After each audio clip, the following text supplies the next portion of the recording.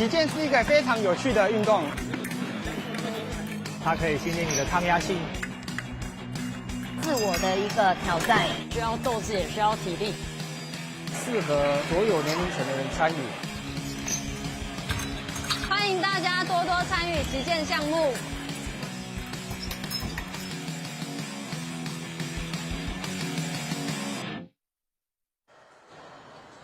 各位观众，大家好，欢迎大家来收看我们今天12月16号，我们在新北市的板树体育馆接下来为大家送上的是中华民国击剑协会在今年112年首度举办的这个精英击剑的这样一个比赛。在我旁边是我们中华民国击剑协会的一个监事主席吴敬德老师，吴老师你好。你好。当然这一次在这个板桥树林这边的板树体育馆我们看到这次有超过100名的这个选手来报名这一次的这样的一个精英年度大赛那当然精英年度大赛从名称上看起来就代表说哇，我们这全国排名可以是前端的一个选手都聚集到在这2天聚集到板树体育馆要来进行较量了。是的。那吴老师对于这一次的比赛因为我刚才在赛前特别问到吴老师说，这一次的比赛是因为前2年疫情的关系所以今年比赛这样的一个精英大赛是第一次举行。是的。那这样的一个比赛对选手还有对协会有什么样的意义呢？主要就是说我们鼓励在国内至少他是在前8的精英的选手，能够在年度的时候再有一次切磋的机会，也能够让大家的这个参与感更强。是。那当然在板树体育馆稍后我们要为大家带来的是 U9军刀的这个项目的一个比赛那在击剑这项运动很特别的就是它是年龄层拉得非常广的一项运动从小朋友开始就可以学击剑，然后一直打到老，打到60-70岁都可以来从事击剑这项运动。是的。哇，这小朋友非常可爱是在国外都还有80-90岁的选手是。所以我们这一次这个刚才吴老师有特别提到这个全国排名前8名的这些精英的一个选手，那当然在分成非常多的一个级别。当然我们知道击剑这项运动分为这个钝剑，也就是大家所谓的轻剑，还有锐剑，也就是比较重的这3个项目里最重，以及军刀这3个项目。是。那当然这3个不同的一个项目在整个有效得分上面也是比较不同。在钝剑方面，那攻击的一个项目主要是集中在躯干才有得分。没错。那锐剑的话，全从头到脚，是的，手脚尖只要碰到都可以得分。没错，对不对？没错。那军刀的一个部分，待会我们要为大家转播的 U9， 也是9岁以下的小朋友要来进行军刀的一个比赛。同样的，好像也只是限于躯干的一个部分，对不对？是的，上半身。所以待会要登场的这个 U9 的军刀比赛，应该会蛮有趣、蛮好看的哦。是。哇，在今天看到在板树体育馆总共我现在前面看到的总共至少有10个场地来进行比赛。那这项赛事在今天12月16号还有17号这2天在这个场地举行。当然我们从报名的选手看来，我们刚才讲到这次报名的这些全国排名前8名的选手其实分布很广。其实以击剑这项运动来说北中南其实都有所谓的这样的一个很多的学校都在来发展击剑这项运动，对不对？吴老师？是的。要不要谈一下，就是目前在这个北中南部分，你觉得击剑运动目前整个推展的一个状况？目前当然因为一开始这个运动从北部发展开来，所以在比例上北部是稍微蓬勃一点，但是呢最近1-2年在中部尤其是南部都发展得非常好。像前一阵子南部还有一个新的一个击剑中心已经成立了，而且目前正开始在对外面推广，所以发展来讲目前慢慢的就北中南慢慢的平均了。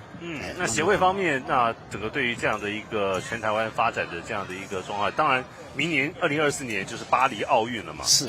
那在去年亚锦赛，其实我们的击剑在亚锦赛也缴出了不错的一个成绩。没错。那对于明年巴黎奥运击剑项目的这项展望，吴老师协会这边有没有什么样的一个想法呢？协会目前就是我们因为毕竟在奥运，他的那个进入的选手的筛选他非常的就说精英中的精英，是，当然所以台湾目前的实力当然还稍微有一点距离，但是我们目标协会现在就是锁定在亚运。哦，哎，我们要分一个阶段，但是呢，我们在奥运方面呢，国内目前有一位不错的这个国际裁判，相当光荣的，他受聘为这个明年巴黎奥运的对执法裁判一个裁判，这个是相当不容易的一个荣誉，也是表示说我们在这一方面的水平被肯定，所以才能够被受邀，这个是目前的一个目标跟方向。好，那当然我们也希望就是未来啊，这个能够借由击剑项目啊，这个逐步的在国内的这样的一个推展。那待会儿我们要为大家送上的就是在军刀 U9，也就9岁以下的这小朋友。我觉得老师在军刀这一个重量方面，我们刚才讲到了盾剑比较轻，锐剑比较重，那军刀小朋友这样子学，平常这个重量不会对他的那个发育有任何造成影响吗？是的，因为在推展这个的时候，对于年龄层在推广的时候都有注意到，所以小朋友他们在这个阶段呢，他们使用的那个剑具重量是不一样的，是，他们是属于幼童，所以他们的长度重量都跟成人用的是会比较轻比较短，让选手在小朋友的阶段呢，不会说因为运动而受到太早的过度的伤害。好，我们现在从画面上看到啊，即将要登场的这 U9的这一个军刀的项目啊，2位小朋友来自于文心国小的陈以学，还有来自于台北市立农国小的邱俊熙。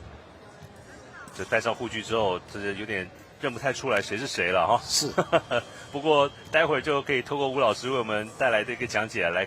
大家可以，如果第一次来接触击剑这个运动的话，可以好好了解一下。你看，为什么小朋友才8、9岁的这样的年纪，甚至有时候年纪可能更小，但是军刀这个项目，你学其实对小朋友来说很容易上手嘛。是。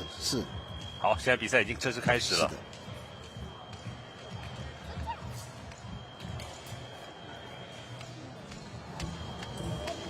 击剑这个项目非常讲究啊，就是选手的一个临场的一个反应是，还有攻击。对，因为它本身就是以前是骑兵在用的，是，所以他非常注重那个攻势。所以现在左边的选手就是连续得了2分。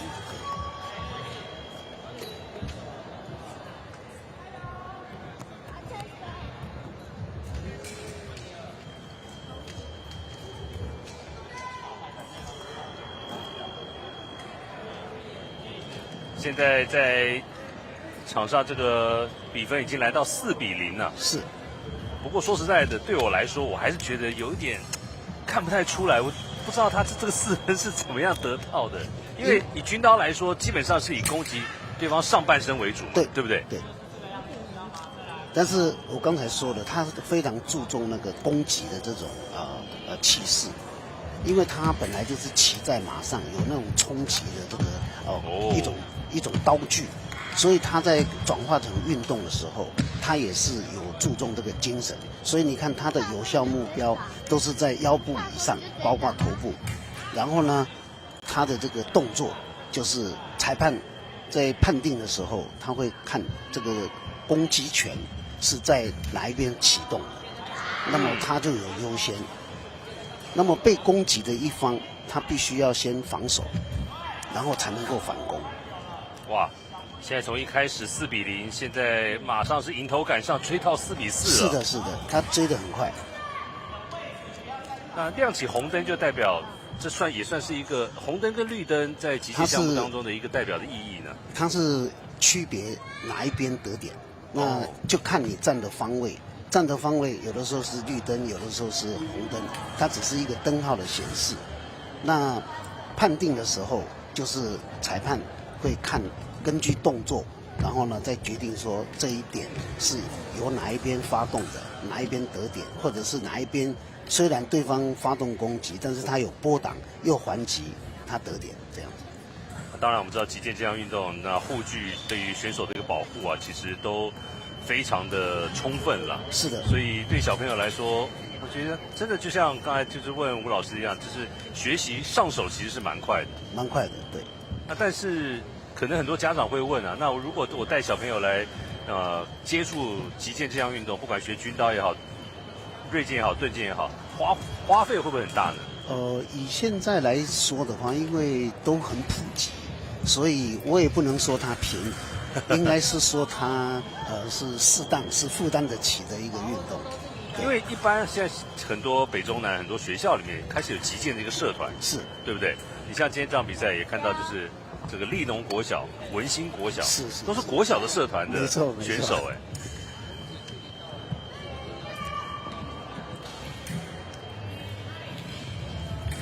5比4，哎，不过这一边好像又追平喽。对，他现在那个邱俊熙已经赶上来了。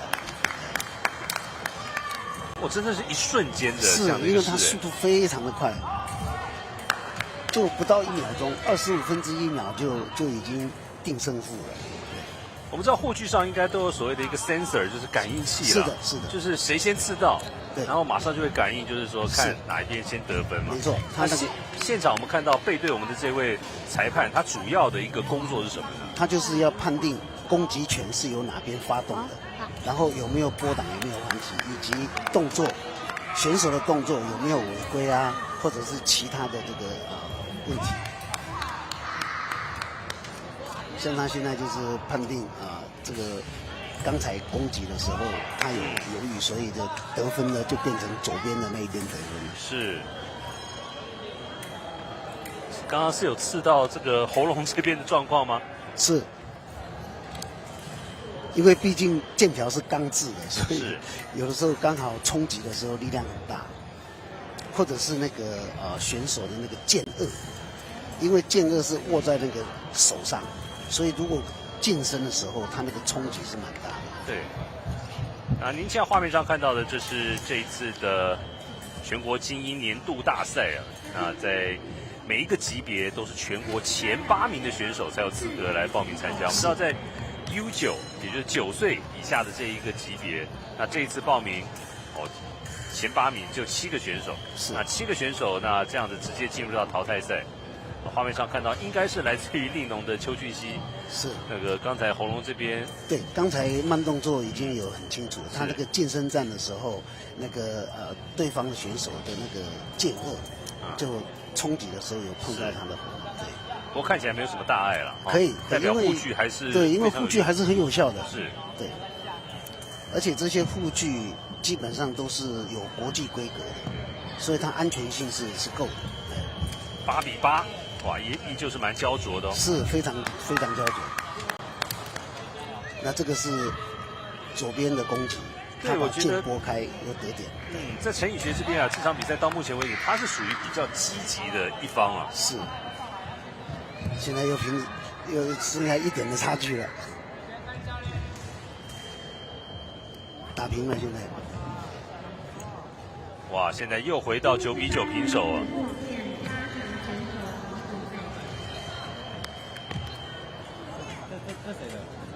他可能决定要换器材，要换器。为什么会选择在这个时候要换这个？因为他那个故障，在两边作战的时候，因为他那个器材很敏感，所以有的时候你外表看不出来，但是那个接头啊，因为冲击的关系一拉扯，有时候就断在里面了，常常看不出来，好像好好的，但是其实它那个很多地方都会造成故障。那这种故障在电子仪器上都会显示出来。所以主审一看那个仪表的时候，他就会显示那个故障灯，他就会去排除。那看起来是里面那个身体的那个内线要换掉、断掉。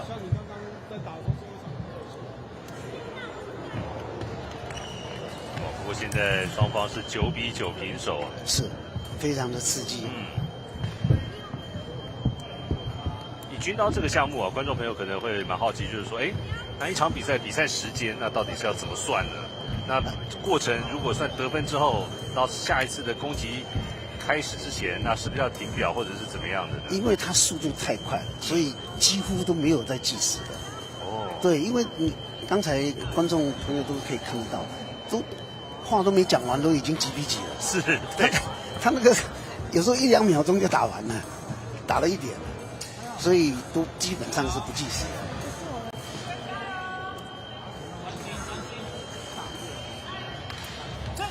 哇，接下来这一分，对，他是右边攻击，现在反倒是邱俊熙啊，后来居上。是的。哇，在这场比赛一开始是原本0比4落后啊，但是他最后是10比9，是因为他先来到10分，没错，所以这个军刀他好看就在这里，速度太快了，有的时候他可以从后面一路赶就把他赶回来。哦，这是一场很精彩的逆转胜哦。是，这是在今天12月16号星期六，我们在新北市的板树体育馆为大家带来的全国精英击剑年度大赛。哇，这场比赛陈以学对上邱俊熙，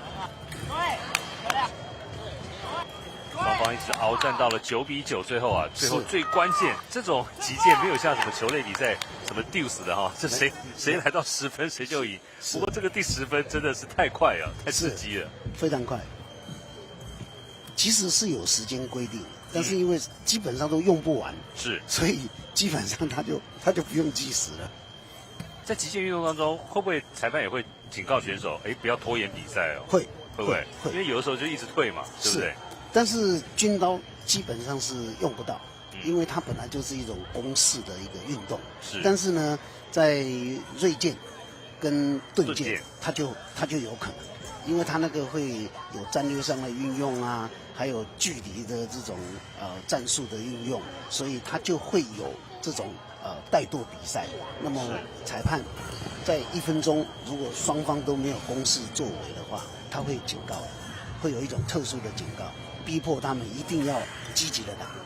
好，接下来这场 U9 军刀的一个对战组合，来自于文心国小的陈以思，他跟陈以学我觉得应该是兄弟吧。那还有维格高中附属小学的黄佑凯。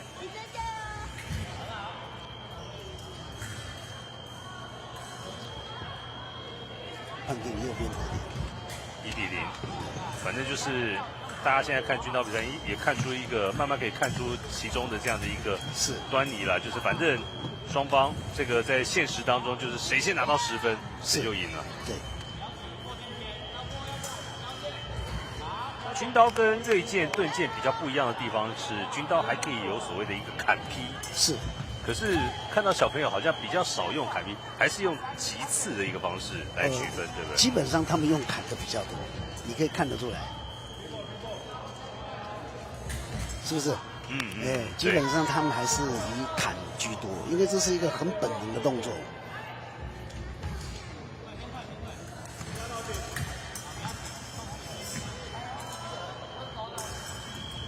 这样单脚跳的一个动机是什么？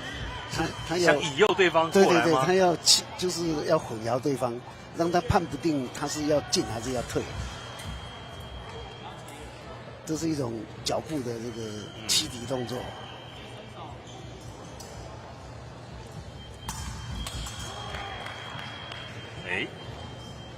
这一次的一个积极进攻，反而是让陈以思拿到第4分因为他没砍到。4比4。对方进攻都是没砍到，反而他反攻得点。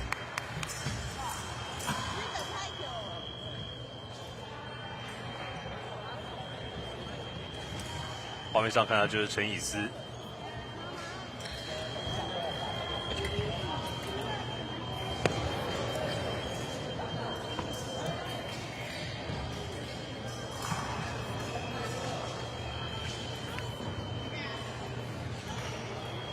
就是，所以在击剑这个军刀项目当中，现在也有所谓这样类似像暂停这样的一个。不是，他是因为打10点，那现在有一方已经先拿到5点，所以就比赛休息1分钟。1分钟，然后喘一口气再继续打，因为他是10点胜负，那所以打一半，哪一方先得了5点，就休息1分钟。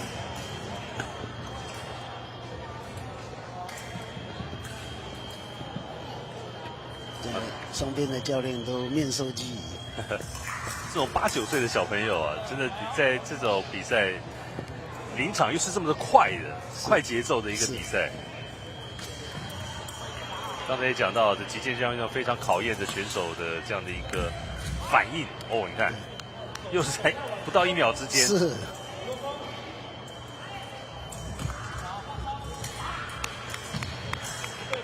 刚才看起来好像互啃，其实其中有一边用那个强部位挡到以后还击。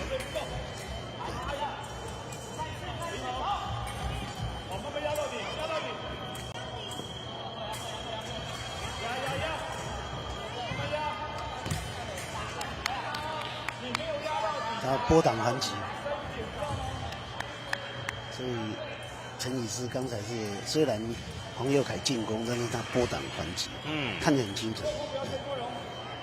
因为这种军刀啊，就是整个上身躯干啊，就是碰到，其实是这个感应器其实很敏感的。是。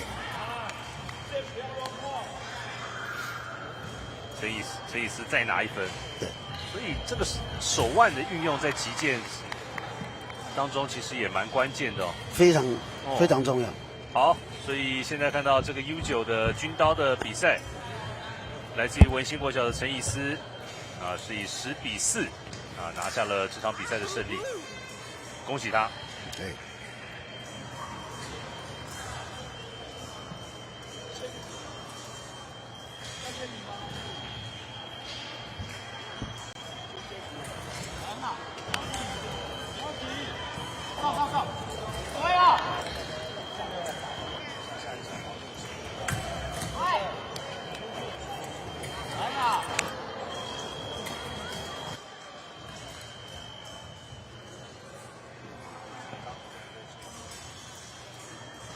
好，接下来为大家继续送上这场在 U9 军刀的另外一个8强的对战组合，由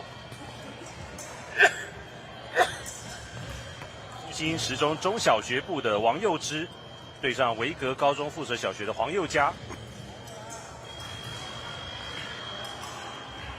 比赛正式开始。我这样看起来这一份名单呢，其实像刚才陈以思、陈以学，还有这个现在场上比赛的黄佑嘉，前一场的黄佑凯，看起来应该都是这种兄弟档哦。有可能。对。这一退好远了。是。所以这整个比赛的这样的一个场地的一个长度是。有14。小朋友跟成人是一样的吗？一样，场地都是一样。他只是因为年龄间距有一点那个不一样，所以小朋友的以军刀来讲，就比成人的军刀要来的轻，要来的短，对不对？对。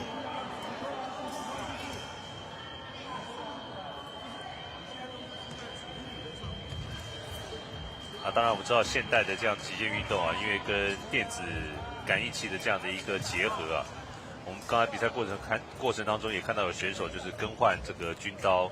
还有身上的这个感应的线，是对。那这个东西其实平常使用寿命应该还好，还好。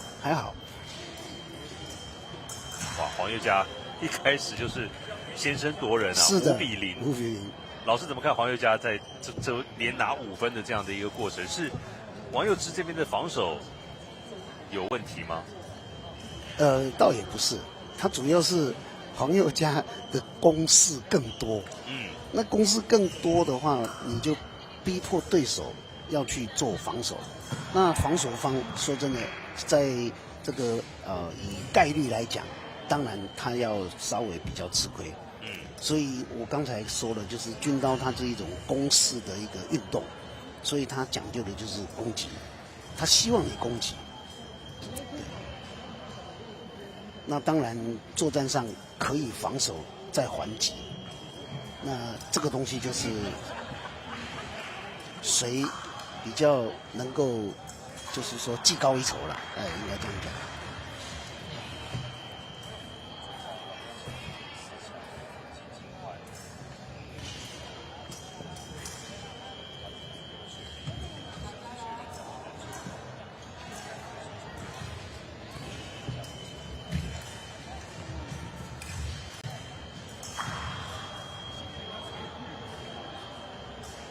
一下分数来到6比0了。是的6你可以从画面上看，基本上还是左边的选手攻势要多一点。那攻势多，当然就一下变成7比0。是。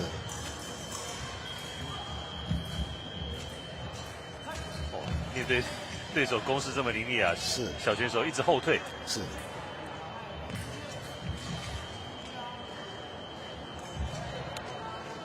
面对左撇子的这样的一个选手，是不是比较难打？不会，他们两个都一样。对，因为这两个，他们两个都左撇子，都左撇子啊。对。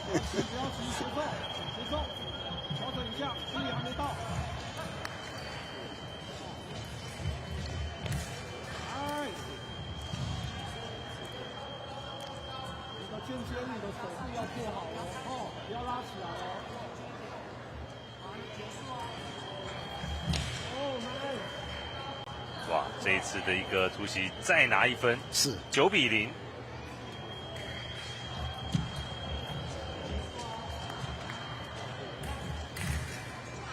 这个小对手好像已经被打的整个完全是整个气势被对手压了下去啊！是，哇，10比0，这是一个完封胜哦。我们以棒球的术语来讲的话，是的，是的。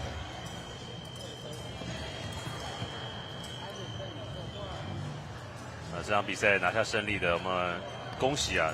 是来自于维格高中附属小学的金敬宽，以10比0击败了对手，拿下胜利。看起来真的就是都是这些志气未脱的小朋友啊。不过你戴上这个护具之后，你看他的整个动作，场上非常的娴熟，而且有侵略性。对。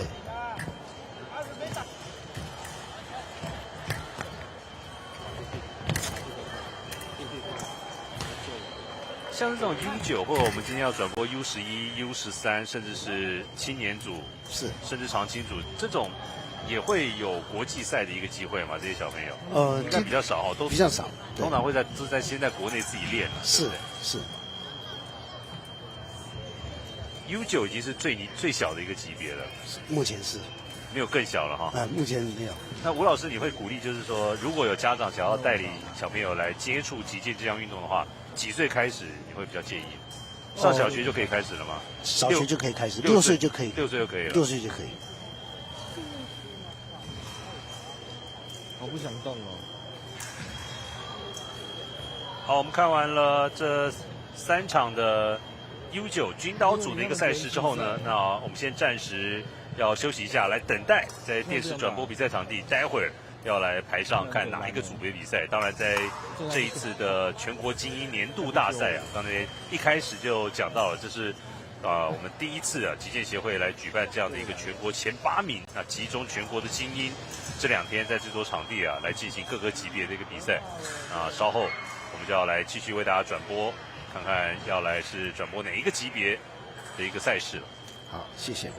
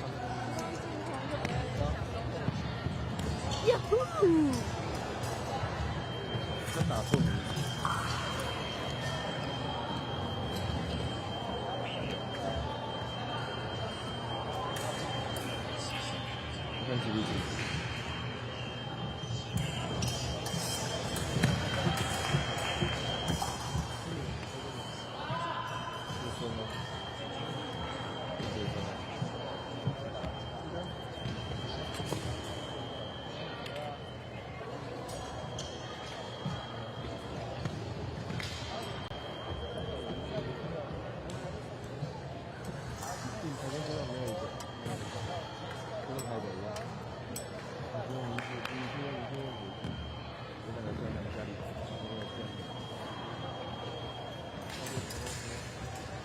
这样。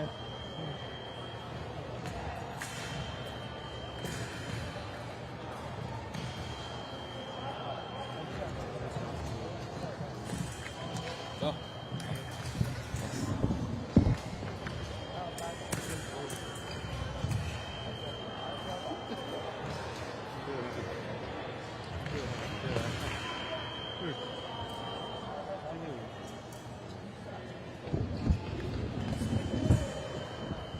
冯先生。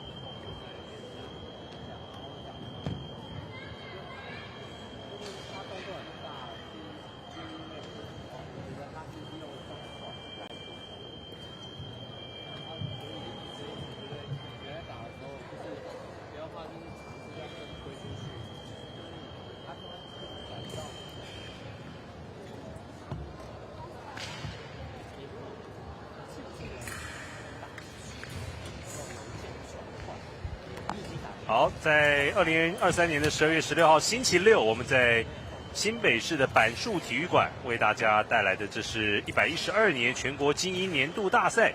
接下来要来为大家转播的这场比赛呢，将是 U13的盾剑的项目，将由奥林击剑的陈威瑞对上 E-Fencing 的叶红军。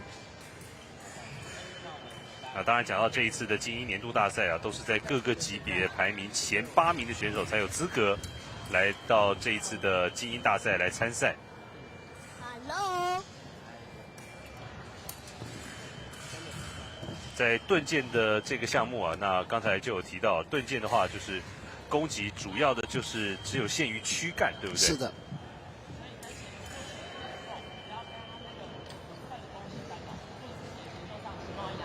U13代表的是等于是大概在刚刚国小毕业升上国一的年纪啊。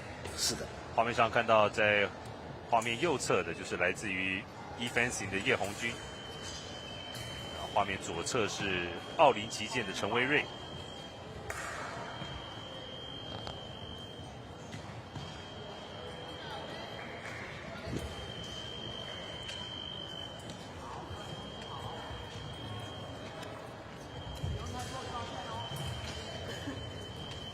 那当然，在 U13啊，比起刚才我们转播的 U9，年纪又更大了，所以是先到15分。是的，对不对？对。他们就是标准的这个点数了，哎。现在成人也是15点。嗯。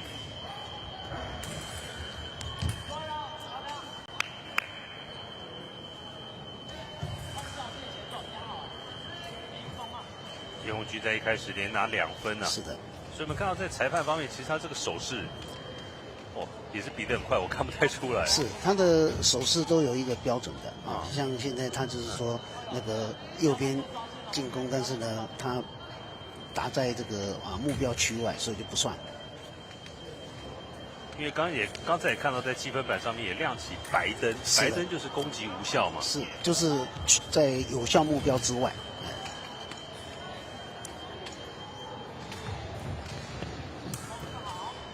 叶红军在进攻上表现的相对积极啊。是。那奥林击剑的陈威瑞，击剑运动很有意思啊，有时候你退我进啊，我退你进。是，他那个距离的保持很重要。嗯。你不能太远，太远了你打不到对方，虽然对方也打不到你，但是就没有意义嘛。哎。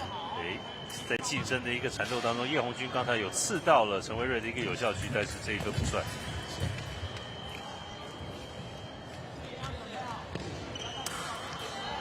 各位可以看到，在画面上，他这个 U13，你看，因为是盾剑，它就有计时了。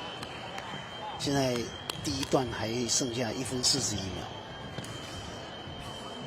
它是3分钟一个段落。那3分钟如果就是看谁先到15分，或者是看时间谁先到。因为它有2段，它有2段。如果这一段没打完，就打下一段。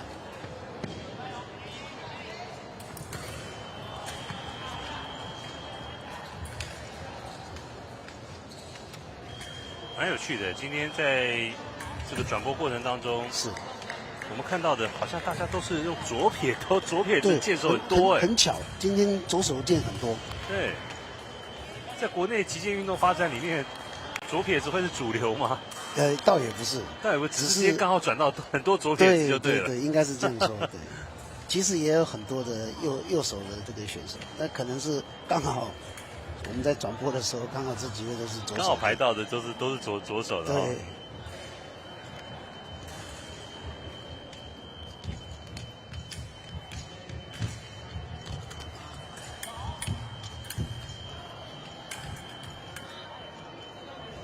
那在 U13的这个级别，这些选手他们用的剑跟成人的剑就是一样的。一样。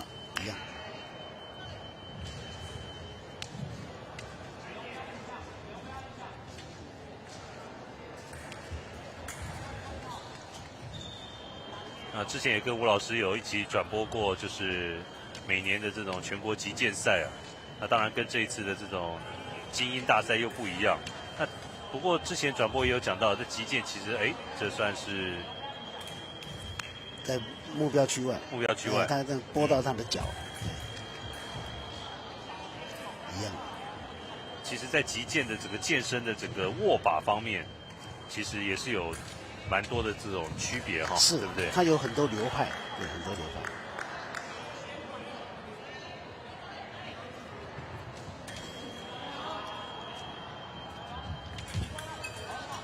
好，这一次应该是叶红军有效的攻击得分啊，应该是5比2了。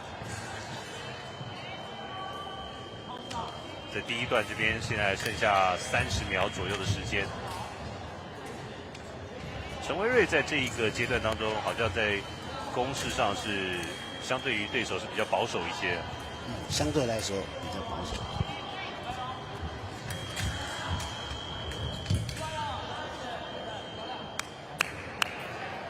有攻击得点。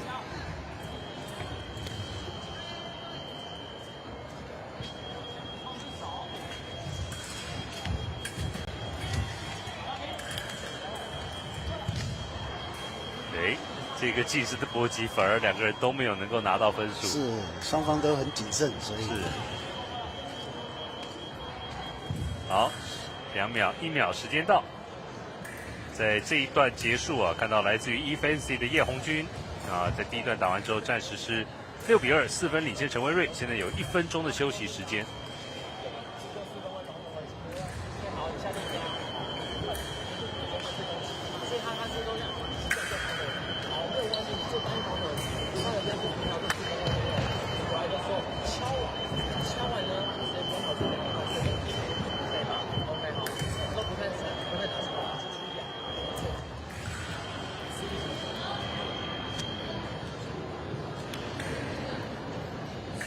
这样的一个击剑的护具，这样的选手在穿呢、会不会很热？平常在练的时候，所以都要在有空调的地方，不然是相当热的。因为他为了安全，所以他那个布料，都是相当的类似像防弹衣那种布料一样，对不对？它布料是一样的，对，跟那个 Kevlar 是一样的，所以非常的密实。再加上它的标准是要能够达到800个 Newton 的这个抗力。所以当然非常的厚实，是蛮闷热的。所以我每次看到击剑选手，就是休息时间或者比赛一结束一下来，都是猛喝水啊。是，因为就是流汗会流的相当多、啊。没错，没错。好，双方带上护具。这一场 U13的男子盾剑的精英大赛，这是8强的一个阶段。获胜的选手将可以晋级到4强。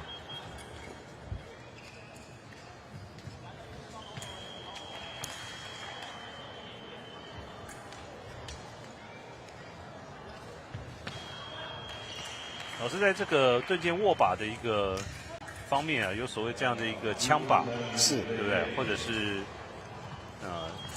直把。对。大致上目前这个主流是这样的。那当然，其实之前还有细分，像匈牙利式的啦，还有很多，那都目前渐渐的，它就规划到枪式跟法国式，也就是比较直柄式的这2个流派。那这2个握把不同的地方，就是在比赛的过程当中，不同的地方特点在哪边呢？特点就是枪式的握法，它就是对那个剑的那个。你看现在叶红军的这个好像就是枪把，是。那他们2位拿的这种枪式的，那当然对整个手掌，他在控剑的时候是比较强。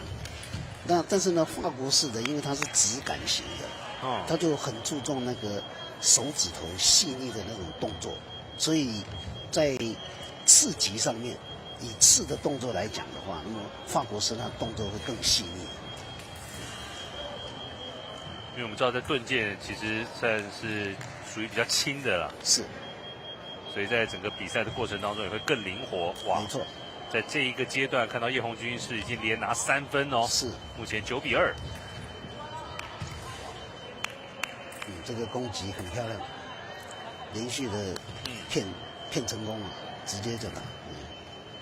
现在还有1分半钟左右的时间啊，那8分落后的陈威瑞必须要想办法来看看再多一些有效的攻击。可是看到他一直在退，是，好像比较不敢攻。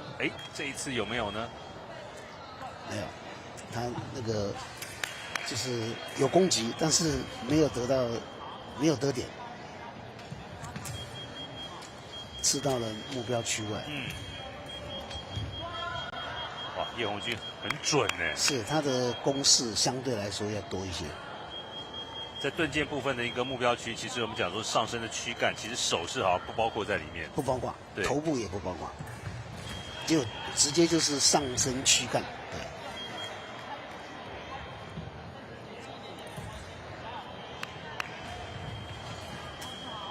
11-3，还剩下1分钟时间。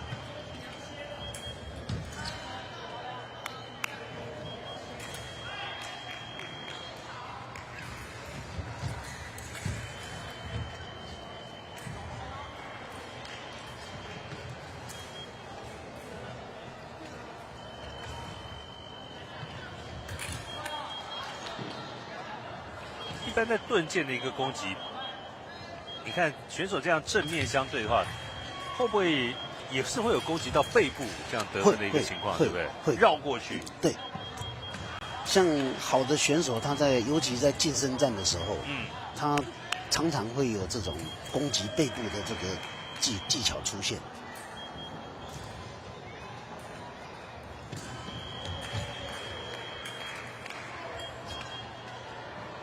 在近身攻击的时候，其实有时候也可以尝试，就是把对方剑这种架住，然后拨开之后再来做攻击，对不对？对。所以近身战其实也是相当战术上相当重要的一种练习。好，奥林击剑陈文睿这时候慢慢的赶上来喽。不过时间好像有点时不我与啊。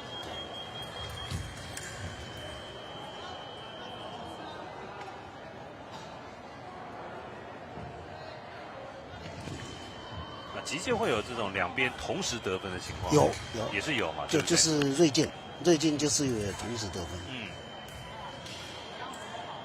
在盾剑就不会出现这样的情况，不会，因为它有攻击权的更换。但是只有一种情况，就是主审认为双方都具有同样的动作、同样的攻击意图，然后同时亮灯，那么就是同时就是攻击跟得点。 那这个时候他是不会算的，就是双方就平手就不算，这一点就不算。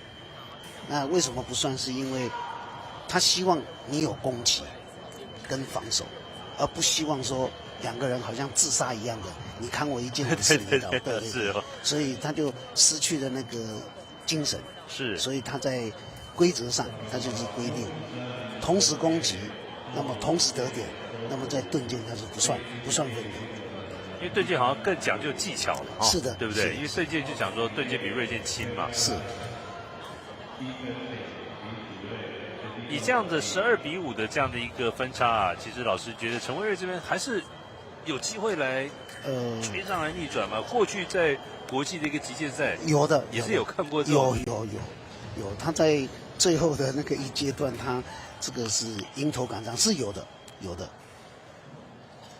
几率可能虽然比较小一点，可是也是有逆转的机会，绝对有的哈。在上一回的一个大比赛里面，刚好我也在现场，就有那种落后12分的，他后来不但打平，又倒赢1分，最后14-15他赢了。这个是非常不简单的，太刺激了。对，太刺激了。哎。 这边这一个攻击，陈文睿再拿1分哦。是他波挡然后还击，很漂亮，这一点蛮漂亮的。男子盾剑 U13的这个级别，两位左撇子的剑手是叶红军这1分拿到了13-6。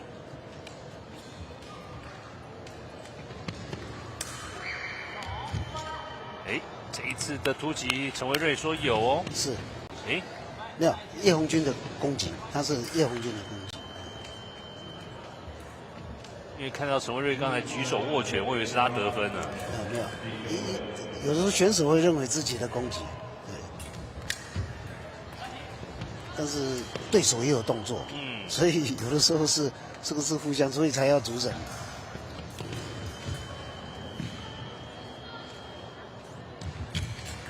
14-6，叶红军等于已经是来到了赛点了。那当然，是这一局得手14-7。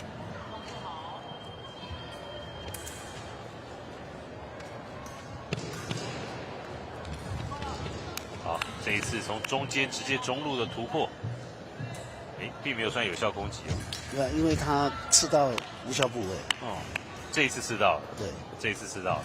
好，所以这一场比赛结束啊，来自于eFencing的叶红军15-7，是拿下了这场比赛的胜利啊，那晋级到在 U13男子盾剑的4强。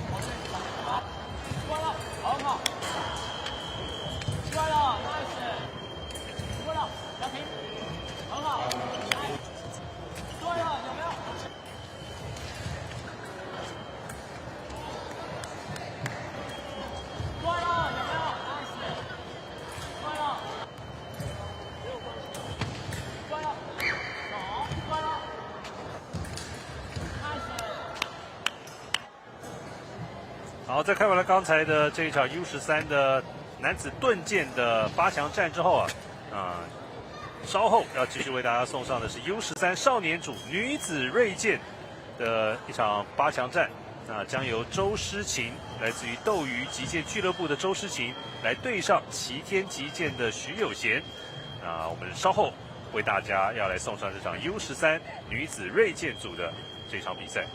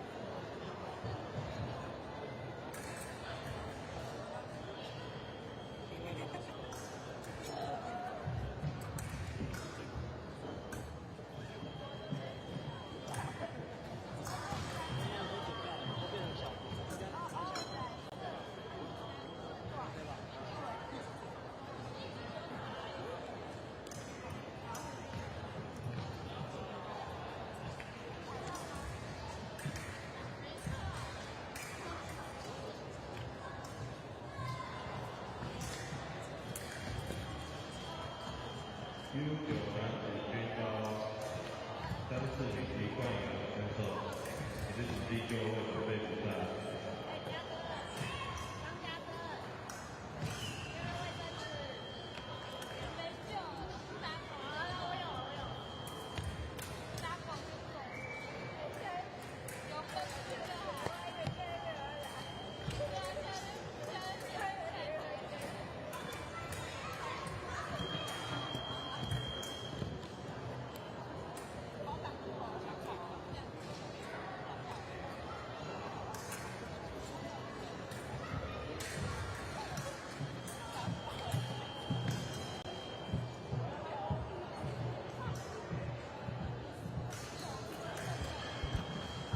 好，在12月16号，在板树体育馆为大家带来的112年度全国击剑精英大赛，看到齐天击剑的徐有贤跟斗鱼击剑的周诗琴，在 U13女子锐剑组别，现在这2个人要来争夺一张这个4强的门票。当然，2位选手都是目前在 U13这个级别全国排名前8名的选手。这个就是全身有效了，所以他们外表看不出来有那个金属定义。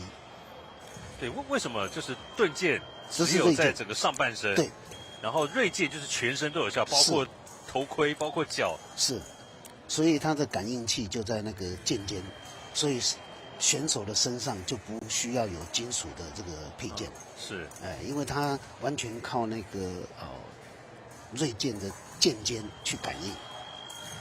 当然锐剑我们知道是比盾剑要重嘛，3种剑里面锐剑是最重的。是。而且它的这个剑条是截面的话是三角形的，所以非常的扎实。那刺中的那个力度也要达到那个就是要750克，是750克的这种压力撞击力的时候，就才有效算。对，因为他认为这样子的情况下有那个杀伤力，是，那么这一剑才会有效，而并不是说只要碰到碰到就有，了就亮，哎，不会的，他要有。因为我想说，对如果全身都有效的话，我偷偷去刺脚就好了。是，他必须要就是箭头的一个压力，对然后碰到队友身上的时候，你这个压力要有750克这样的一对个相对压力。所以哇，那这个剑的这个设计很敏感。是的。所以在比赛之前，那个裁判他都会有一个标准的国际标准的磅秤，他还要去测一下那个现场的这个剑合不合这个标准。对，来自于齐天旗舰俱乐部的徐友贤，目前是取得2-0领先。那当然，同样的是采取15分制啊。是。徐友贤又是一个左撇子的剑手，那来自于斗鱼击剑俱乐部的周诗晴呢，则是像这个刚才有2个人都刺中了，那这个就是2个都算，所以就变3-1。对 ，OK。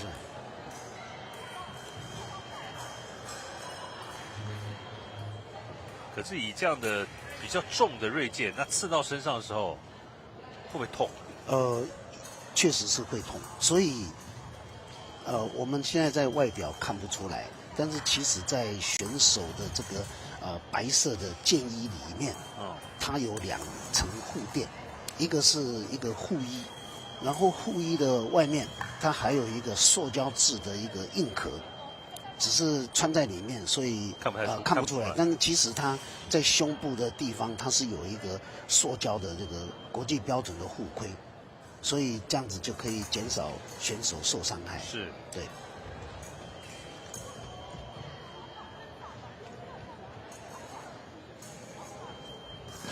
尤其是在胸部的附近，它是有特别的保护。所以在重剑也就是锐剑的一个部分跟对剑，你看对剑其实常常有很多这种各种角度的进攻可是在锐剑方面好像就是大家。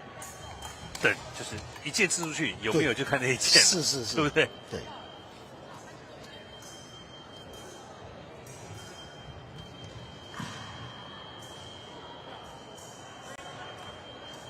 5-1。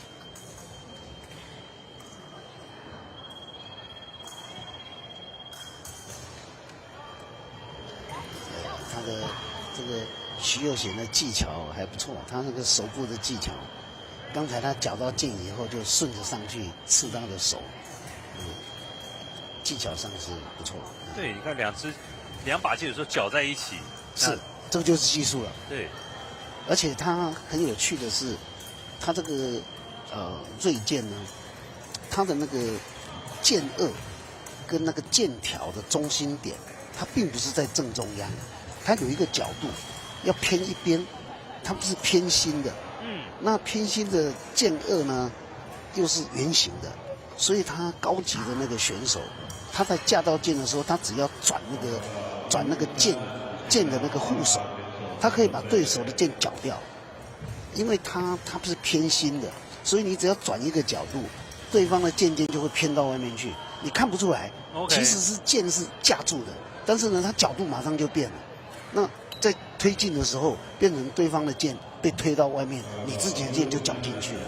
这是一个很高段的一个手部的那个技巧了。技巧，对。周诗晴在第一阶段里面，这只拿到1分。那齐天旗舰的徐友贤是拿到6分。是。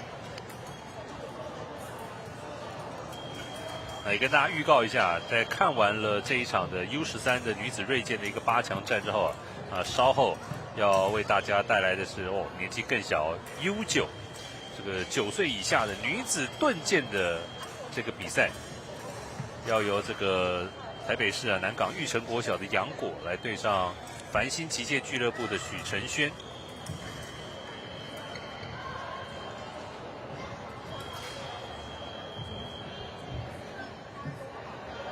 好，1分钟的休息时间到。启天旗舰的徐有贤目前在这场8强战啊，暂时6比1领先斗鱼击剑的周诗晴。获胜的选手将可以进入到下一个阶段的4强战。今年的这个全国精英击剑年度大赛啊，在板树体育馆从昨天其实就开始了，是，那一直打到后天，明天17号礼拜天结束。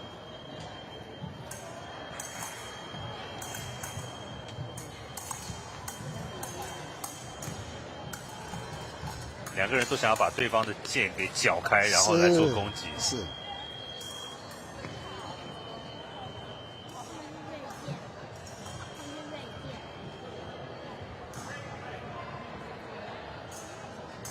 老师，这样看得出来，这2位选手拿的是算枪把吗？两个人都是拿枪把的，对不对？两个人都是拿枪把。枪把会是现在击剑国际击剑运动的主流，比较主流。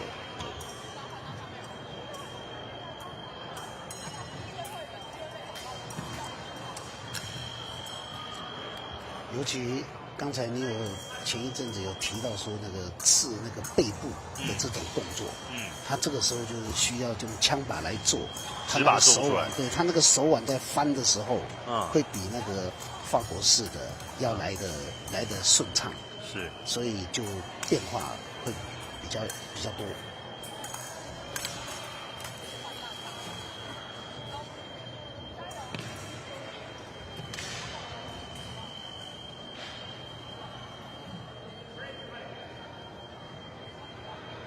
徐有贤目前已经取得8比2 6分的领先。是。在锐剑的部分，其实是从头到脚，任何部位都可以形成有效的一个攻击，就是看你的力道够不够。是。你可以看得出来，刚才这一剑，他徐有贤的那个技巧，是要来得好一些，因为他的剑尖。他不会离得太远，像刚才就是刺到对方的手，对方手一收回去，他就马上跟进，然后刺到他的那个前手背。的确啊，就像吴老师指出来的，就是大家可以仔细看2位选手，画面左侧徐有贤的一个剑尖的部位，一直是在周诗晴身上绕来绕去，对不对？反正周诗晴自己的剑的一个部位是没有办法，比较漂移哈。10比2。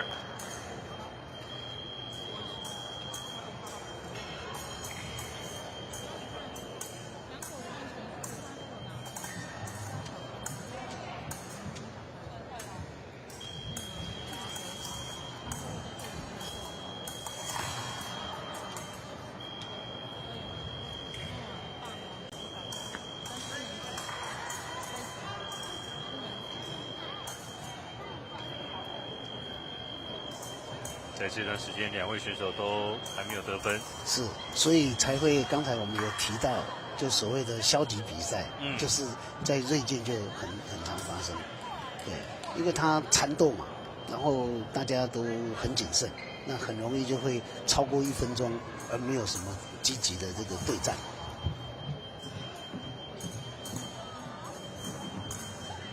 这一个阶段的比赛时间还剩下30几秒。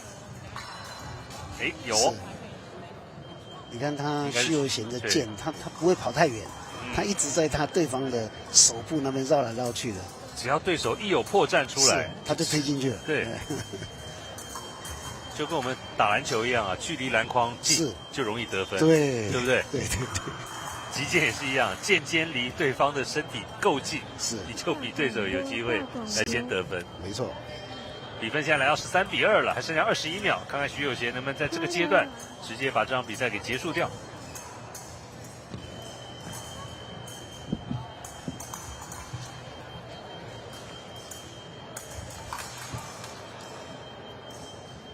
剩8秒钟。那这场比赛获胜的选手啊，在4强战将要来碰上另外一个对战呢，蔡新璇跟简安妍的一个获胜的选手。有了？没有，周诗晴得了1点。是周诗晴。对。哇，在对方的赛点他把他的剑架开了，刚好刺中他的。对，好。不过至少在斗鱼击剑这边啊，周世勤剑把这场比赛再拖到下一个阶段。是。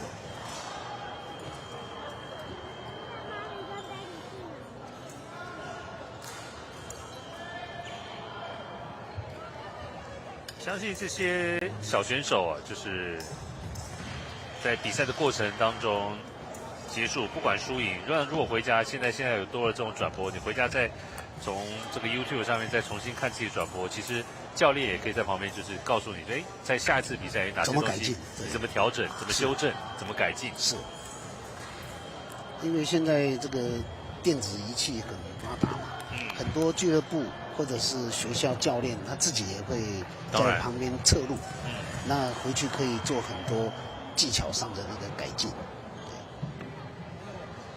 我还想啊，以这个击剑运动，如果可以在这种设计出来这种戴在身上，像是 GoPro 这种镜头的话，诶，哇，是不是会更有临场感呢？你说的对，已经在发展了。哦，真的吗？对对对，已经在发展了。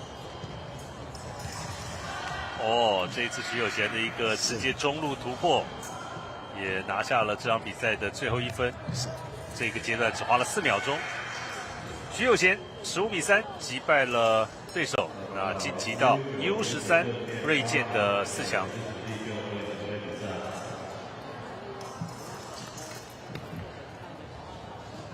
我们来看一下这场比赛的整个过程。是在镜头上可以看到那个剑的那个中心点，并不是在剑颚副手的中心点，它是偏的，所以可以利用那个旋转架开对方的剑，把它搅开。击剑运动真的是很有趣的一项运动，是非常的有挑战性，所以它也是少数这个奥运传统的那个项目，对，非常早就有奥运它就有这个项目，再加上最近一直在改进，它的一直就是说尽量的做到人为干扰的因素降到最低。然后呢，可以让双方选手都在公平的条件下来进行比赛，所以是相当客观跟公正的比赛之一啊。是，那稍后要为大家送上的是在 U9，也就是9岁以下的女子盾剑的一个8强战的赛事，将由玉成国小的杨果来对上繁星击剑的许承轩。那在比赛开始前，我们先暂时休息一下。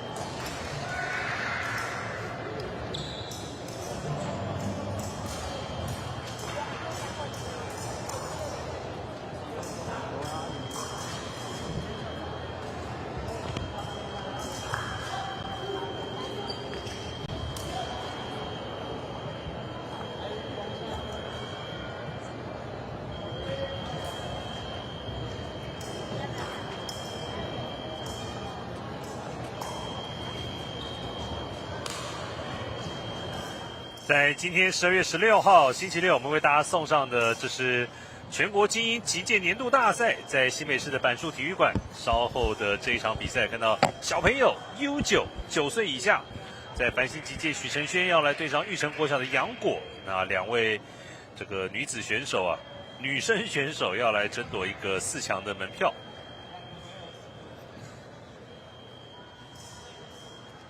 在画面右侧啊，就是来自于台北市玉成国小的杨果啊，因为是 U9 啊，9岁以下，所以是抢10分啊。是的。女子盾剑。好，这场比赛2位选手都是这个右手持剑的选手。今天前面几场看到好多左撇子的剑手。不过你看啊，虽然是9岁以下，但是你场上的这2位小选手是有模有样，对，有板有眼的。这个运动就是可爱在这里。你看他们的攻手都是有板有眼的。这次攻击有效了。是。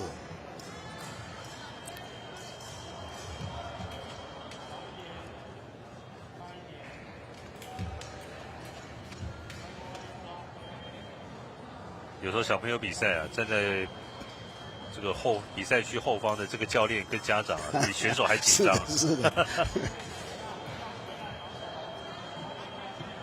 因为送小朋友去学这个运动，总是会有期待了。没错，没错。当然现在台湾北中南其实蛮多学校都像是画面上这个来自于玉成国小的杨果，可能学校里面就已经有击剑社团。是的，对不对？是。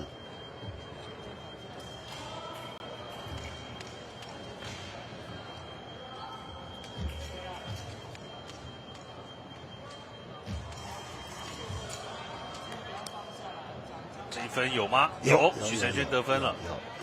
身材方面看到许承轩是好像稍微高一点的哈。是。手应该也相对长一点，稍微高挑一点，没错。可是击剑这项运动手长就一定会有优势吗？老师？不一定，对不对？不一定，还是要看脚步嘛。对，脚步跟技巧，对。因为我们讲到这前面一再跟观众朋友讲到，击剑是非常强调这个临场反应的。没错。你手长脚长，可是你退不够快，是进得不够快，是或者转得不够快，对，你都很有可能会被对手先刺中。是的，对不对？所以对这个运动，我刚才说了，它相当公平，就是说，它并不是说你的体型高大就占有绝对的优势，不尽然，技巧还是很重要的。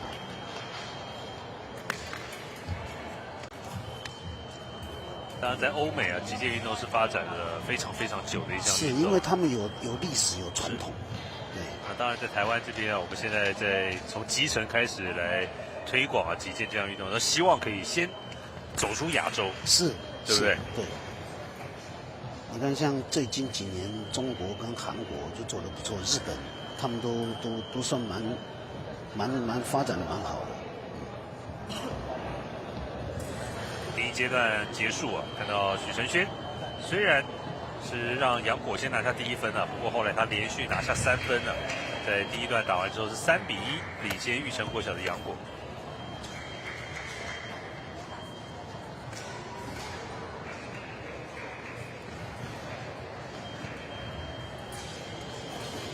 看这许承轩背上的名字，他是 Sophie 是。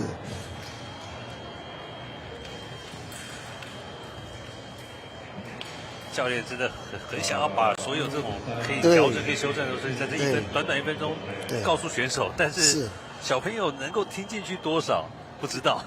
像这个年纪的选手，他不但不一定听，他还有意见，他会反问选手教练说我会怎么样呢？这个最可爱的地方在这里，他有意见的，你知道吗？是。他不一定全听教练的。为什么？对，1万个为什么？对。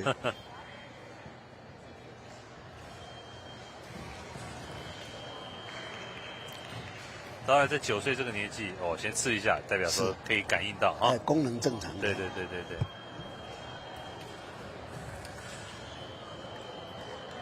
所以就像前面我们转播的这个男生的 U9 一样啊，他们这个盾戒是比较短哦。是，这是儿童级的。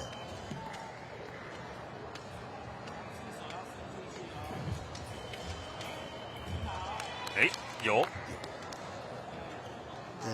是右边的波挡还击。哦，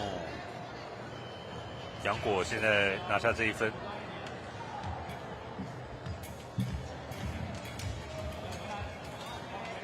这就算蛮近身的这样的肉搏了哈，你来我往的。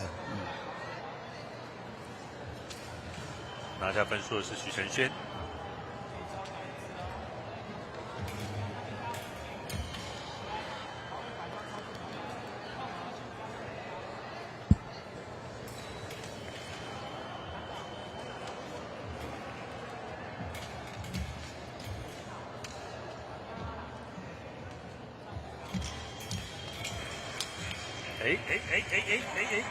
缠斗，缠斗。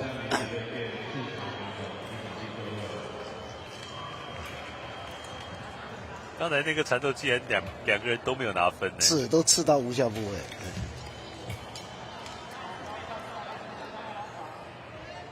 这一次在 U9，也就是9岁以下的女子盾剑啊，这个是来了全国前7名，前8名的选手当中是来了7个人。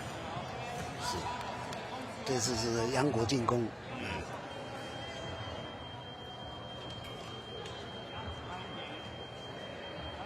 杨果来自于台北市南港的玉成国小，在南港这边，玉成国小、胡适国小都有在发展这小学生的击剑哦。对，他们发展很多年了。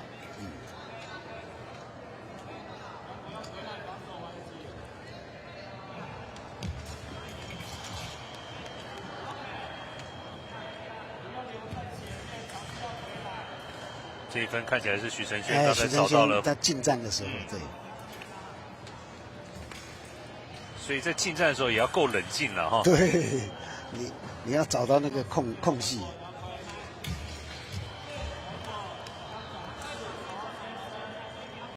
所以你看盾剑就跟我们刚才看的锐剑不一样，就是在刚才锐剑就是好的选手可以让你的剑尖一直在你的对手的身上附近，随时来找破绽。可是盾剑就不一样，盾剑有时候近战你不见得可以占到便宜啊。对。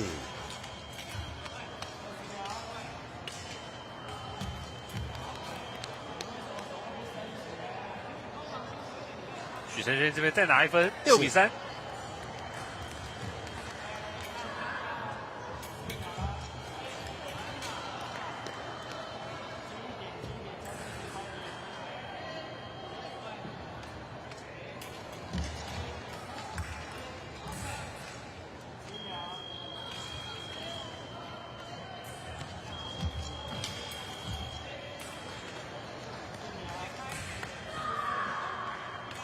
在缠斗中，杨果又拿了1分。这个阶段剩下4秒钟，杨果近身，哎，有哦，有哦，杨果，对，他信心大增啊。剩1秒钟。是。哦，所以这场比赛刺激了，这场比赛刺激了。对，他赶上来了。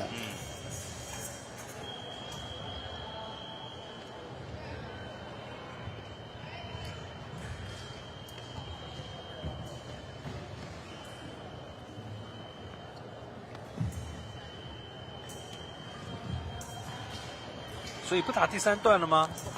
没有，他现在那个还有1段。对，还有1段啊，对不对？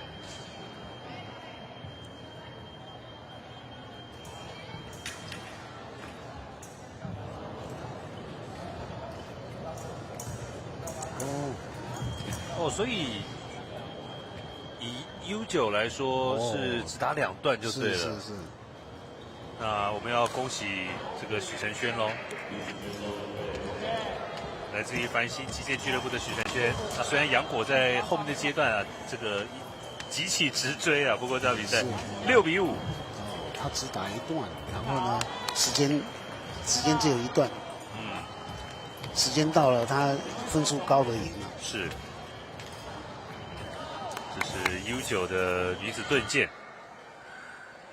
好。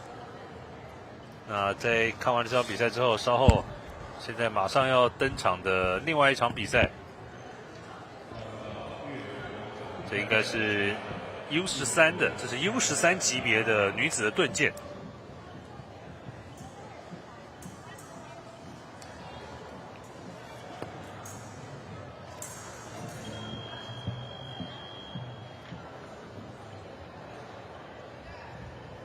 在我手边的对战组合啊，这个 U13的女子盾剑的一个部分，来看到这是李芷睿，来自于 eFencing 击剑俱乐部，另外则是要来面对奥林击剑的周芷怡。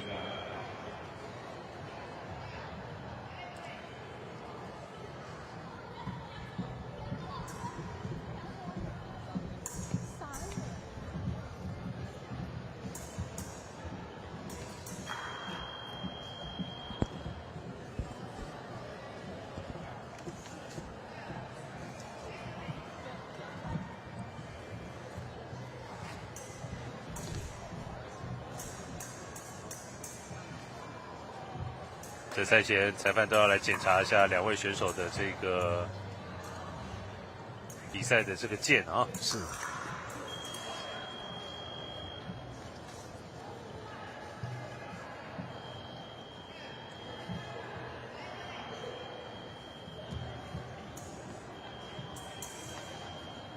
那由于这一次的这个全国精英年度大赛啊，都是全国排名前8名的选手啊，直接从8强这样的捉对厮杀单淘汰，是，所以真的就我觉得对于这种全国前8名选手来说，这2天来这边比赛的话，没有什么小组赛，就是直接淘汰赛一场，如果输了你就没了，对不对？是，你要打到冠军，连赢3场嘛，是，对不对？是。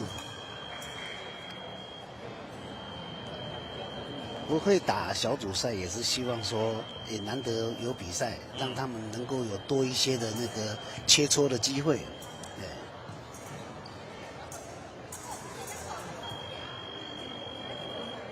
好像有什么样的。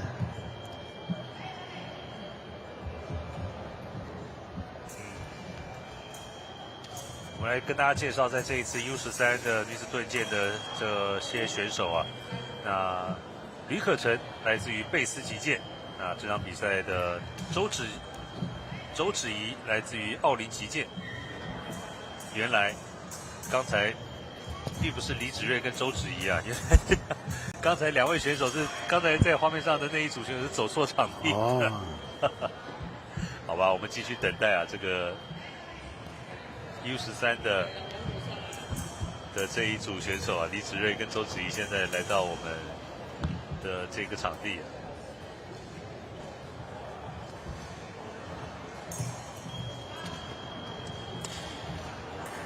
刚才讲到一半啊，目前在这个女子盾剑 U13这个组别啊，我们前面讲到了吕可成、周芷怡，还有来自于明道普林斯顿小学的肖于轩，这听起来应该是一个私立学校。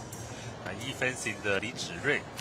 另外还有在复兴高中小学部的杨秀仪，另外繁星击剑的李智爱，奥林击剑的陈品瑜，是这一次参加 U13女子盾剑的前8名的这些选手。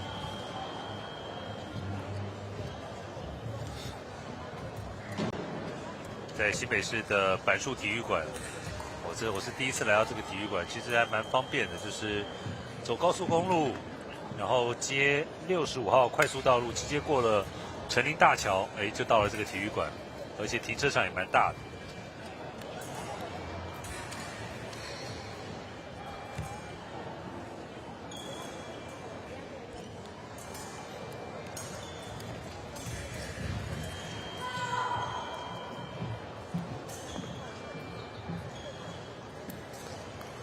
刚才在比赛的1号场地，就是电视转播的这个场地，小插曲是选手跑错场地，所以现在画面上看到这是2位选手 U13女子盾剑，李芷睿跟周芷怡。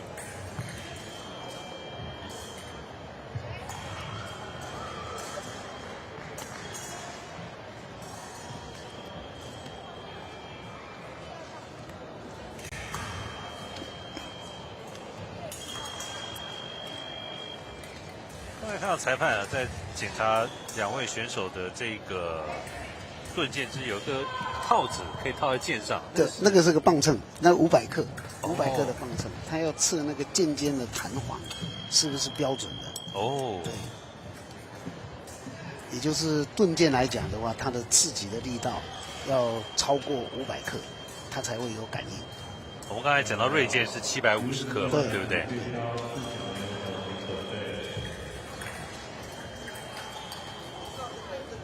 那现在在 U13的这个盾剑的这个级别，那就是要先拿到15分哦，是，对不对？是。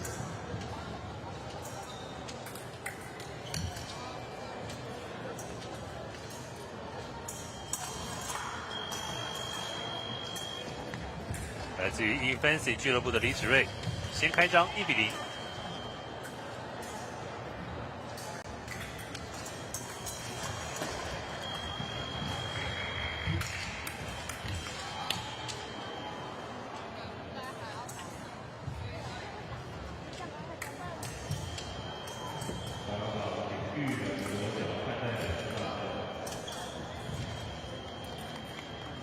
波挡还击，左边得点。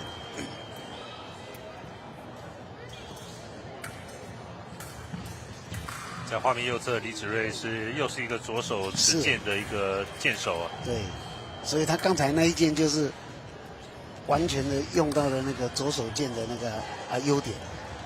他把剑往外架开，然后直接弹进去，就是对方的内侧。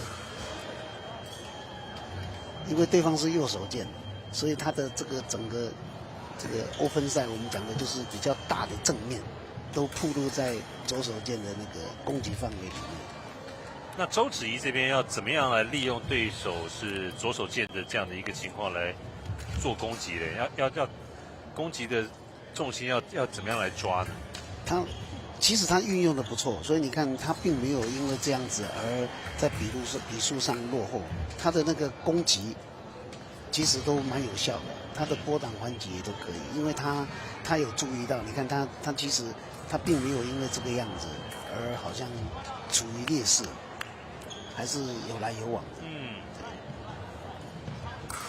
因为左手剑也有他的死角，就是他的那个6、7分位、6、8分位是左手剑的这个死角，因为那个对他来讲就是一个open side， 所以如果右手剑能够有专注的找到这个盲点的话，对，找到这个 open side 的话，也可以把这种优势把它打平。对。看到盾剑选手刚刚在这个比赛空档都会用手来凹他的剑，你看这个盾剑，大家仔细看，有一点点像钓竿一样的这种感觉，它有一点弧度，对，有一点弧度，是刻意的吗？其实因为怎么讲，它的剑条比较软，所以选手一般会倾向于说有的时候利用那个剑的那个弹性，把那个剑尖甩进去。是。那如果它太直，甩起来的时候那个重心会偏移。那如果说有一点点小弧度的话，它在甩的时候，那个角度就会比较正确，比较好控剑，对。所以他们都会稍微把它折一个小小的弧度。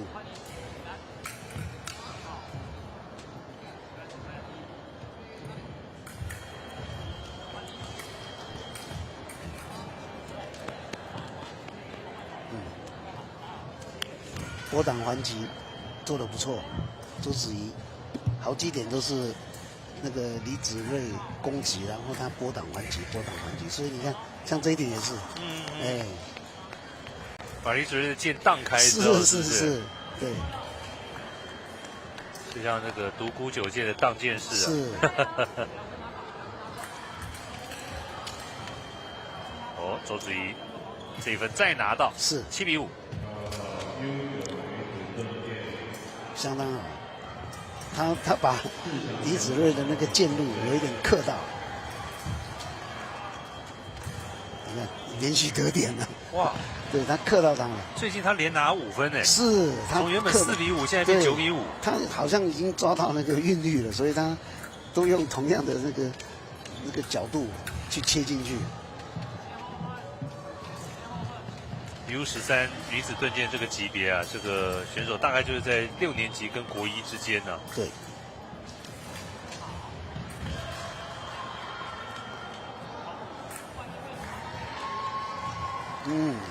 波挡的不错，得点了。又是一个波挡之后的一个攻击的。对。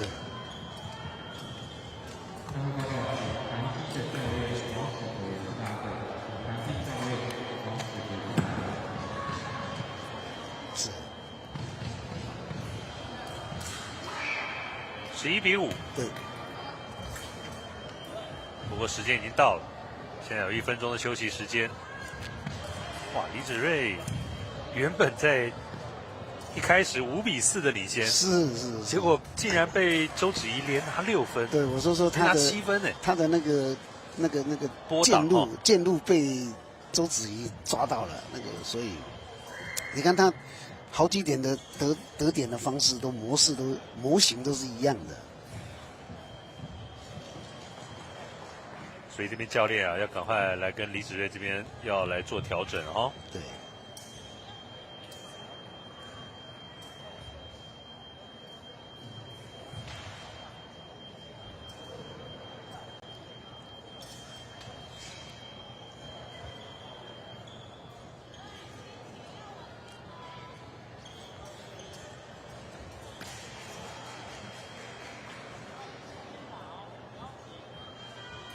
好，进入到第2段的比赛，来看看谁先到15分。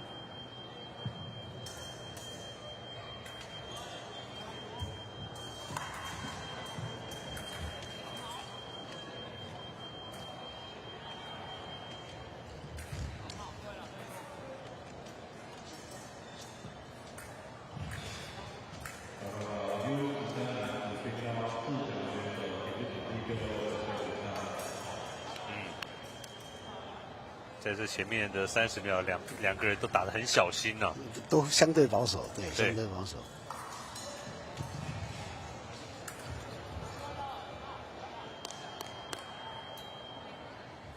都还是没吃到，哎，有了吧？啊，李子睿这分应该有，11-6。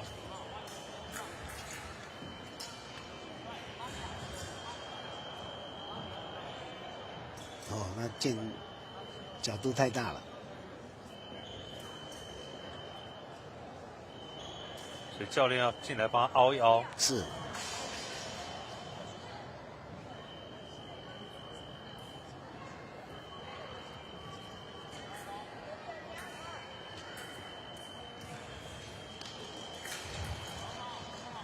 所以盾箭的这个角度不可能会有直的就对了，一定会有一点弯度。基本上是直的，基本上是直的，但是选手都会把它稍微弄一点弯。弄一点弯的意思是说，在有些近战或者是可以绕过去攻击其他部位的时候，会有一些角度上的这种。对。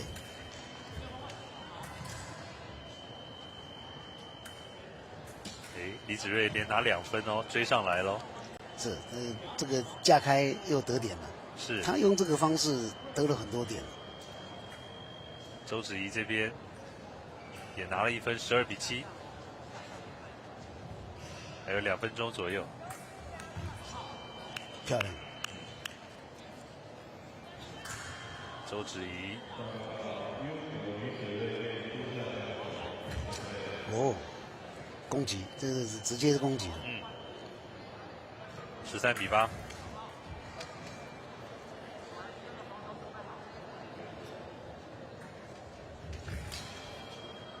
攻击得点。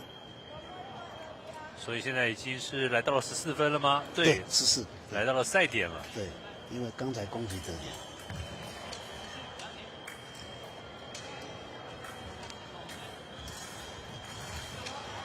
哦，结束了。哇，对，好快哦！我都没有看到周子怡怎么样吃到。对，因为他刚才李子睿前进的一步，他停住了，周子怡马上抓住那个把剑架开就攻击了，反攻击得点。好，我们恭喜啊，来自于奥林旗舰的周子怡啊，最后是以15-8啊击败了对手李子睿，拿下了这场比赛的胜利啊，晋级到下一个阶段。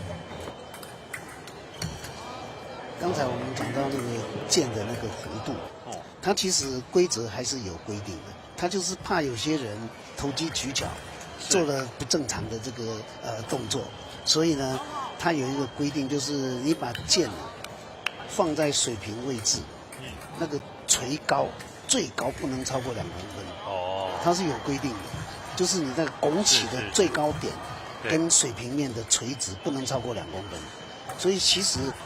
太不正常的角度的剑啊，主审裁判是有权要求那个选手把这个剑恢复到剑条恢复到规则容许的这个范围。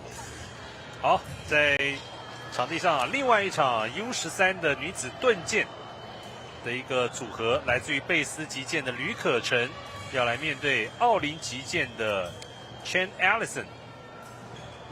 哇，这个他并没有把中文名字给我们，那可能是是外国小朋友吗？对，应该是，对，他直接就是他的名字。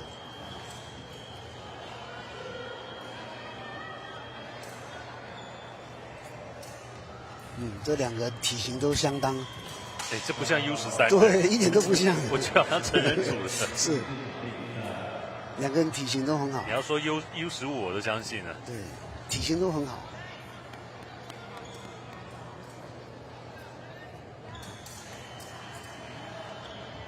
两位都是右手持剑的剑手。是。平手了。很快耶，很快。是。哦，跟前一场的那个同样是 U13。是。两个人都有攻击性。所以说这一次的全国精英大赛啊，虽然都是邀请的前8名的选手，不过前8名、1、2名可能跟7、8名的这个水准落差也是有一段哦，对不对？还是有的。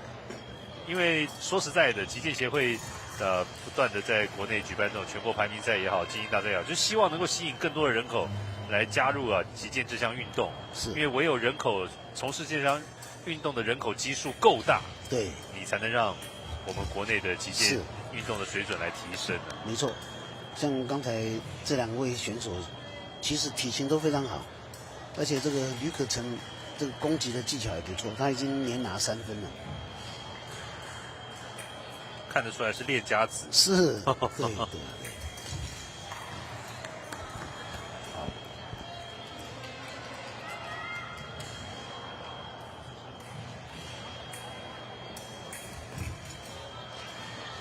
这次攻击谁得分呢？没有，刺中无效。对。哦。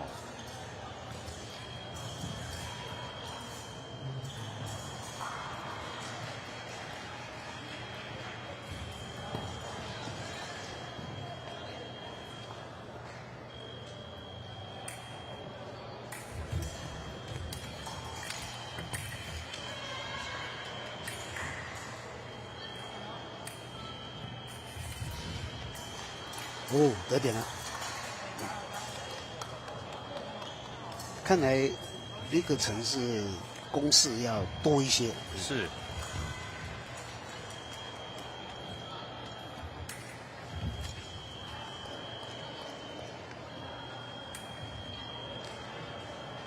在画面右侧的 Chen Allison 奥林击剑的这位选手啊，你看他的这个头盔上还有我们中华民国国旗啊。很可爱。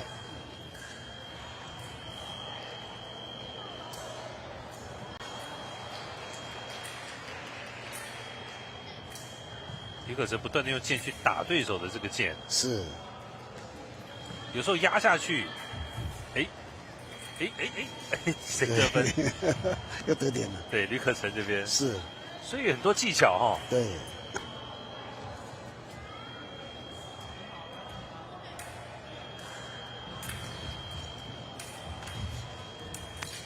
漂亮，这个环节的很漂亮。3分钟的这一段的一个比赛时间啊，近身的肉搏，没机会就赶快退开。是。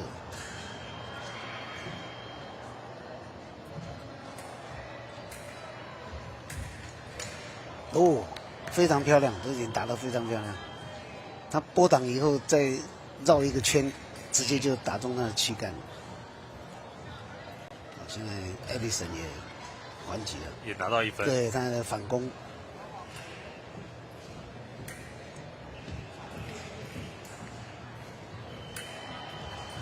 哦，有吧？这一点看裁判了，裁判认为是艾利森的进攻。对。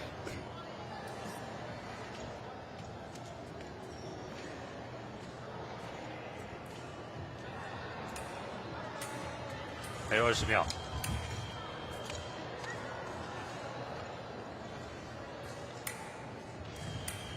击剑运动很少看到在场上就是选手被逼的踏出界外比较少。比较，但是也有，也会。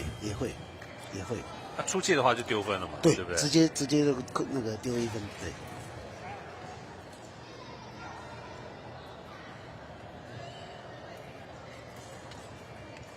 好，3分钟的比赛结束啊，那先休息1分钟，稍后要进行第2阶段。来自于贝斯击剑的吕可成是8比4啊，领先奥林击剑的 Chen Allison。Chen Allison 是陈品瑜啦，对，刚才有讲的，他的这名字叫陈品瑜。哦，对。陈品瑜。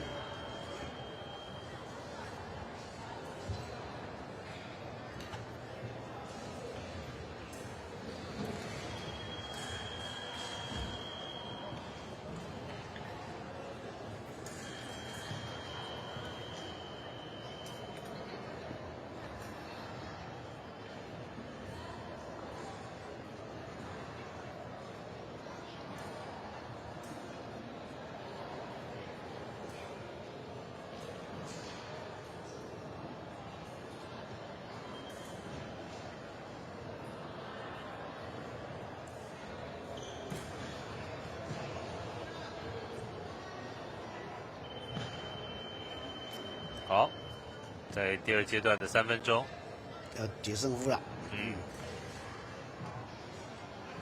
看看2位选手谁能够先来到15分。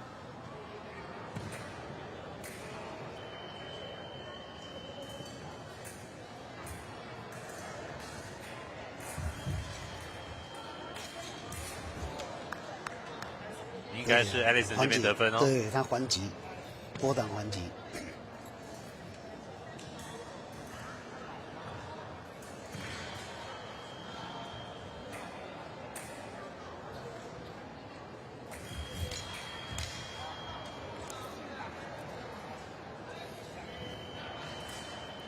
在今天12月16号，我们从早上的10点钟开始啊，陆续为大家送上了这个全国精英年度大赛。不管是在 U9、U11、U13，陆续这几场比赛看下来，其实在我们的这些年轻的这些选手方面，真的需要更多的这些选手啊来加入击剑这项运动。是。Chen Allison 陈品瑜步步进逼。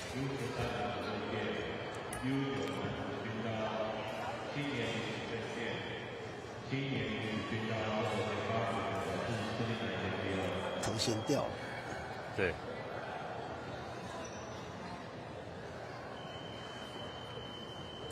盾剑的部分呢，只有攻击躯干才有算有效得分，打到手都不算得分了。哎，是。锐剑的话就不一样了，刺到手就有分了。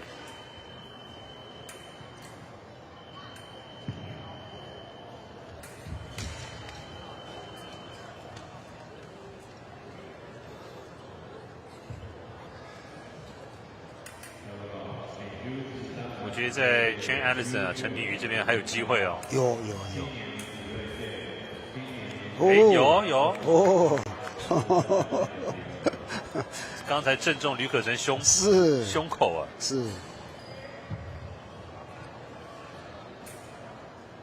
所以鹿死谁手还不一定哦。时间够，点数也可以。哇！赶回来了。对。Chen Allison 现在追到7比8。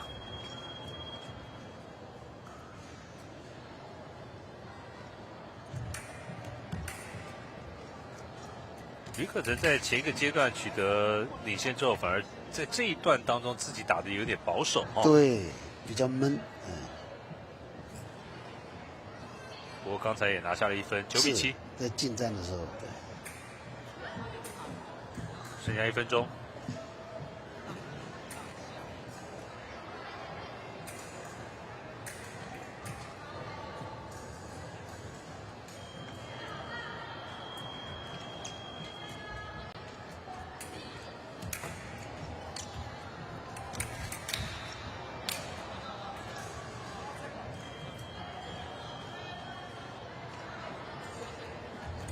哦，这一次的一个近战，谁拿到分数？对，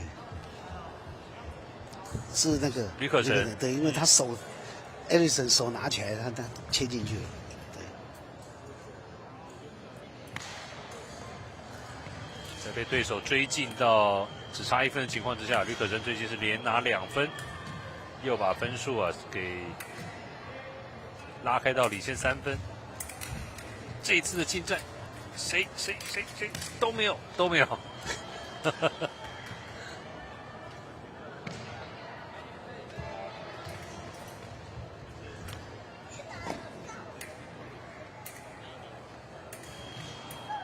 前 Ellison 陈炳瑜想要把对方的剑拨开来做攻击，是。吕可成冲出了界外，对，但是裁判喊停了，他应该时间拖过去就好了，他应该会比较保守的打，对，哇，得点。前 Ellison 是比较急着想要进攻了，是，不过刚才露出了空档，对，11比7。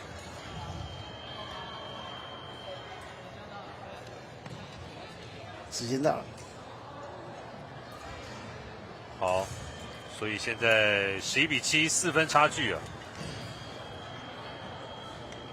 哎呦，哦，哭了，为什么？是为了自己的疏忽？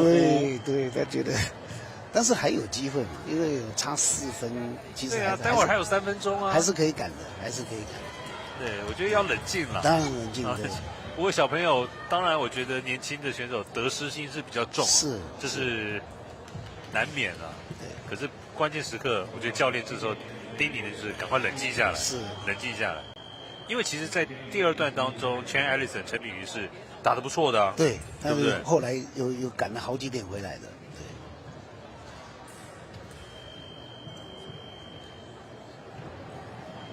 我其实这种从小培养这些年轻的选手。不管什么运动也好，我觉得都是如何面对挫折啦，然后学习、接受挫折，然后让自己进步。是。我觉得对于小朋友来说，就是面对挫折的能力是很重要。没错，这样子可以帮助他们培养这个将来长大成人的韧性。对，所有运动都是一样，抗压都是告诉你要怎么样从失败当中成长。是要抗压，这很重要。哦，这一次进攻又是吕可成得分吗？得分，12比7。那Chen Ellison 陈炳瑜这边是要赶快冷静下来，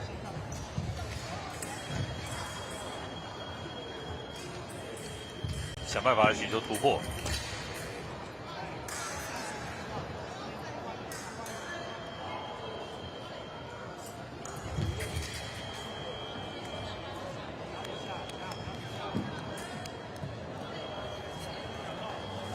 还有2分半时间，其实时间是够的啊，是够的。陈炳瑜刚才拿到1分，变12比8。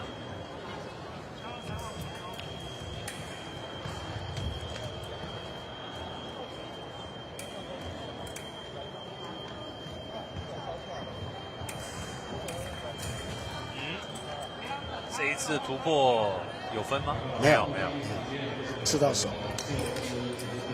哦，有了，也不错哦。对，陈炳瑜。Chen Ellison， 所以鹿死谁手还有的看，因为还剩下2分钟，对，时间够，只有3点的差距，其实是很难讲，可以追赶。现在就看领先的吕可成这边是不是会不会为了领先，让自己的打法变得保守？有可能。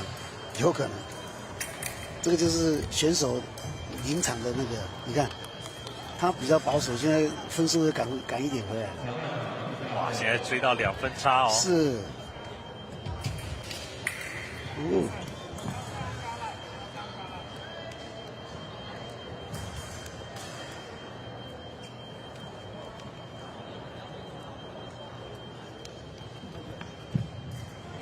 你现在收看的是在 U13的这一个组别啊，女子盾剑。陈炳瑜的这个积极进攻，现在反而吕可成比较保守一点。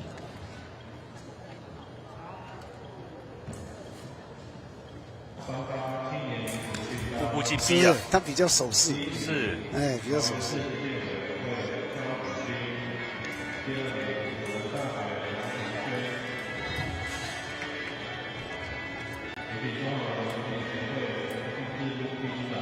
还有1分15秒左右。哎，吕可成这次的攻击有效吗？有哎，有哎，有。我这一分其实蛮重要的，还是2分的差距。嗯，这个时候不要想说对方是不是要到15分了，对，就把自己先做好，这个一点一点的打，对。现在每一点都很重要。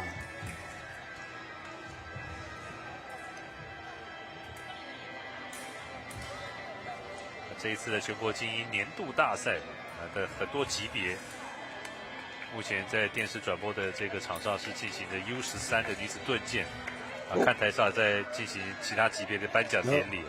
得点了。哇，这一分对吕可成来说很重要，来到赛点，攻击没办法，然后他反击。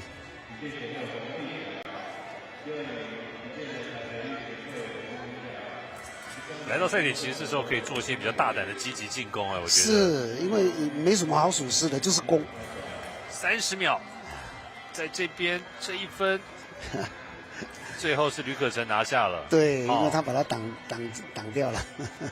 不过这场比赛啊，看到 U13 女子盾剑啊，这个来自于奥林击剑的 Chen Allison 陈品瑜啊，哇，还是忍不住眼泪。是，不过他打得算不错了啦。是。恭喜贝斯击剑的吕可成，在这一场女子盾剑的一个比赛当中，15米11力克对手 Chen Allison 陈品瑜，拿下了胜利啊，晋级到下一个阶段。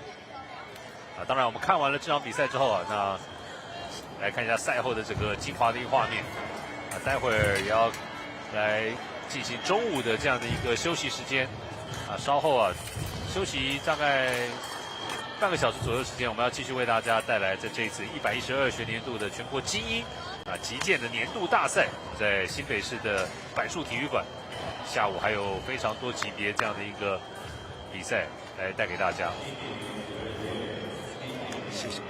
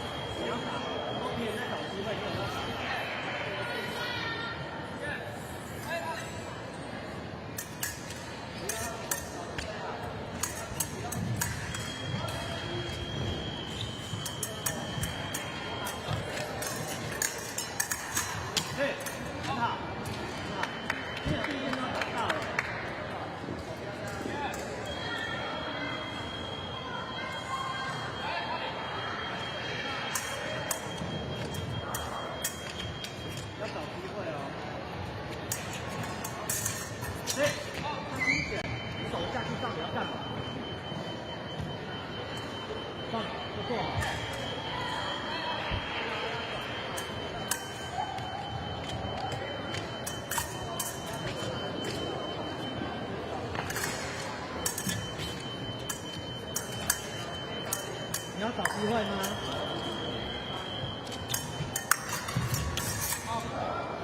因为你转过来，你干嘛？你要治吗？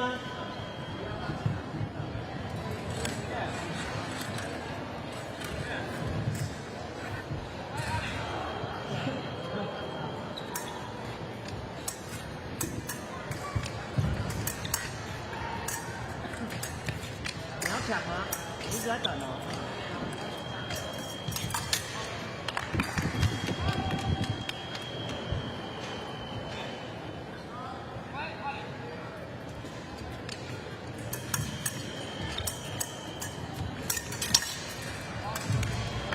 给我自夸一点，这个太慢了。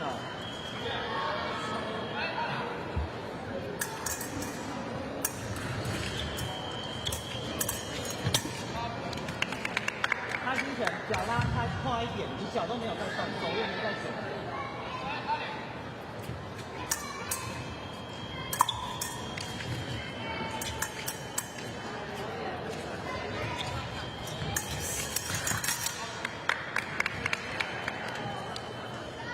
你要贴紧一点。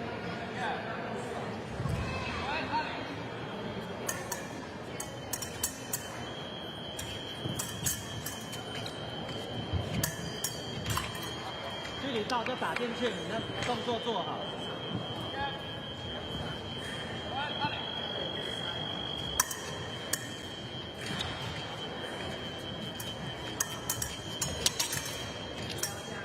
太大了，太明显。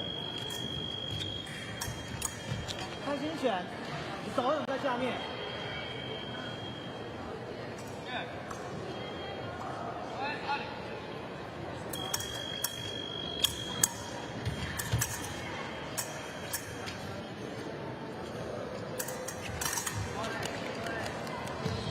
开心拳，你有听到吗？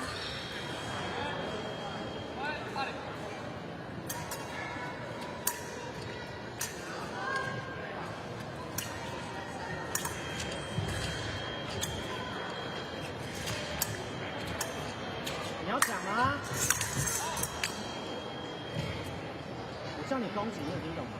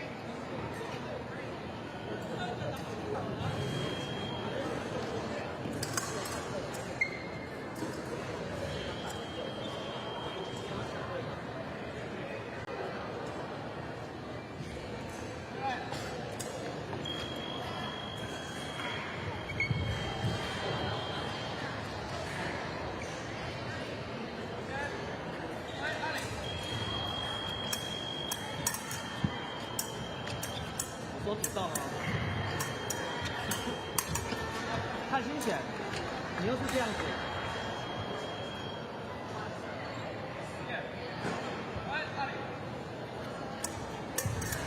你要找机会哦。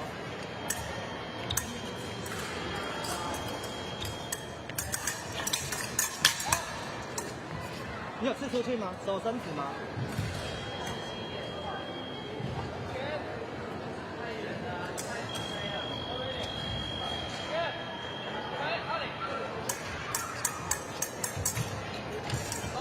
清晨，这个打完回来在这边。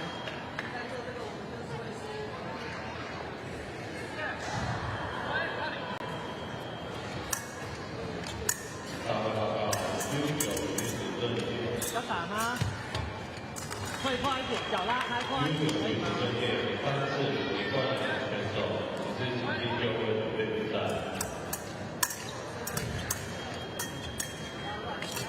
快精选，你脚没有退开。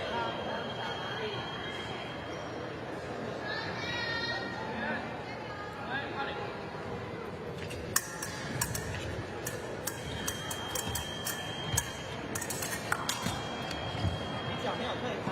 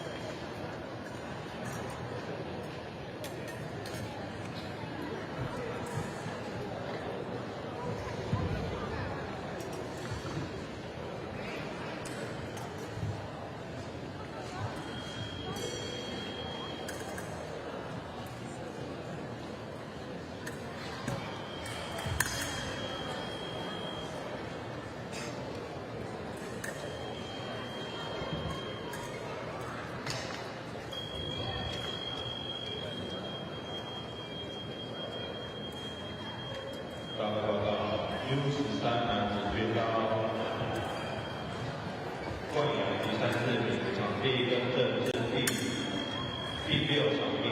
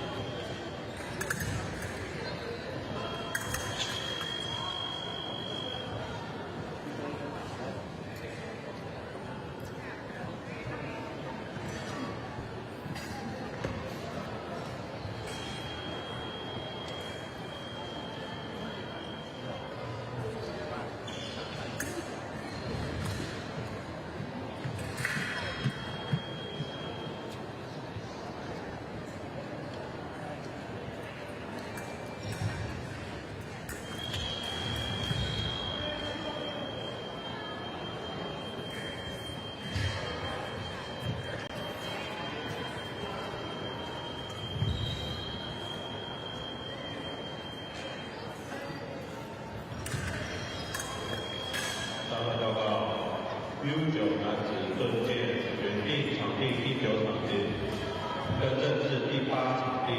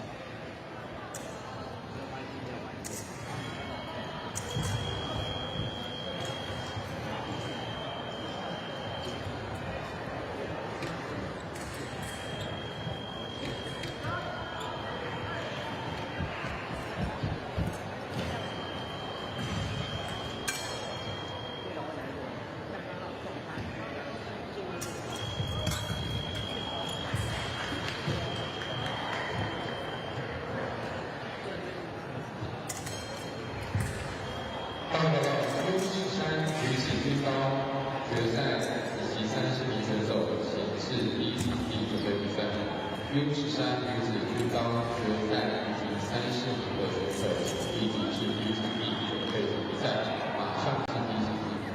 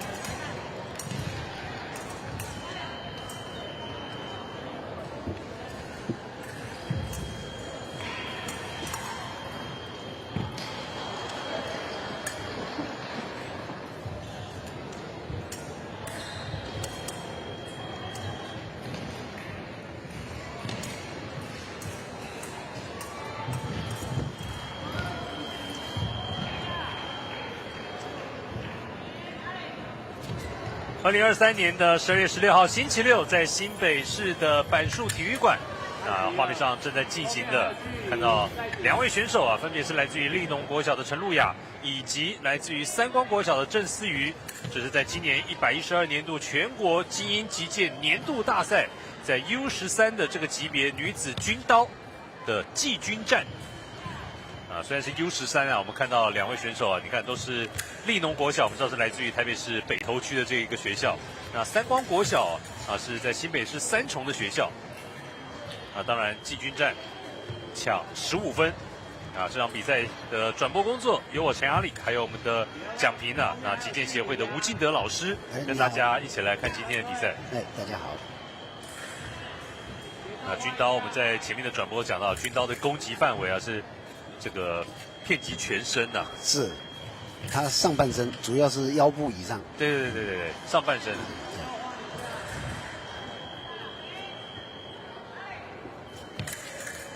3比2，郑思瑜现在暂时1分领先。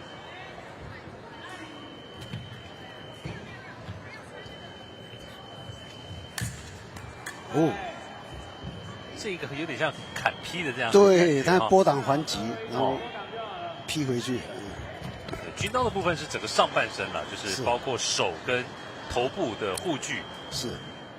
所以你看，它头部护具也是这种金属的这种网状的材质，碰到也是要有一定的一个力量。是，它主要是要啪这样子一个就说你压上去是不会亮的，但是呢要有那种劈砍的这种动作，你直接压上去它不会亮。对。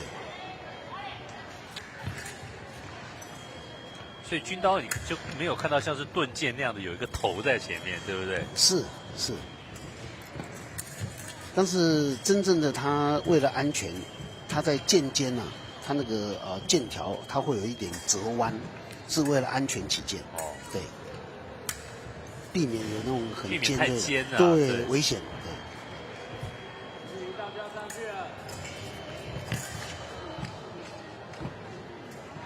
在这场季军战2位都是来自于北部地区的学校。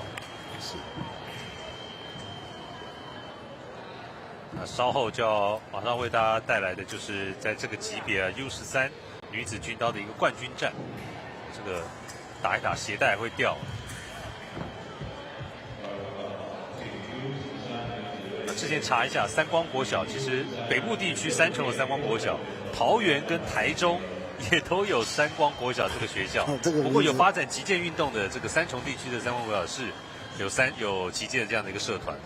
这样子。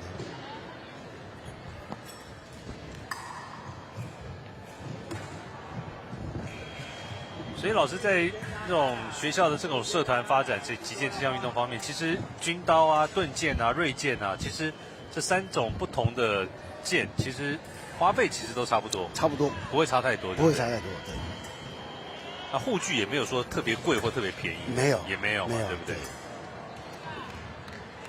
严格上就蛮平均的了。郑思瑜很积极的想要做一个砍劈的进攻，是。不过现在反倒换成陈露雅。在击剑这个场地，我们知道长度是14公尺，是。那两端各有1公尺的缓冲区，所以加上缓冲区的话，等于16公尺。是。那宽度是1.5公尺。对，到2米。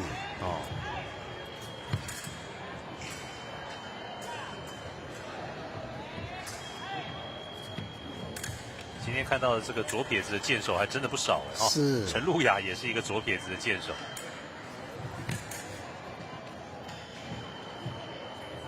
这个你来我往打平手了，7比7。在这个级别虽然讲 U13 13岁以下，但是他们使用的剑已经是跟成人组是一样的规格嘛，对，一样的。尤其新一代的小朋友，营养条件各方面都很好。是。那个面罩一戴，你根本还跟成人都几乎是一样的。那我们讲到前面有锐剑、有盾剑、有所谓的一个枪式的把手，不过军刀就是只有直式的一种，对不对？对。军刀比较像传统我们就是一般人可能想象中的击剑这样的，就是像我们这种剑直的，是，因为他本来就是从那个骑兵队的那个就是骑马刀，骑兵队对，那个马刀、OK 从马刀那个演变过来的，他加以改良，所以实际上就一直没有什么大的改变。军刀的重量啊，然后你查维基百科的话，它的重量是不超过500克。是，所以以这种国小生或者是国中生来拿起来的话，会觉得重吗？应该还好。还好，因为他握的时候是整个手腕握住的，所以他力量会分散到手腕部跟前背，所以就相对来说是 OK 的。对，好的，好，1分钟的休息结束之后啊，现在继续。陈路雅8比7，陈路雅这一个中间直接的突破是结果被郑思瑜拿到分数，是他被挡掉了，对。所以这也可能有像这种盾剑、锐剑这样的拨开，然后再还击嘛，哈。尤其是他那个，你可以看得到他那个护手相当的大，所以那个护手是相当有用的，在拨挡的时候可以有很大的功能。因为军刀如果打在手臂、前臂、后臂上也都有算分，都有算，对不对？都有算。所以相对来说，那个护手的运用就很重要了。很多技巧好的这个选手，他对方攻击的时候，他可以善用那个护手去做拨挡，瞬间同时就还击。陈路雅刚刚看到轻轻好像拨到了一下，就算分了，是10比10，很刺激哦。对，因为我说了，他那个你只要有拨砍的动作，那个动作都可以算，因为他并不是要很重的这样猛力的去挥打才会。陈路雅连拿3分呢，从后面赶上来了。对，连拿3分，现在反倒是12比10，2分领先对手郑思瑜。郑思瑜刚才鞋还掉了，拉一下，几乎同时哈。是，但是他犹豫了，他前进的时候手又收回来，所以是陈路雅的点。哇，陈路雅进攻连拿5分呢，进攻。这场季军战。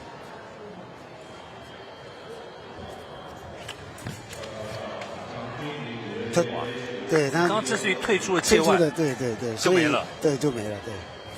哇，原本在这场比赛当中，郑思瑜一度是10比9领先的，是，但是看到来自于立农国小陈路雅，在最后的这样的一个阶段连拿6分，是在 U13的女子军刀项目，最后15比10击败了郑思瑜，拿下了这个级别的季军。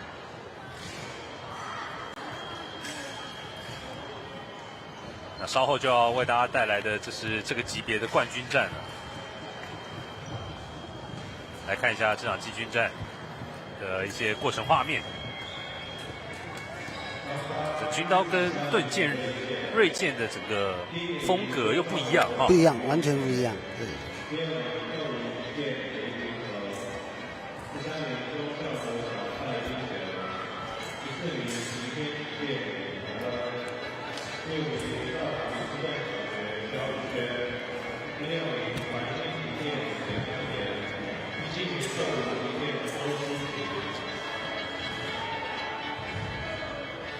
好，那现在回到场地啊，在 U13女子军刀的这个冠军战，2位选手分别介绍。在画面左侧是来自于威格高中附设小学的宋一山，而在画面右侧是复兴实验中小学部的张琴这位选手。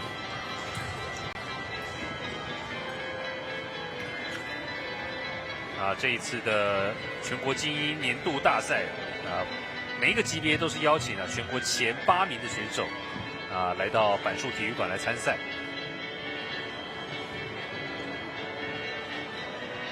刚才看完了季军战，现在看看冠军战，是不是会带给我们这种更高水准的这样的一个过程的画面？很快很快，对，拨挡还击。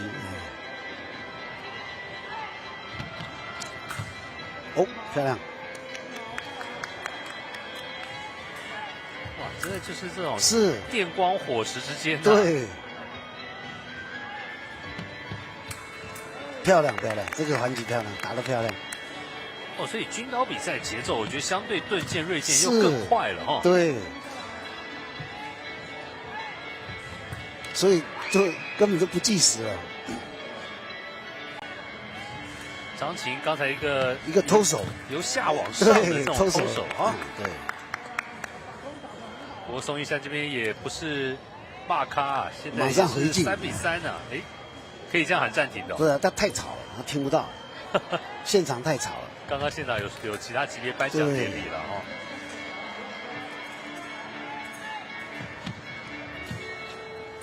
啊，这一次在板树体育馆的这个全国精英年度大赛比赛现场有10片的一个场地来进行赛事。两个人打得很精彩，对，不错，真的不错。这个冠亚军赛很漂亮，有手有攻。对。而且就像武侠小说里面讲，就算你在防守，可是也这种站姿啊，也让对手看不太出来破绽。是。哦。对。这种我觉得就是好像比快一样。也不是，是因为那个张琴呢，他毫不犹豫的直接进攻，所以他有攻击权。宋一山是要拨挡的。哇，3比3平手之后，刚才看到张琴连拿4分，宋一山是，刚才就是他宋一山要进攻，但是攻一半的时候，张琴就抢攻，先把他的剑敲掉，然后马上击中他的头部，是，对，拿到第8点。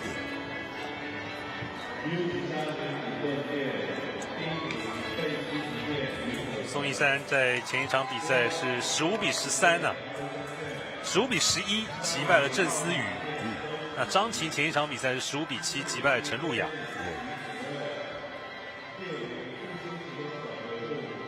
军刀因为速度很快，差4点的话，其实有时候在瞬间就马上有可能就翻转了。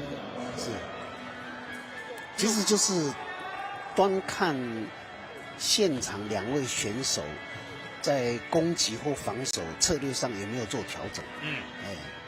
我觉得这种反应真的要很快啊，是很快的。临场的这样的一个对比赛的解读啊，是对对手的一个解读，没错。因为在前面的比赛的转播，我们也看到，也曾经有一口气连拿7、8分的。是的，是的。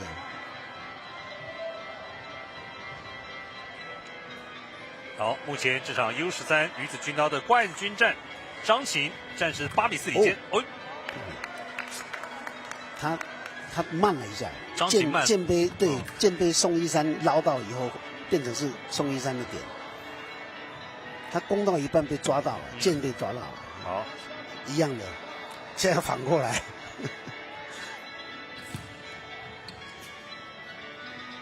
看到张琴是比较积极的哈。对，他的攻势要多一点。对，宋一山的这一批得点了，得点。张琴结果反而是张琴得点。对，刚才他就有劈中。对，他的攻势大，攻势多。你看，他这个就是打到对方的那个护手，所以反而是宋一山得点。张琴每拿1分啊，是这大叫一声啊，因为越接近冠军了嘛。漂亮漂亮，哇，这一点很漂亮。14比6来到了赛点，哇，好快哦，快，哇，来自于复兴实验中小学的张琴，恭喜她在 U13的女子军刀的这一个项目啊，最后15比6啊。我蛮悬殊的比分啊，击败了对手宋一山哦。张琴刚才最后几点几乎都用同样的方式，是他手伸直以后，利用那个剑的护手，直接夹开对方的剑，就轻轻的就跳过去。所以宋一山还没做什么反应的时候，他已经被击中了。所以刚才后面几点都是这样的。那张琴也抓到这个韵律了，所以他就用同样的招式，梆梆梆梆梆，一直得点。透过吴金莲老师的这个解说啊，我们再来看啊，这个整个冠军战过程这样的一个画面。其实你看，在军刀的部分，这个护手其实，这站的位置还蛮大的。是。可是除了护手的功用之外，就像吴老师讲的，你有个另外的一个用处，可以把对方的剑刃顺势架开之后，替自己创造出攻击的空间。没错，因为你手一推出去的时候，那个护手把对方剑条架开以后，就已经都进到一半。你看这个他好几个动作都是这样子做的。好，恭喜来自于复兴实验中小学的张琴啊，在 U13女子军刀击败了对手，拿下了冠军，也是在今年第一次举办的这样的一个全国精英年度大赛的这个级别，她拿下了全国冠军，恭喜她！我们先休息一下哦。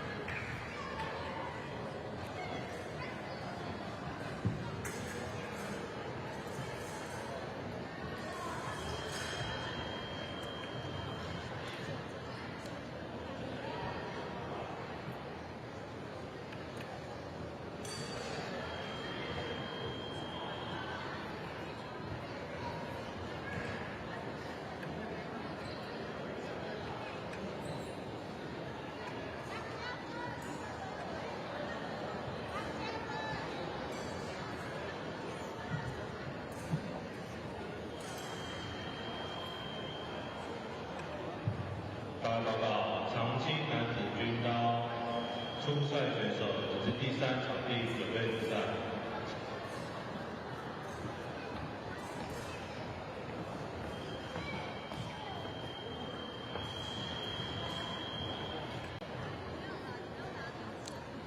2023年12月16号星期六，在新北市的板树体育馆啊，接下来要登场的这场比赛啊，来看到这是在青年男子军刀组的4强战，来到这场比赛啊，新北市辅仁大学的陈瑞琪要来面对清华大学的黄伟顺，这2位选手啊，分别是目前在国内青年男子军刀啊前8强当中的第7名，还有第8名。是。啊，这场比赛的转播接下来还是由我陈雅礼还有蒋平，吴老师跟大家一起带来。一开始我们前面看的那场 U13的女子军刀，其实节奏就已经很快了。对。那男子的节奏应该更快。更快，对，更快，更快。平手了。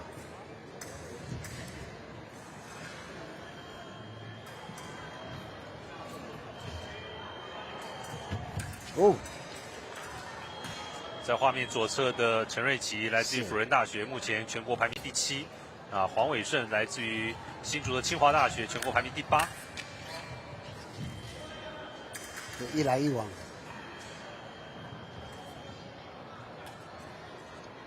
黄伟顺的右手反而还不戴手套哎，是不用戴手套啊。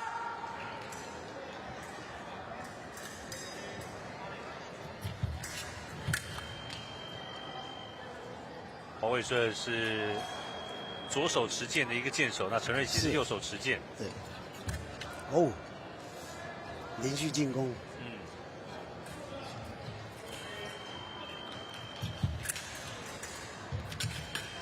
漂亮。对，这球，对不起，这一刀啊，陈瑞琪是抓得非常好啊。对，砍到了黄伟顺的一个面罩上面。是。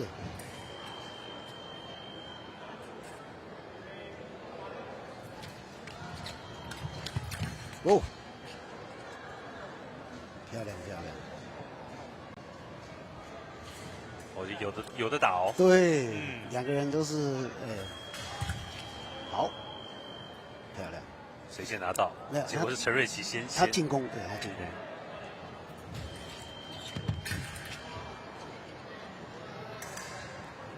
被波挡了。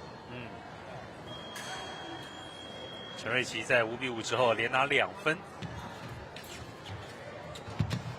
看起来都是黄伟顺好像想要积极的进逼啊。对。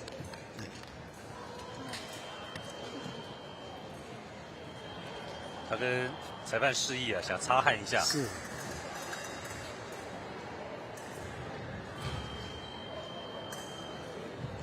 来自于清华大学的黄伟顺，刚才介绍他是目前在青年男子军刀全国排名第8名的选手，对手陈瑞琪是排名第7。在这个项目啊，全国排名最高的是国立体育大学的姚俊元，是目前国内排名第1的选手。不过姚俊元这次没有来。陈瑞琪这一点打得很漂亮，他那个黄伟顺还在进攻到一半的时候，他那个时间差就被抓到了，所以他就直接做反攻，就得点。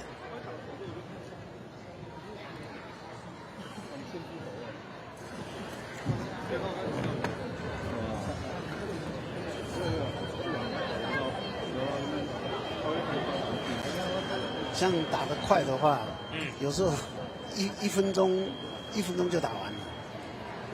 这15分哈。对，现在是因为他必须要在分数一半的时候要暂停1分钟，不然的话，如果连这1分钟都不用的话，整个比赛可能1分钟内就打完。是。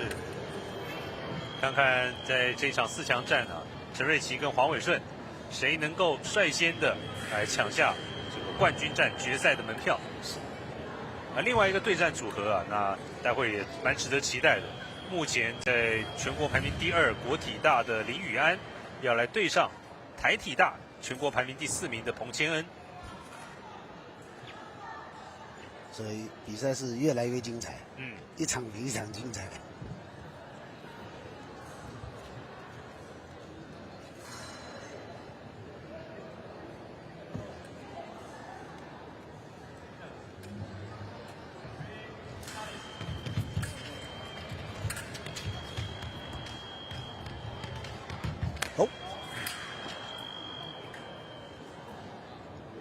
这球是打到黄伟顺的这个腰部这边的位置啊。对，因为黄伟顺往右侧闪嘛，他是左手的，往右侧闪，结果背部就跑出来了。就刚好被陈瑞琪这个右手直接这样直接砍下来，对不对？对，刚好就砍到右。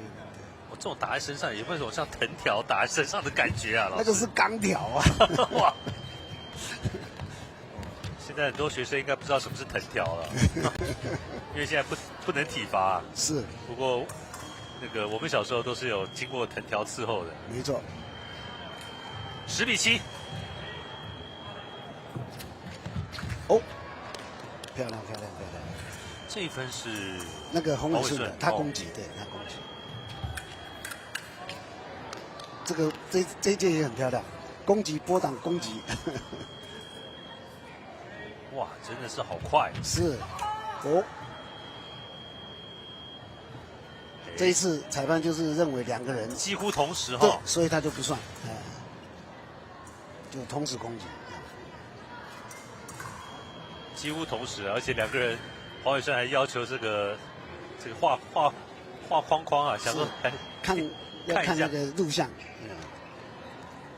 这应该是没有问题了，因为主审他那个在判的时候，他是看双方的那个公平，你看是不是2个人几乎都是同时，斯姆丹内这样子，对。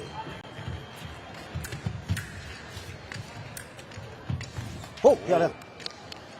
哇，黄伟顺的积极进攻啊，陈瑞琪也知道退到底了，没办法再退了。是10比10平手。的确，就像吴老师讲的，真的军刀比赛不用计时啊，真的够快啊，因为没有意义。现在黄伟顺反而后来居上喽。是他要抢攻了，对，因为毕竟还是气势要打出来了。这一波又有效得分，哇，12分了。是。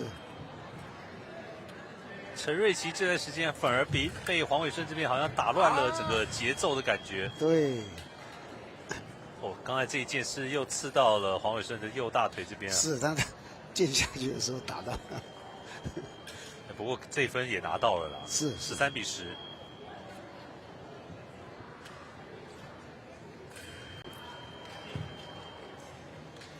看下刚才，对，就是他拨挡的时候，那个剑条就弹下去了。对，就像我们刚才讲的是被藤条、抽到钢条打的感觉，抽到了，对。他拨挡，然后那个剑的尾巴弹下去了。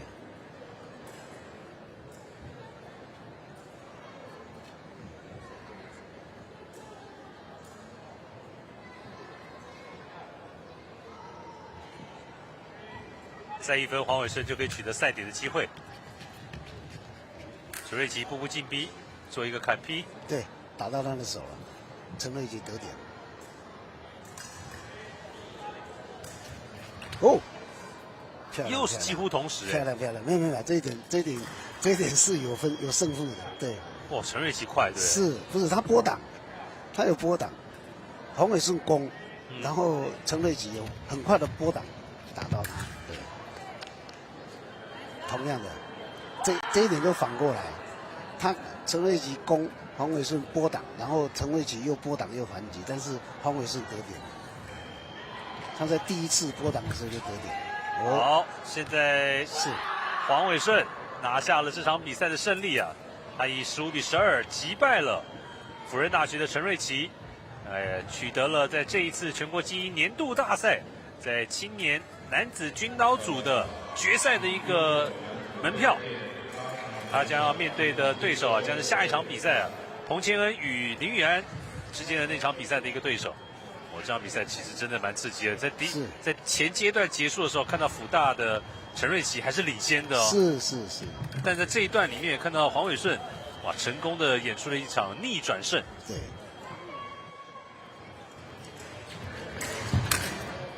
他有时候就是那个打法，他打到一半的时候他改变，他后段刚才休息了1分钟以后，他改变了打法。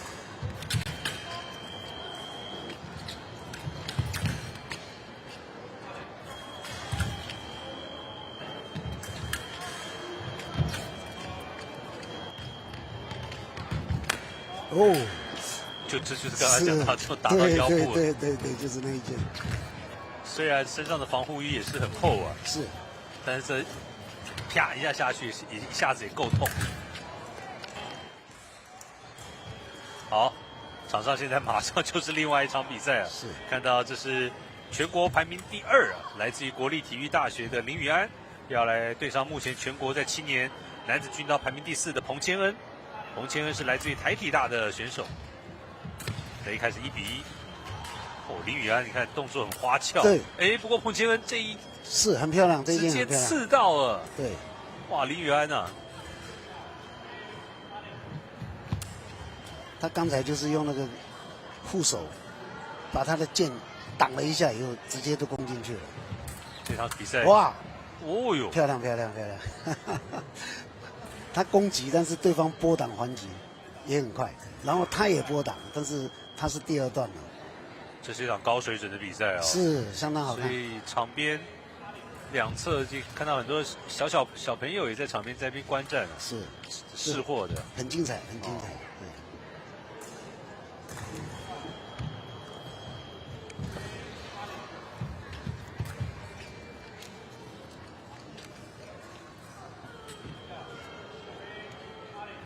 5比2。刚才讲到林宇安呢，是目前全国排名第2名哦。同学校的姚俊元这一次的比赛没有来参赛。彭千恩现在取得4分领先了，6比2。哦，这个攻击很漂亮，干净利落。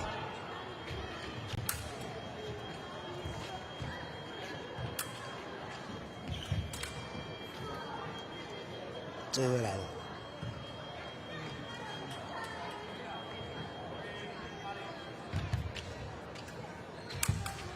漂亮，一个反攻击，哎，这个反攻击的漂亮的。彭千恩又是连拿2分回来，是8比4。现在有1分钟的休息时间。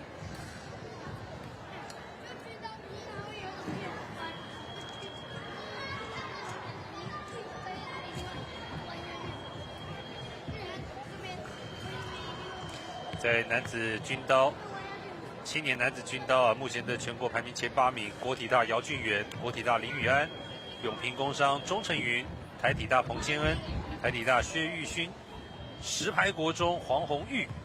哇，国中就在青年组可以排到前6名啊！是，哇，那真的也是后起之秀哦。对，这个蛮有实力的。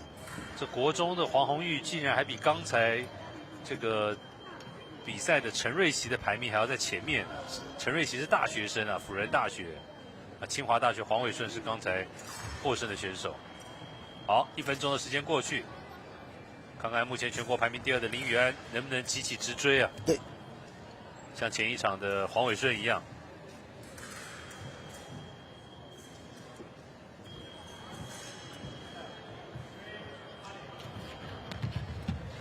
哦，很积极的进攻，有没有拨到？没有，没有。现在反而彭坚恩过来，哇，这够快啊！是，打在林宇安的右手这边哈、哦。军刀的话，不止躯干了，手臂也是得分的一个有效区。连续得点，10比4。哦，哇，裁判又认定应是该彭坚恩这边再得分了，因为他从那个手那边他架住了，对，算他的拨挡。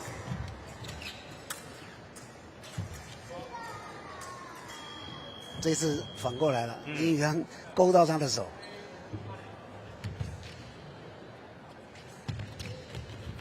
哦，有了。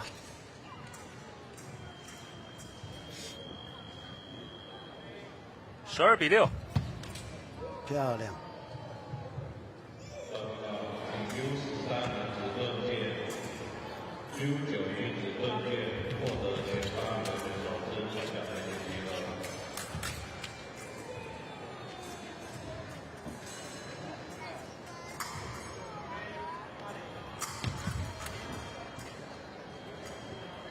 彭坚恩握拳，不过是裁判说这一分是林宇安得啊。对，因为裁判认为他缩手，但是彭杰恩认为是他攻击。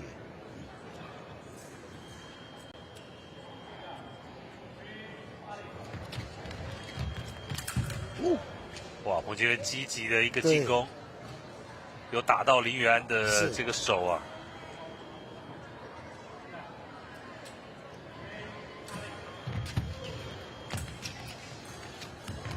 哦，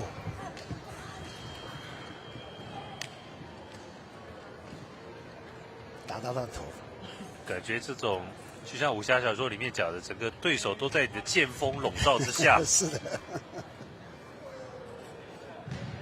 彭杰恩这边来到了赛点，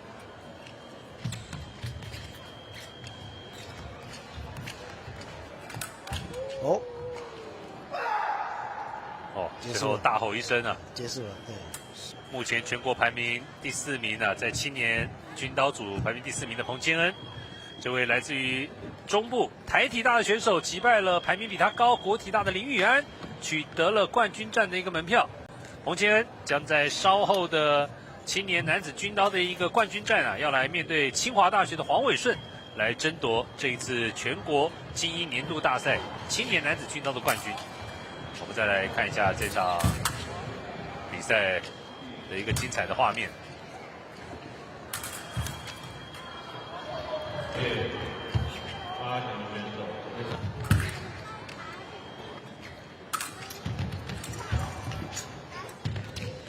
有时候先进攻不见得就是一定可以得分啊，是对手也可以把你拨开之后来反攻得分。是，如果他把对方的剑路判断得很准的话，他可以等在那里，等着挡他的剑。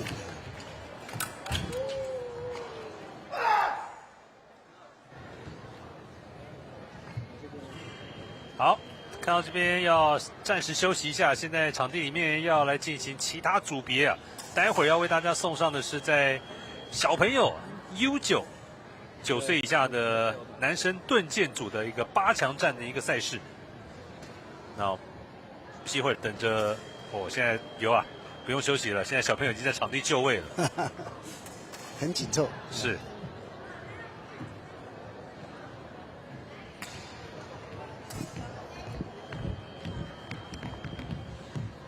现在在场上的2位选手分别是来自于维格高中附属小学的金敬宽，要来面对复兴实验中小学部的林伟佑。U9 啊 ，U9 等于是3年级以下。3年级。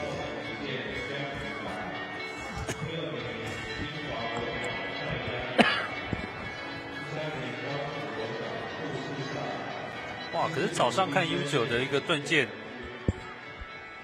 是打10分，不过现在我手边这个表格好像他们要打15分呢。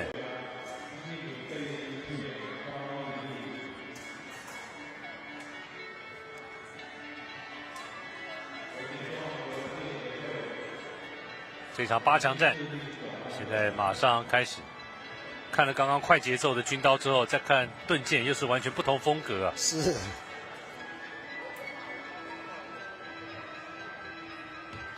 林伟佑进攻，刚才金敬宽的攻击得分，对，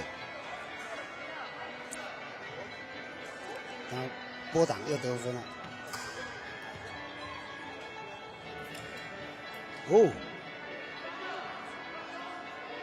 看来金敬宽还不错，连续得了4点。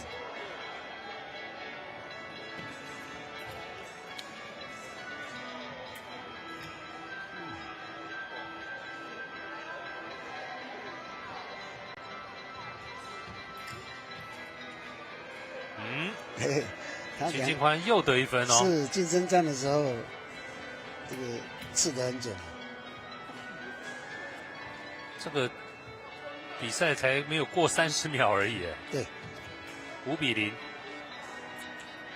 0，6比0，是哇。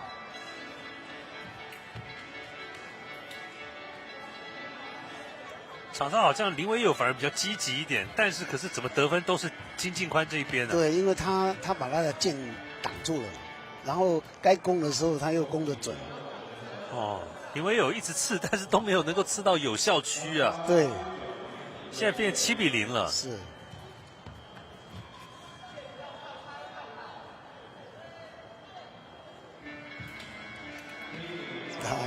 他的攻击都是有效的。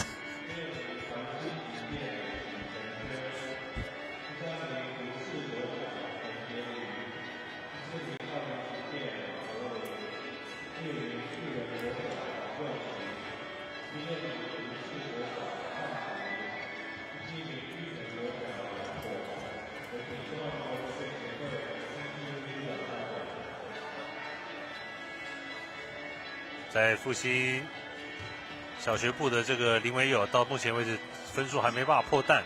对，他有还击，但是又刺中无效部位。嗯。哎，这次看有没有？没有，还是刺中无效部位。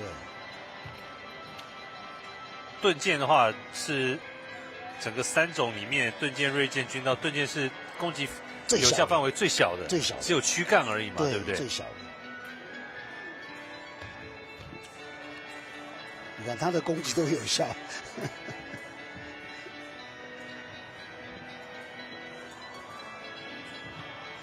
哎，还是10点。对，所以 U9 的话还是打10分了哈，打10点。所以恭喜啊，威格高中附舍小学的金敬宽，在男子盾剑啊 U9 的9岁及以下的这个级别啊，哇，是10比0完封对手啊，拿下了胜利。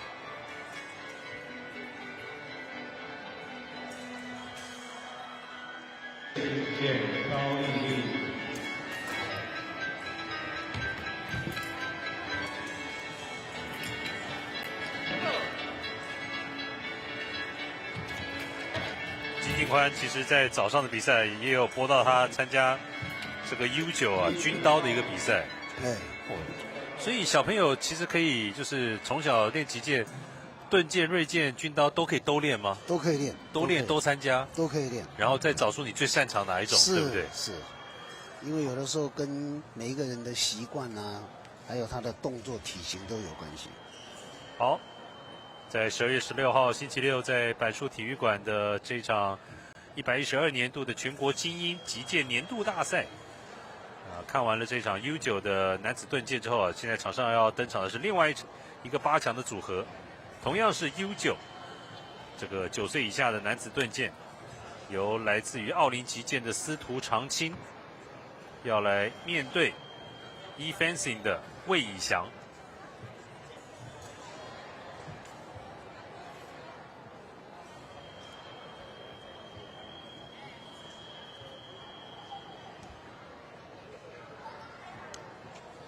司徒长青就是在画面上左方的选手，魏以翔则是在右侧。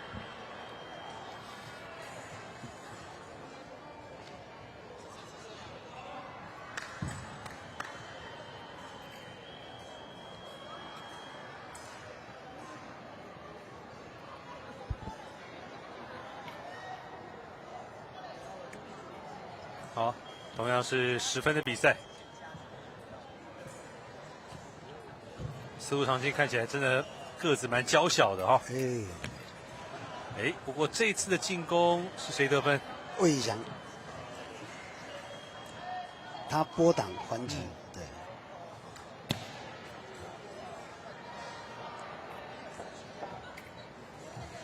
两个选手在盾剑好像都是采取这种枪式握把的这样的一个把手哈。是，一般小朋友拿枪式的占绝大多数。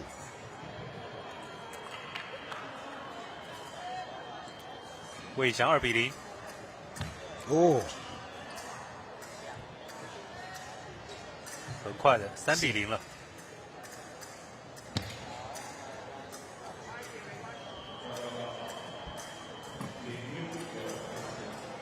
司徒长青虽然不断的前进了，但是自己好像并没有尝试来做一个积极的进攻，还是在做这种试探性的拨挡。是。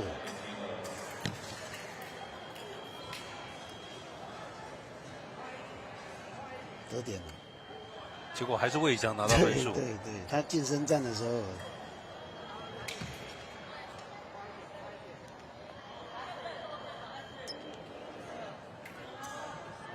哦，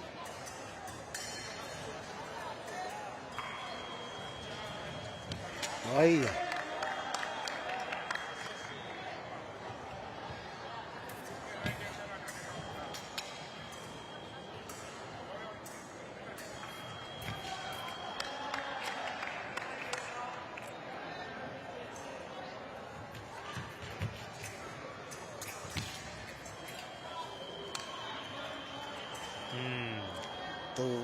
都没有击中。思路长青好像跟前一场的这个林伟游一样啊，感觉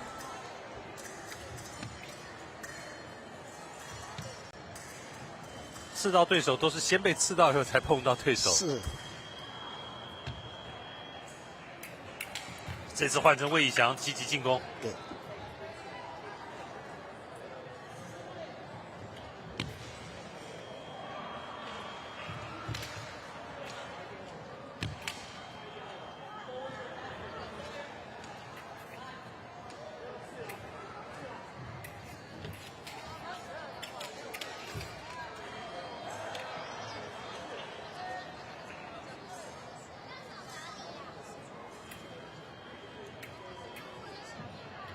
最近这段期间，两边都没有能够出现有效的攻击啊。对，就比较焦灼。对，这段时间快用完了。好，现在有1分钟的休息啊。这是 U9 9岁以下的男子盾剑。思路长青这个小选手，我觉得可能才1年级或者2年级吧。是，看起来很小。是。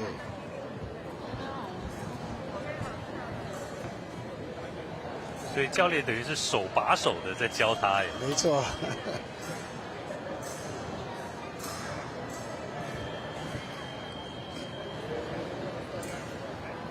在这场 U9 男子盾剑的8强战结束之后呢，稍后马上为大家送上的就是刚才前面有看过的，在青年男子军刀组的一个季军战跟冠军战。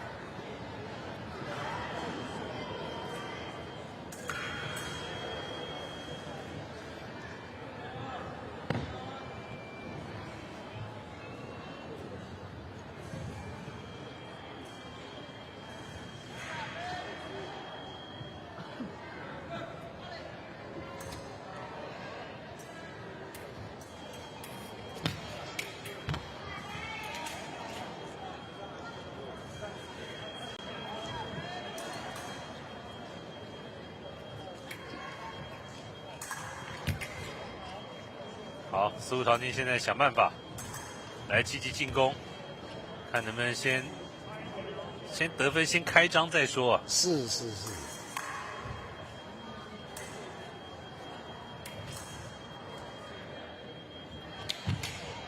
哦，刚刚教练也是有教了很多，不过在短短的1分钟啊，这个小朋友要把教练的指示听进去，不容易了。不容易。哎，这边有机会哦。好，有吗？有了吧？对。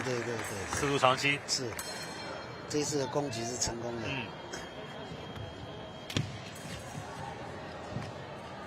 其实有时候小朋友就是紧张了，紧张就会忘记原本这个设定的战法跟战术。是。那如果拿到1分，开始心情放轻松了，对，就可以慢慢的把这个是。魏以翔现在8比1。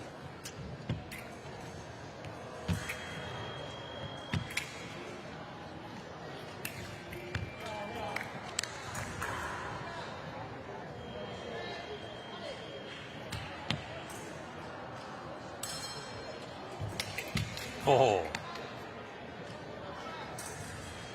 不过好像都没有办法来有效击中哦。对，刚才魏以翔还单膝跪地了。双方都很紧张。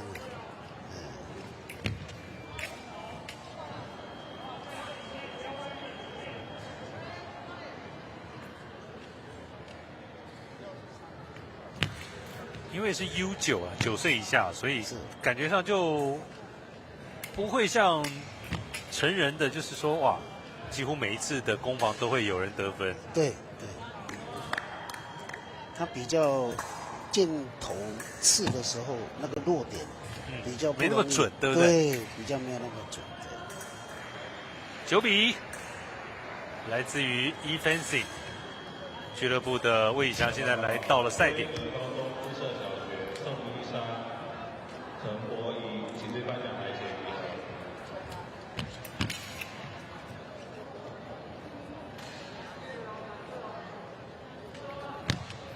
哦，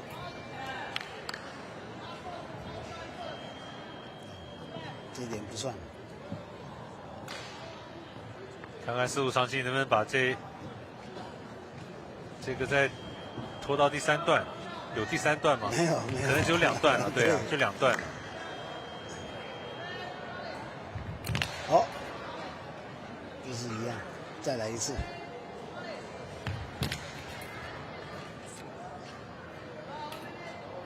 好，时间到了，时时间到了。所以看到在 U9啊，这个男子9岁以下的这样的一个盾剑组的这样的一个比赛啊，这个魏以翔9比1，哎，这样看起来有第3段哦，是，嘿嘿，有第3段哦，啊是，又在计时了，还有第3段。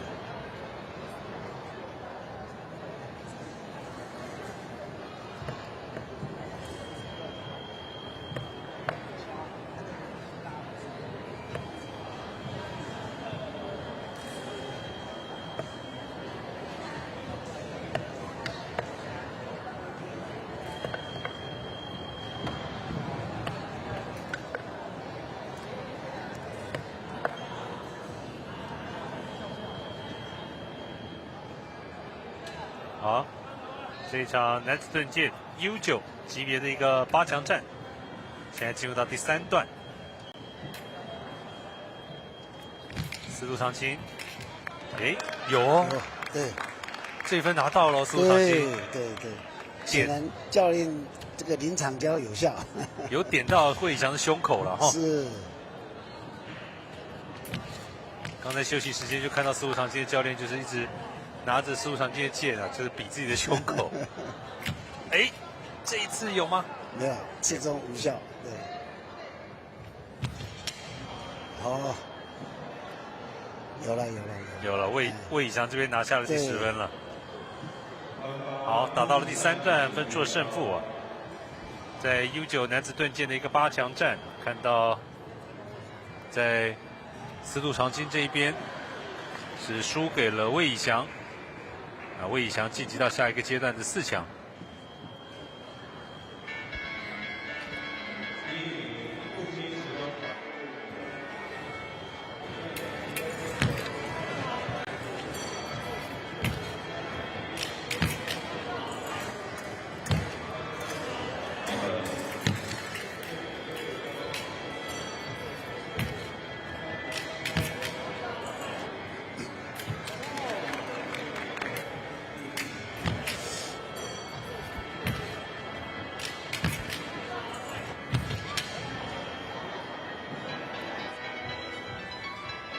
好，看完了在 U9男子盾剑的这样的一个8强战之后啊，那稍后等待一下，我们在下一场比赛啊，为大家转播的是青年男子组的军刀的这个季军战，还有冠军战。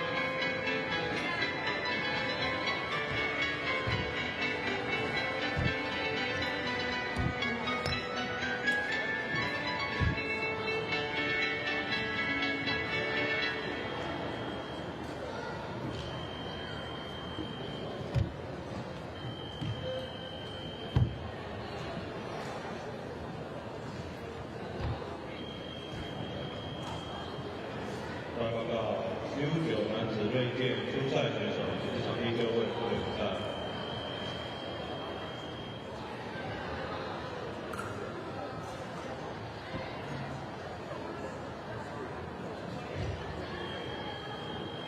U9女子军刀张艺飞、黄佑琪、王嘉轩，请颁奖台前集合。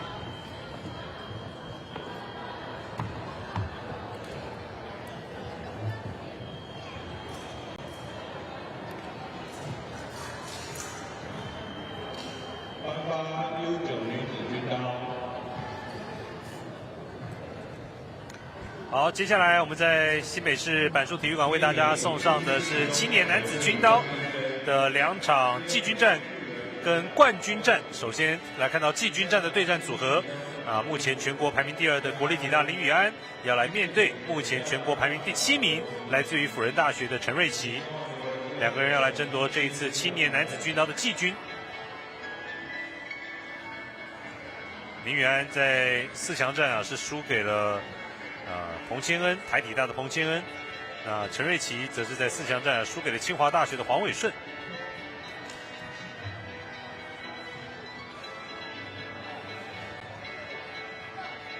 所以在国内击剑这项运动除了每年的这种全国排名赛，像是这一次的精英年度大赛，吴老师，这种也会有分数的一个进账，也会影响到你自己的全国排名吗？不会，因为他这个纯粹就是精英赛。就是精英赛。是。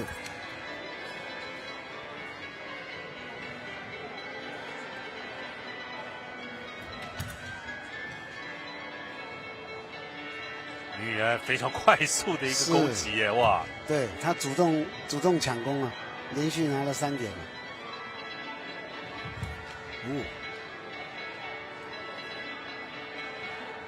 同时攻击。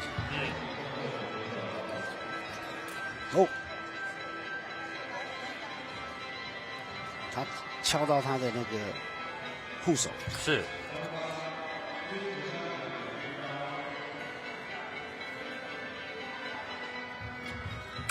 军刀的比赛是不用计时的，因为打15分，其实整个节奏非常快。对。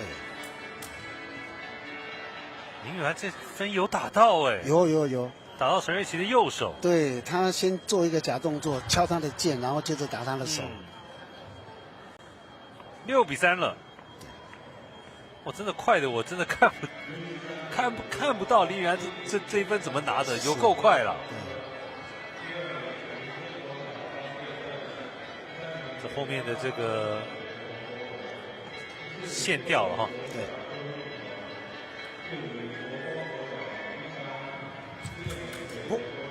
也是敲剑进攻。对。先把对方的剑敲开，然后直接打进去。被骗了。陈瑞琪这个，这个骗得漂亮。骗得漂亮。没有强攻。对。而是用一个虚招。对，他骗了。把他的剑骗开，然后打点。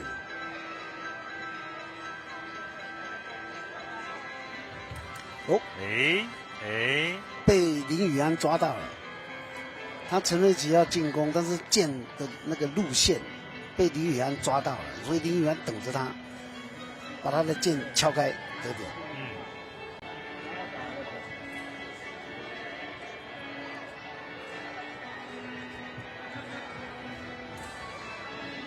虽然速度很快，但是在那个不到1秒的时间里面，2个人是用尽脑汁，你骗我，我骗你这样子。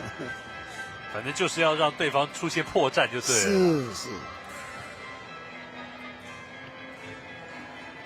所以你看，在这1分钟的这个休息时间里面，两边也没有什么教练来跟选手做叮咛，跟小朋友就不一样。对，因为他们这个阶段，你说临场这1分钟去讲什么都没有用了。他们已经有自己很成型的作战模式跟作战的计划了，都是大学生啊。对啊，不过我们刚才也有讲到，在青年组全国前8强里面，也有一个石牌国中的黄红玉哦，是他可以越级的。不过他这次没有来参加这个全国精英大赛，蛮可惜的。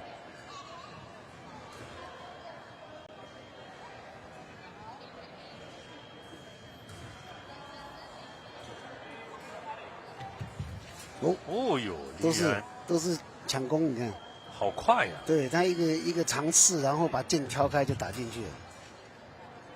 这一次是陈瑞吉抓到林宇安的剑，他抓到了，他知道要从那里来，直接抓他的剑。看来林宇安还是攻势要多一些，强一些。全国排名第2对上全国排名第7啊！是。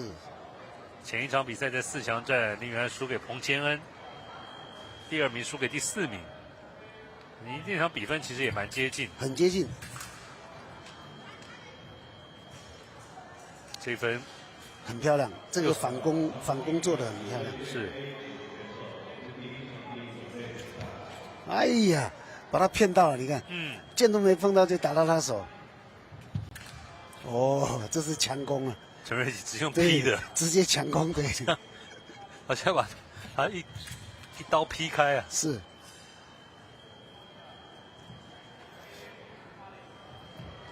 哦，成功了，直接攻击。所以击剑这项运动，说起来有时候真的不好守哎。对。你看刚才林宇安就是一个很简单的，就从中间突破就得分了。对。好，不过说着说着，现在来到14比9了。是。国立体大的林宇安来到了赛点，先打到了。对。所以他把他骗开了。把这个骗开。化解了对手一个赛点，再来1分，没有了。没有了。他直接就拨挡又还击。在今天12月16号的这场青年男子组的军刀季军战，那最后就是由国体大的林宇安拿下了这场比赛的胜利。蛮喘的。是。来看一下这场季军战的精彩过程。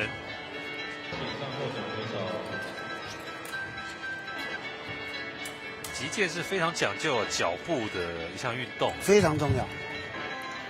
那个尤其是像军刀这种剑种，他的那个腿部的动作更重要。你如果腿部的基本动作腿功好的话，他那个进退重心很稳，所以就可以做很好的功法。这种不是练重量就可以练出来的，你要练敏捷，对不对？对。所以有的时候他们就开玩笑会说嘛，这个不管任何运动，如果你能够大家都可以学，但是你如果变成了比较高阶的顶尖的选手或者是运动员的话，基本上都是相当有头脑的。是。好。紧接着马上来关注这场青年男子军刀的冠军战，由画面右侧清华大学的黄伟顺对上画面左侧台体大的彭千恩。彭千恩目前在国内青年的全国排名是第4名，黄伟顺是第8名。哦，这一分谁得到？是黄伟顺得到。对，因为对方犹豫了。对。漂亮！这个假动作做得很好，一来一往，现在平手，你看。洪千恩这边得分是。其实是不是先刺到？其实选手自己很清楚。对，心知肚明。对。像刚才2个动作好像同时，但是其实是一个进攻，一个是被迫直接做反攻。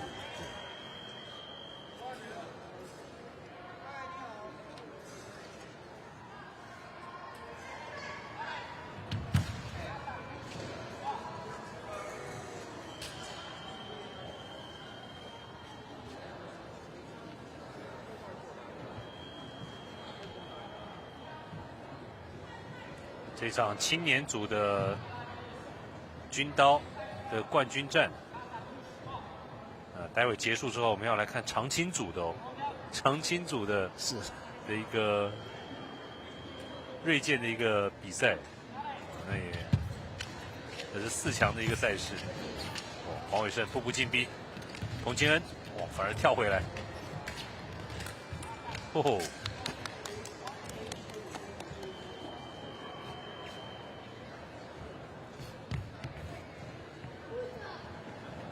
现在要有1分钟的一个休息时间了。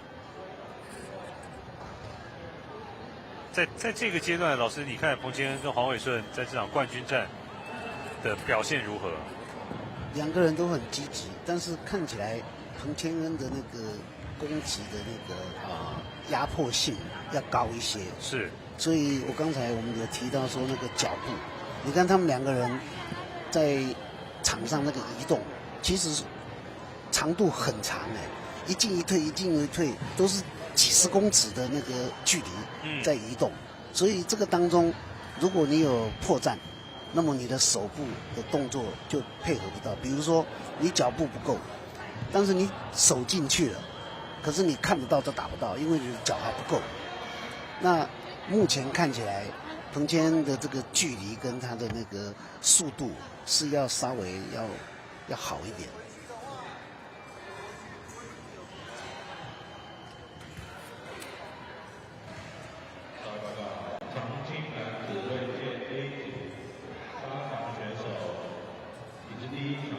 好，继续回到这场冠军战，这是青年男子组的军刀冠军战。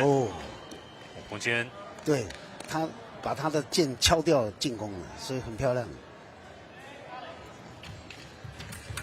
一样的，又是先把对手剑敲开，然后打掉，直接打头，对，敲开打头。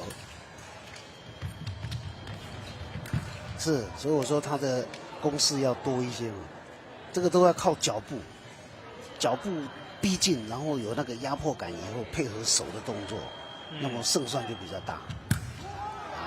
彭千恩前一场4强战只打败了全国青年排名第2的林宇安。今天感觉上他个人的状况是非常好。对，对，你看他又得点了。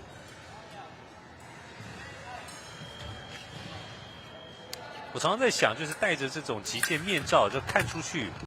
没有影响，画面没有影响，没有影响，没有影响，因为他从里面看，里面比较暗，外面是亮的，然后加上那个面罩的孔隙，它是非常非常细腻，是，所以看到的还是整面的。是，物理学学过了，这种，我们知道有时候那种矫正那个眼睛视力也是有那种动眼睛，没错，一模一样，对。哎呦，彭千恩对，拿下了。没有，因为他进攻，但是被剥掉了，这次就有了。是，台体大的彭千恩15-7，在这场这个全国精英年度大赛的青年男子军刀的冠军战拿下了胜利。最后的比数15-7，他击败了清华大学的黄伟胜，在这次第1次举办的全国精英年度大赛在青年男子军刀组的部分，他拿下了第1名，恭喜他！第1名吗？好像是吧。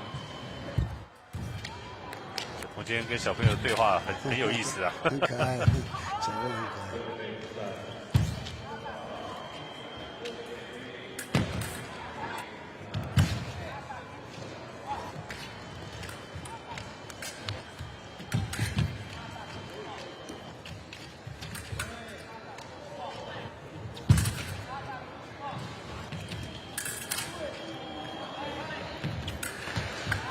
军刀的比赛真的节奏非常非常的快啊！是。好的，恭喜来自于国立台体大，对不起，来自于这个台体大的彭千恩拿下了这一次青年男子军刀的一个冠军。啊，在稍后呢，在这个电视转播的一个场地要纪念是长青男子锐剑的这样的一个比赛。吹哦。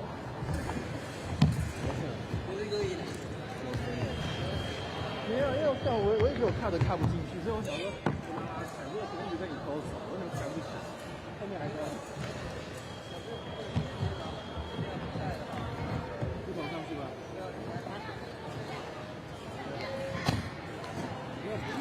心想3次想要把它踏进去。哎，你看最后几件，我真没点。然后结果还要打到抽烟呢。安全练习，你知道我从高中毕业到现在，做重训的手指头跟手爪，做重训的。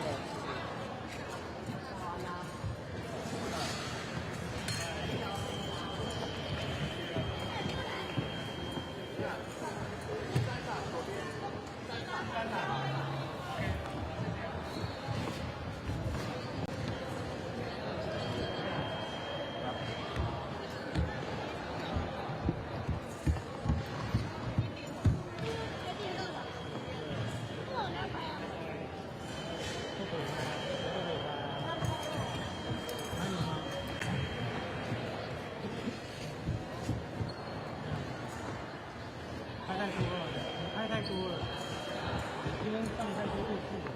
大家。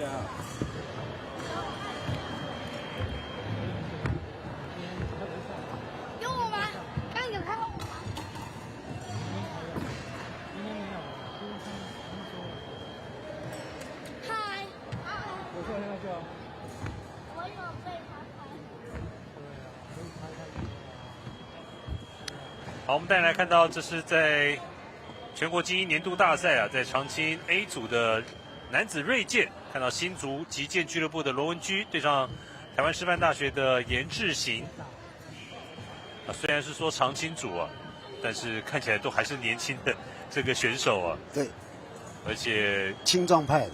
看看这一次长青组的名单，就是问到吴敬德老师，吴老师说这边里面好多都是过去的国手啊，现在转教练的这些选手啊。是。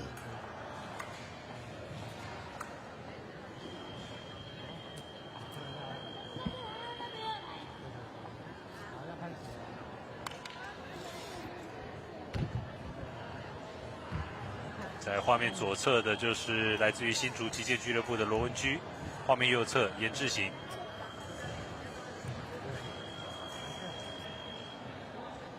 在锐剑的部分的比赛，我们前面讲到锐剑就是从头到脚全部都是攻击点，攻击得分点。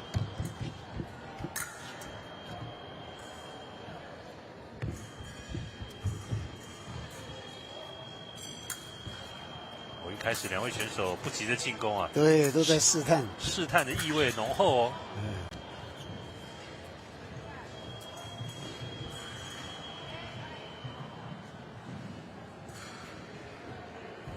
罗文居拿下了第1分。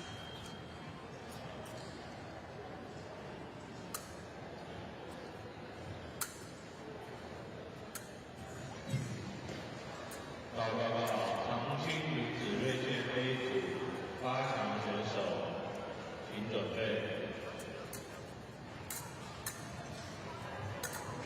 更正，长青女子锐剑4强选手，请准备。目前在成年组啊，在锐剑的一个部分啊，全国排名第1是来自于高雄剑会的庄博宇。那葛义儒是目前全国排名第2。吴俊明在锐剑的部分是全国第3，第4名是一个高中生，中正高中的李让。是李让，是一个相当优秀的那个年轻的选手，非常好。哇，高中生就可以在全国的排名排到第4名呢。是。那我们早上有提到的，现在就是裁判因为1分钟了，要求他们要积极比赛。是，因为前面这1分钟两个人都很试探的味道，对，互探虚实啊，好像都只是健身的一个香蕉，并没有做这样的一个。是。好，有了，这次有了。对，颜志行拿下了这1分。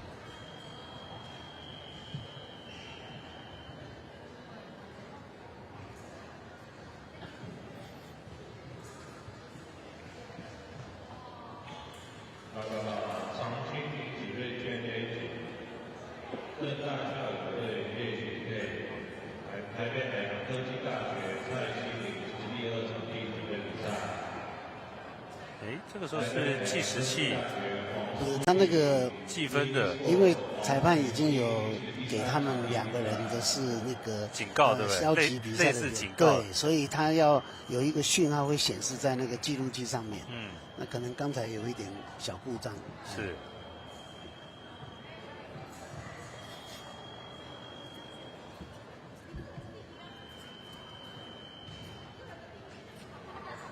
当然，在长青组的比赛，锐健，我手边的表格他们只要拿10分而已。是因为他们是长青的嘛，对，怕这个打太久体力不行。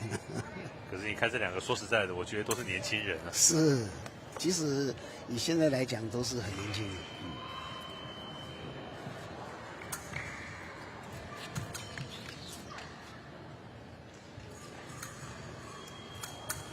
在明天12月17号的比赛啊，从一大早开始啊，长青男子的盾剑组是，而另外明天在男子的锐剑、男子盾剑、男子军刀、女子军刀、女子锐剑，明天都会来进行初赛、复赛到决赛的这样的一个过程啊。所以在明天12月17号，在板树体育馆啊，不管您亲自来到现场看比赛也好，或者是透过网络的直播，或者是在有线电视的智霖体育台，都可以看得到。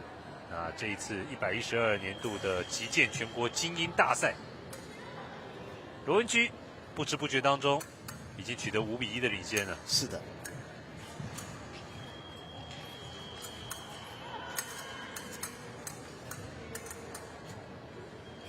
颜志行这边必须要做一些比较积极的抢攻哈。是。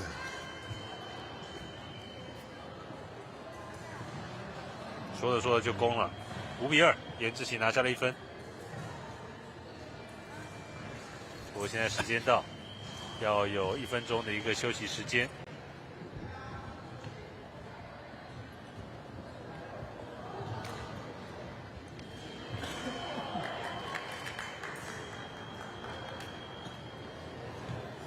在长青组的比赛啊，我觉得就不像今天看小朋友也好，看这种青年组也好，就是感觉厮杀比较激烈。对。当我们讲到锐剑，也是重剑。是。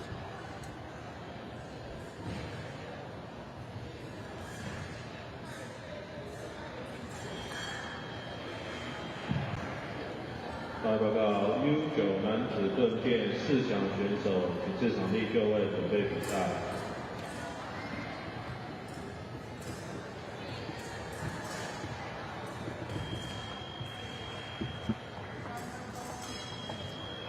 好，现在要进入到第2段。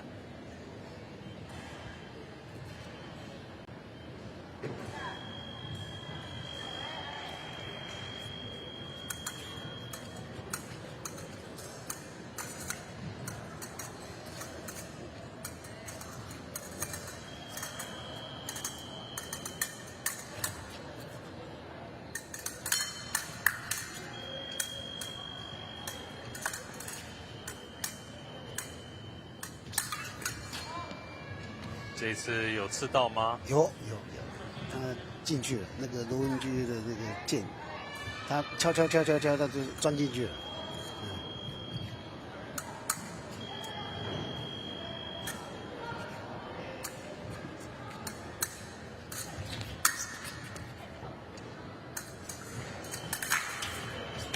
哦，谁先中呢？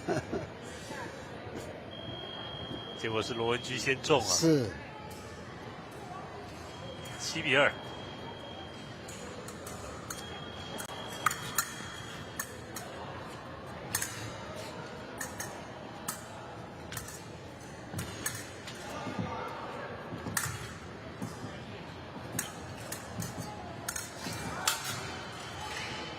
罗文君应该是再拿1分了。是。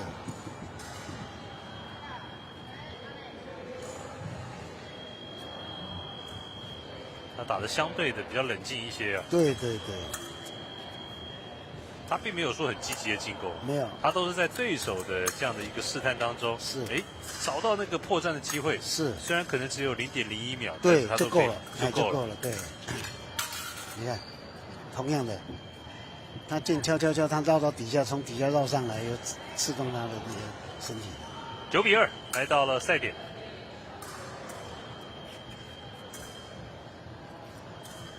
哦。这次直接突破，负重，来自于新竹击剑俱乐部的罗文君，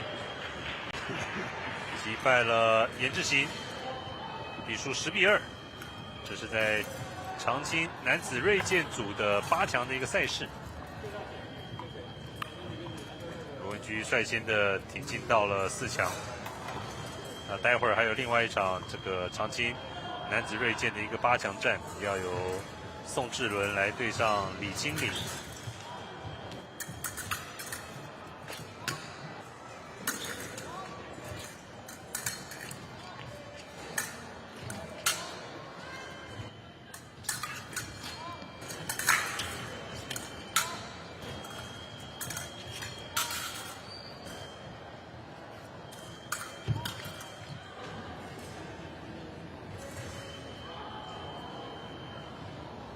来看到刚才打进到4强的新竹击剑俱乐部啊，罗文君已经率先晋级4强了。现在他的队友李金麟要来面对宋志伦。宋志伦在这一次的全国精英年度大赛长青组的部分，他是以个人的名义来报名是。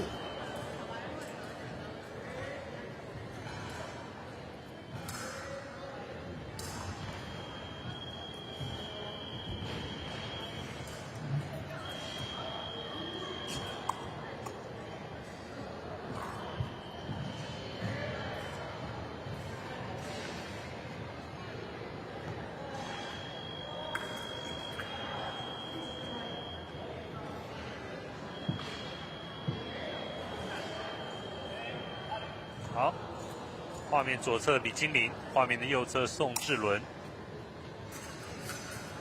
宋志伦是左手持剑。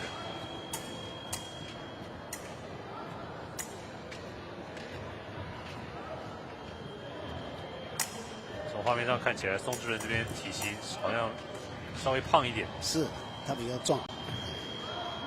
我是他先得分哦。对，因为他刚才对。然后你可以看那个左边李金麟，就是我们早上有提到的，他的握把就法国式的。哦，他拿的是法国式的握把。现在在锐剑当中，这种法国式握把相对上是比较少数了哈。对，但是好用，因为他的动作不需要很大，他是以刺为主，所以用法国式的话，他那个刺的那个动作可以很细腻。刚才李经理尝试刺，结果没刺到，反而被宋志伦给架开，而且让宋志伦又得到1分。对。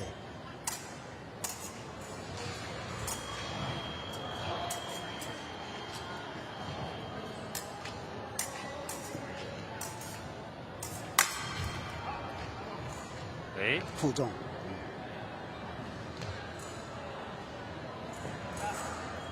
刚才是两边各得1分了哈。对。所以现在是3比1。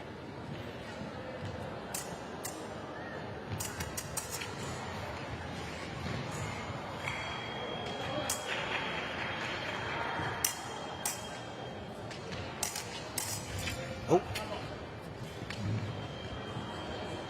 再一次负重。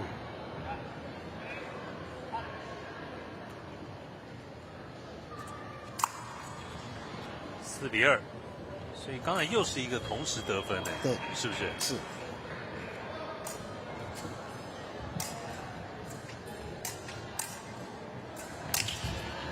这次宋志伦没有成功。他进攻，但是箭进去的时候，对方已经先刺中。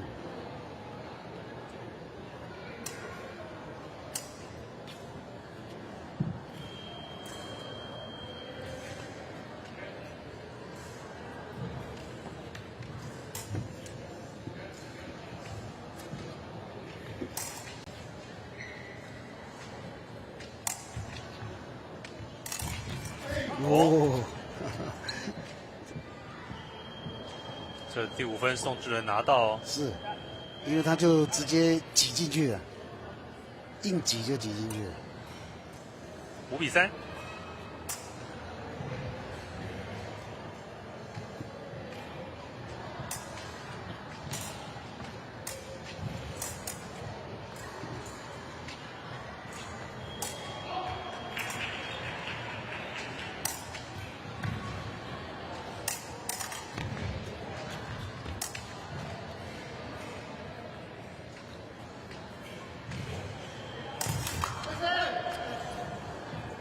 强攻还是有效的。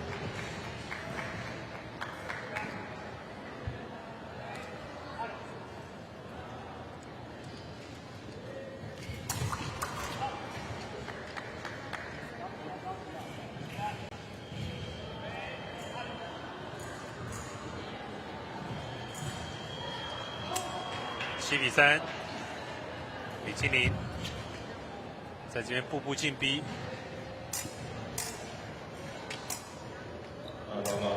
宋志伦背后的空间其实还够啊，够。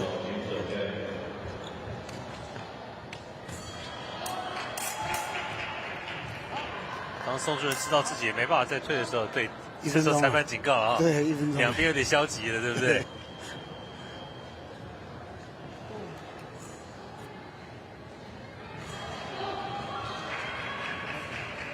那现在又有1分钟的一个休息的机会，是。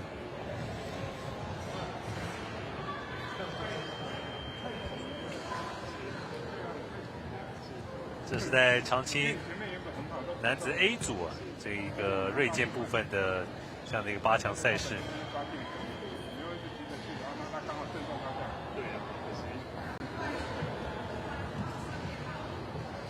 这1分钟休息时间，李金玲连这个头罩都不拿下来。是。这是个人名义报名参赛的宋志伦。应该现在也是这种基层的这种教练了。是，他现在是教练。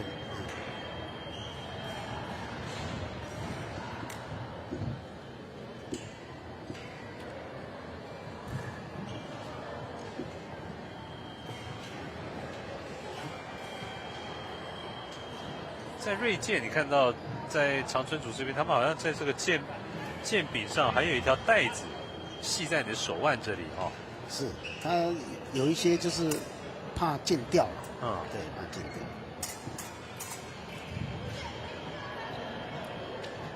抢10分的比赛，李金玲还是跟上个阶段一样，不断的采取进逼这样的一个态势。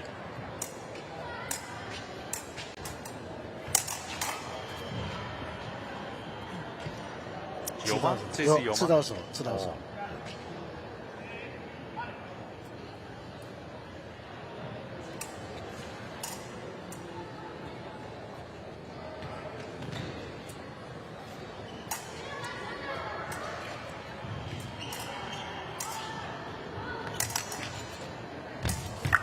哦，一个负重。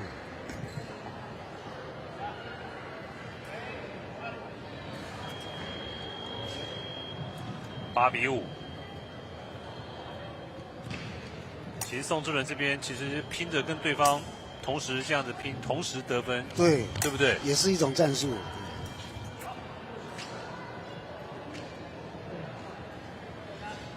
李金玲这边刚才又是先刺中啊，对，他先刺中。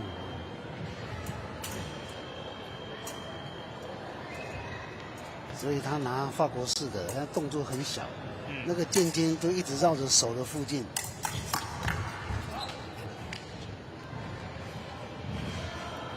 赶上来喽！这场比赛开始有点悬念喽。对，还有看头。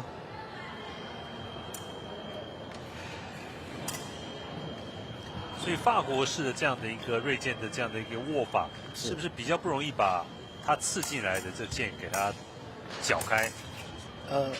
在绞开方面会不会比较困难？也不会，也是可以的。它主要就是利用那个手腕，因为它是直行的，所以如果你只要手一转，它跟着就转，剑跟着就转，而且动作可以更小，因为它是一个轴线，一个轴心。宋智伦的这一次有中了吗？没有，有互中，两个人互中啊，对，互中。哇，所以现在这个就是1分换1分啊，宋智伦。因为这也是一种战术运用。对，我一直分数一直堆叠上去，只要有那个分数差，那还是有利啊。好，恭喜宋智伦，他打败了新竹击剑俱乐部的李经理呢，取得了4强的一个机会。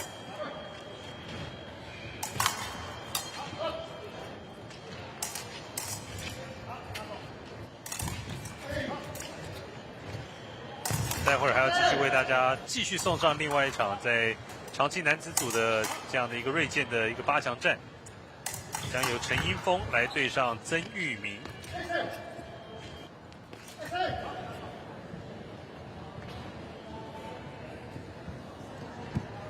现在2位选手已经来到场上了，来代表台北海洋科技大学的曾玉明，要来面对代表桃园市建筑师工会的陈英峰。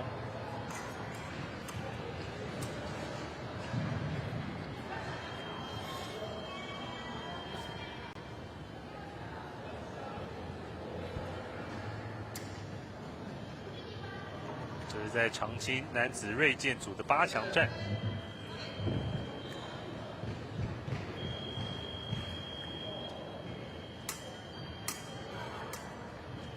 曾玉明一开始不动，这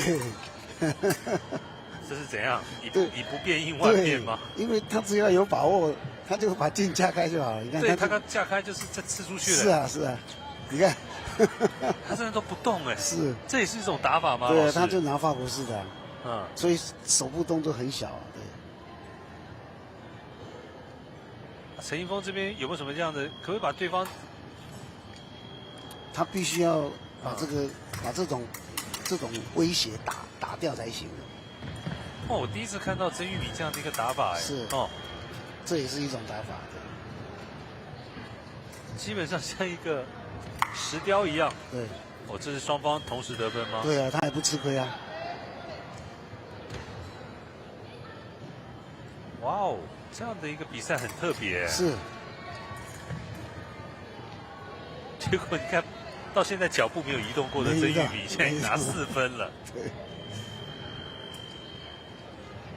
因为这个没有攻击权嘛，是谁先刺中跟互刺的问题，所以如果他有把握，你看他把剑架开了，他不好打。老师，击剑比赛的进攻权是什么意思？进攻权，它是因为，他的理论就是说，当有人拿着真的刀子威胁你的时候砍过来，一般正常的人不会说马上就对砍过去，对不对？因为两个人会先架住。对，基本上一定正常的话，一定会先挡，或者是跑。那当然，以击剑来讲，你肯定是先挡，挡了以后。威胁解除，你才能够反攻嘛。他的理念就是这样子。我们一般讲就是说，攻击权是说不允许 two widows， 没有2个寡妇。OK。哎，就是这个意思。哇，这蛮有趣的一个对，解释。那个攻击权就是这样来的。那为什么这个锐剑它没有？因为它本来就是决斗，锐剑本来就是决斗用的。所以决斗哪里有什么，就是只有生死，所以没有所谓进攻权了。对，所以他就只有生死啊。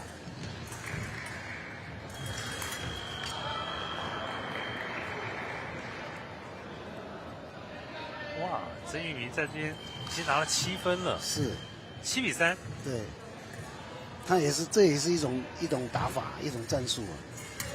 所以老师，当碰上这一种不动的选手，只靠手腕的这样的一个角度力量来对你的时候，你如果是陈英峰的教练，你要给他什么样的建议？啊，那就要善用那个他自己本身的那个剑颚。我不是之前讲吗？那个剑颚它不是正心圆，它有一个角度，一个偏心圆。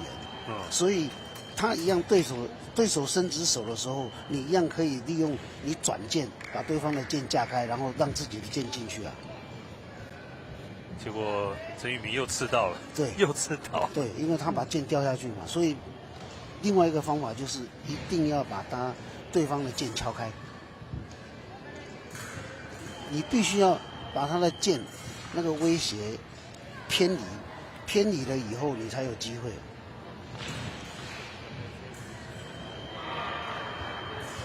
这曾玉明这样的一个打法，真的是觉得很特别，很特别，完全不动，完全就靠他一个右手。对，但是他就是要有把握，我能够很细腻的，跟你拼互重。所以他特别拿的是法国式的剑把，因为法国式的剑把，他那个手指头的细腻的动作可以做得很好，你一般枪式的做不到。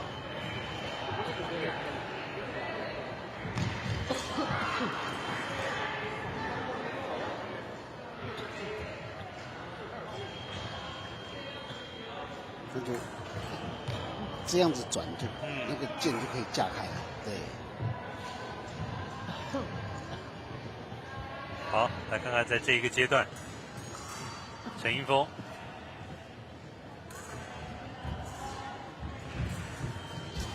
刚才两位不管是教练也好，队友也好，给他建议啊。对。现在看能不能现学现卖。对。这个同时得分吗？对，因为他现在当然有曾玉米是很有本钱跟他互动的，跟他换分就对了。对。陈英峰刚才差一点点。是。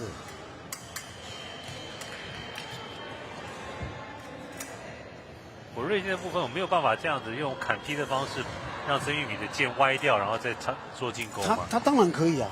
他可以用砍劈的方式啊，可以，当然可以，只是说他砍得掉，砍不掉。所以你看到从头到尾脚步没有移动半步的曾玉米，在这一场长青男子锐剑的这样的一个8强赛事当中，最后是以10比5对击败了陈英峰啊。是，我觉得他可能没有流汗吧，应该没有流汗吧，应该没有。这是很特别的一种战术打法。恭喜曾玉米拿下这场比赛胜利，非常非常特别的一个打法。是。我们透过这场比赛结束之后的这种画面啊，再来回顾一下。你看他脚步完全不动。是。上半身几乎也不动。对。就是靠手。对。就是靠手。是。所以其实也表示他的基本功非常好。基本功非常好。好，在这场比赛结束之后呢，我们要休息一会儿喽，稍后继续为大家带来这一次112年度的击剑全国精英年度大赛，稍后回来。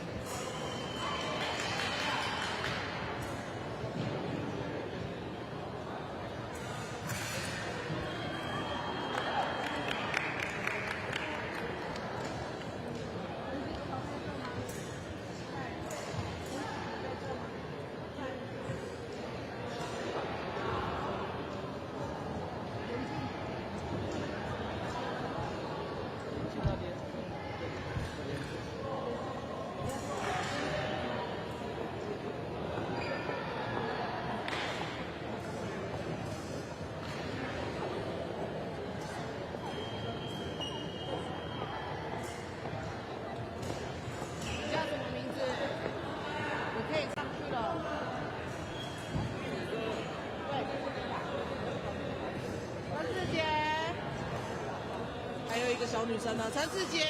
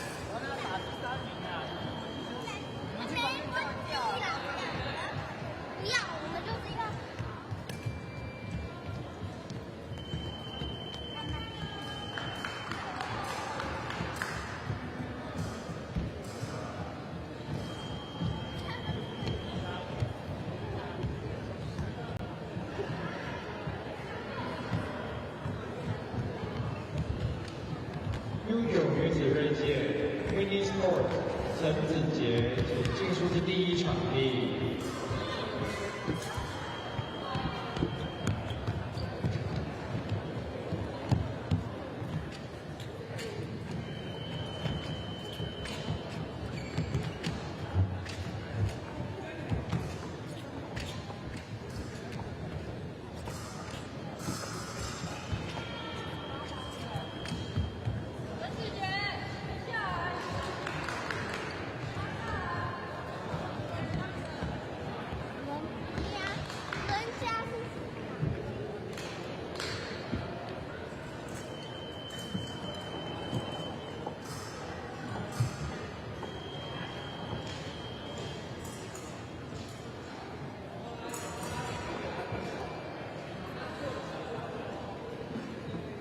颁发青年男子军刀。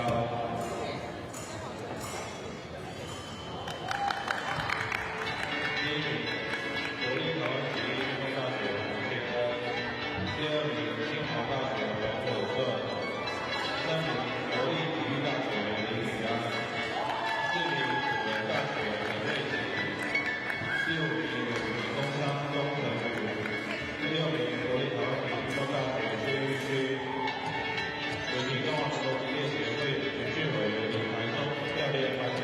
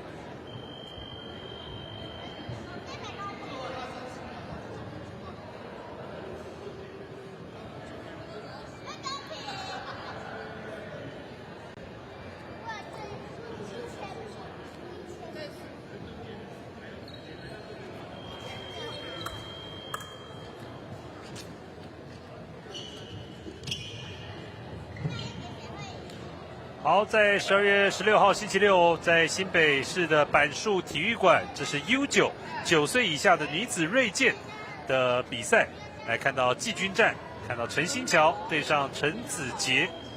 陈新桥来自于忠孝国小，是在画面右侧的选手。陈子杰 ，Winning Sport。现在刚好这个积分板是有一些问题吗？是，对。当然，在9岁以下的这个比赛啊，就抢10分了哈。没错。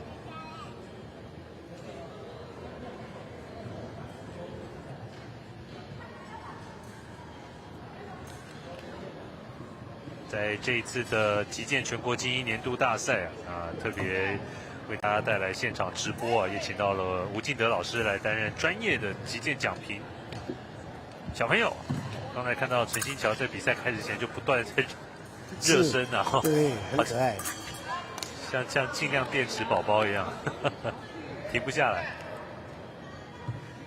也是他先拿到了第1分。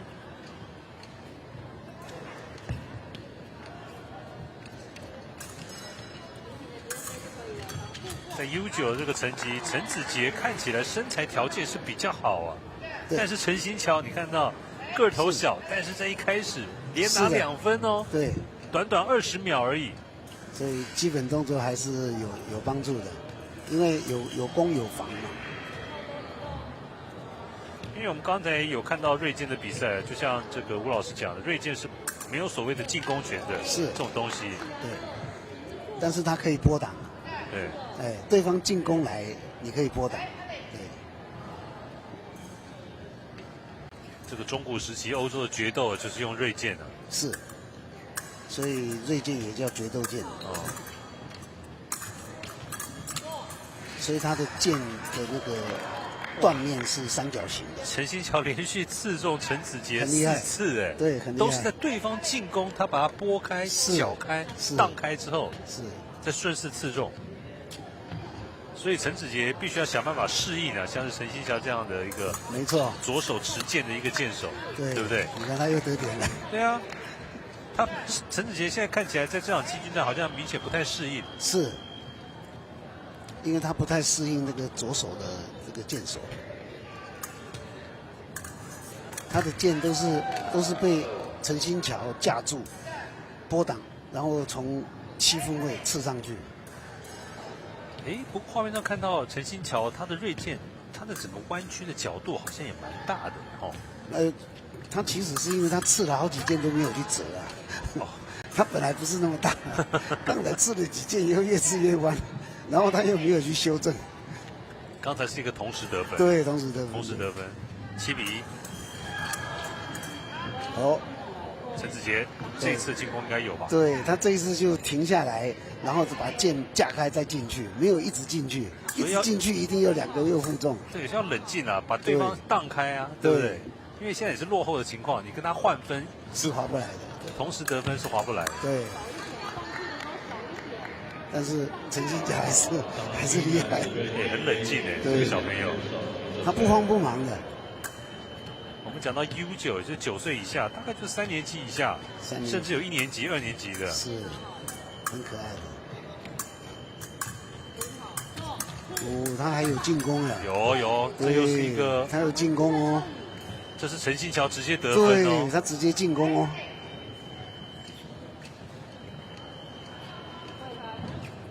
2个人离好远，是。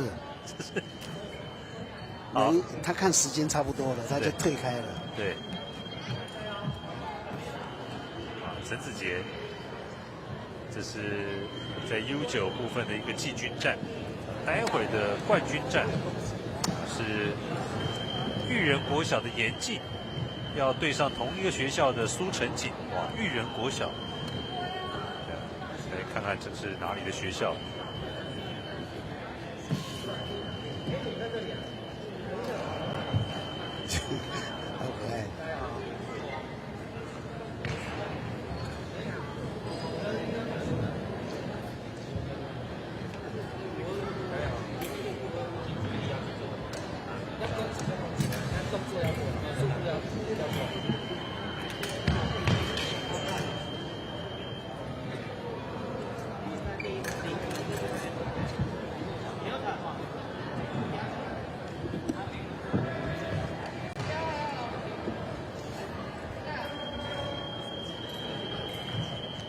好，这场 U9 的女子锐剑季军战，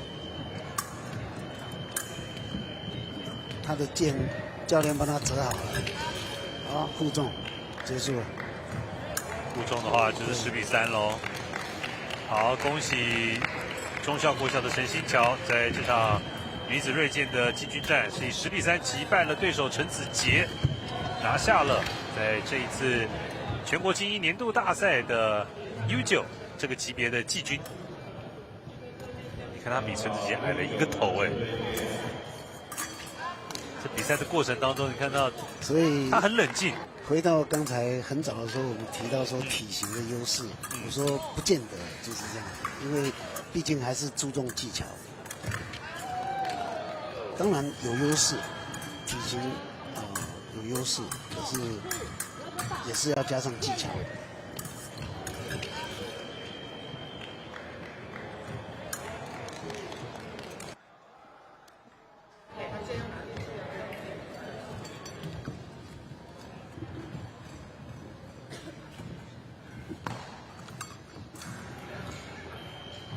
好，在看完季军战之后，马上就要登场的就是 U9 女子锐剑的一个部分的冠军战了。哇，这是育人国小内战。是。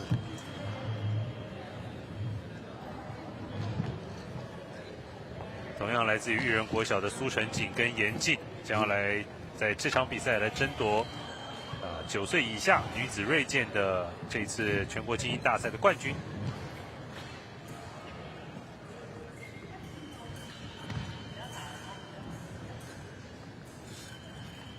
严静在前一场比赛是10比5击败了陈新桥。那苏成锦在前一场比赛是10比6，击败了陈子杰。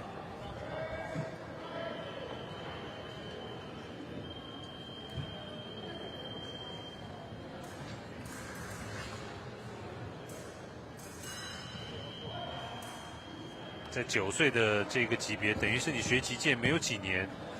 我就来可以能够进到全国的这种前8强。好，两位选手现在让裁判来检查使用的锐剑。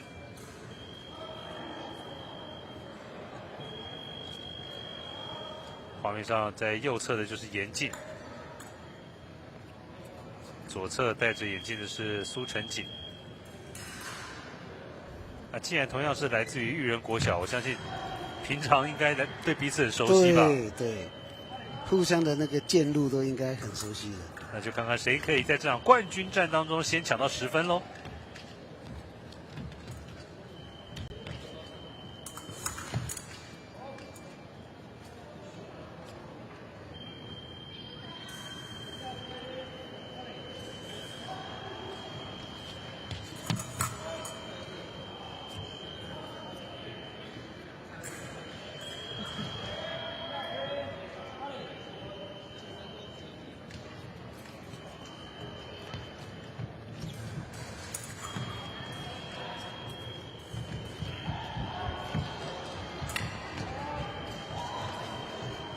这次又是同时得分吗？对，2比2。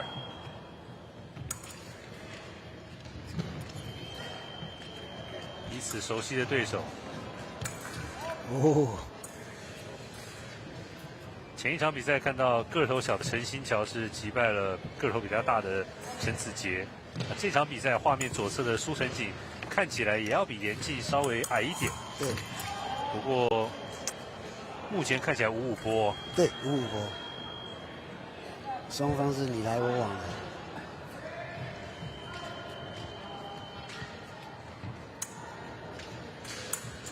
哦，主动进攻。苏成锦的一个主动进攻，这一分应该是有拿到。有。对，5比3。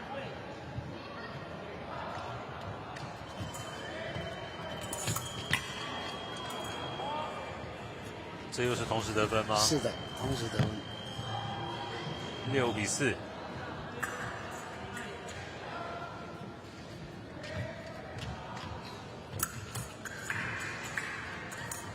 哦，可以抓住对手的剑这样子攻吗？没有，他要给他，应该要给牌了。对，要给牌了。严静刚才抓住苏成锦的剑。对。给红牌耶！直接给红牌，对，因为那个太明显了。红牌是罚1分吗？对，直接抓了，你看，他直接太明显了，直接给分。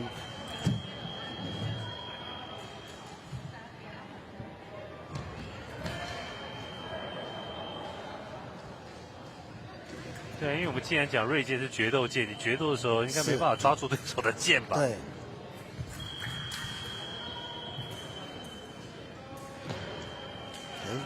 那个计时器也有一些这个问题啊。对。所以他的那个警告还在。是。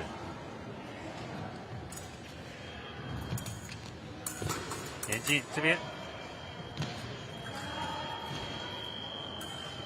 哇，苏成锦再拿一分，分数变成8比4了。对。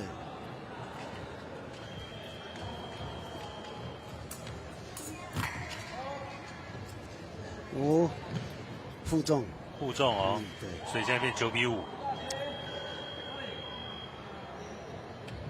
9比5，苏成锦来到了赛点。严禁都有这种想要去抓对方剑的感觉。刚才差一点要去抓了。对，我觉得他左手好像有点忍不住想去抓剑。对，他差一点有这个。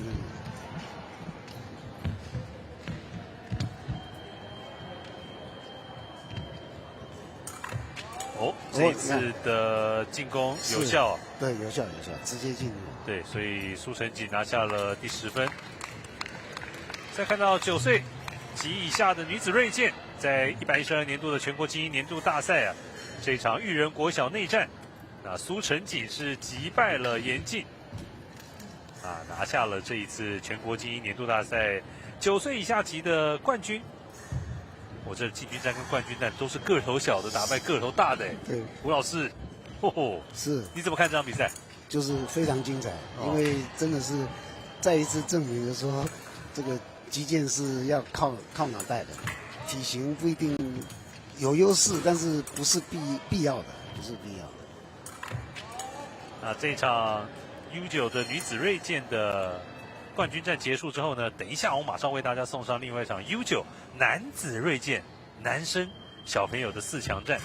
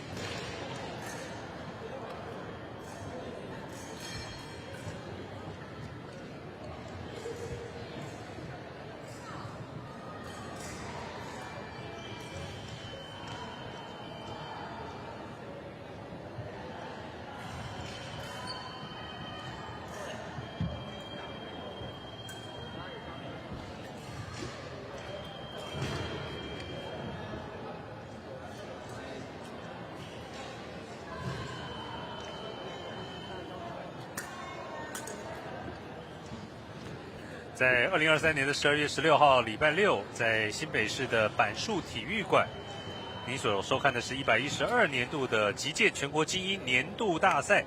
在接下来画面上要登场的这个 U9 岁以下的这个男子锐剑，忠孝国小的林柏林要来对上同学，不能讲同学啊，同校的校友季哲熙啊。在画面左侧的就是林柏林，右侧是季哲熙，抢10分的比赛。看起来季哲熙应该是学长了，看起来比较大一点哈，是体型上。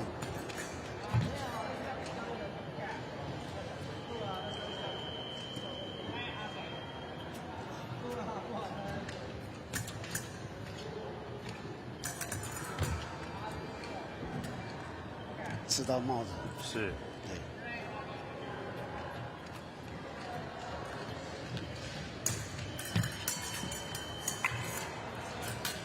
我们前面看到长青组的锐剑比赛，曾经有看到有人就是完全不动，就等你来攻，对，而且等你来攻，露出破绽的时候，我反而可以得分。是，可是小朋友就是你看，就是积极进攻，对，场上就是完全是非常积极的来抢攻这样的一个感觉。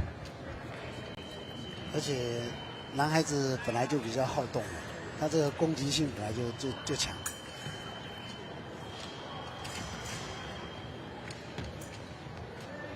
林柏林现在取得4比1领先。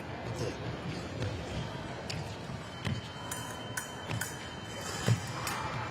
哦，互中哦。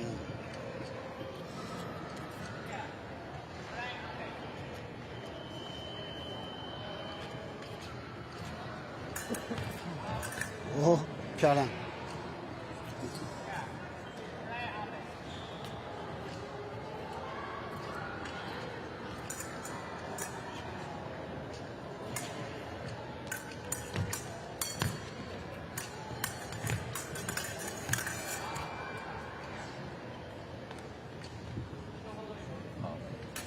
都没有得分，没有，对，都刺空。有了。林柏林这一剑中了哈。对。7比2。他的剑尖的动作蛮细腻的，他剑尖没有跳得很开，都绕着对方的手，所以只要有空档他就刺进去。又来了。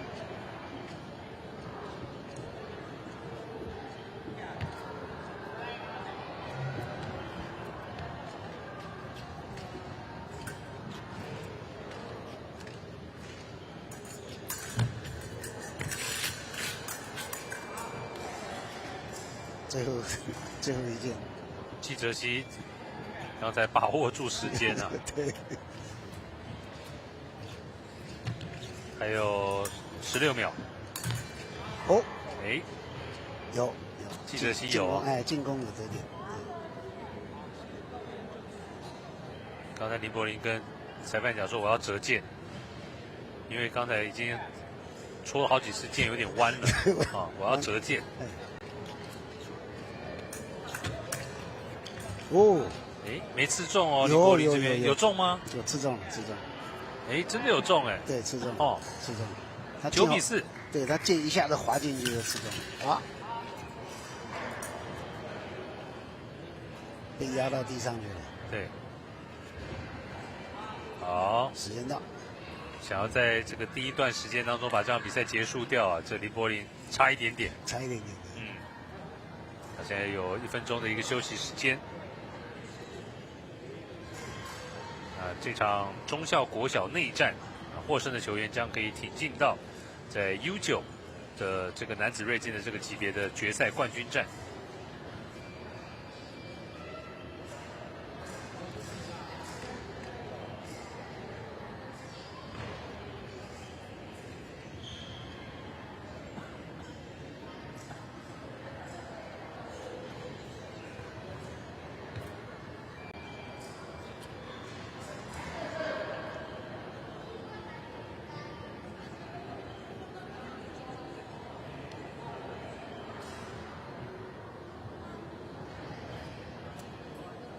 看他们年纪小，但是看起来都很在比赛场上都很老练的，很专注，很专注，对，是的。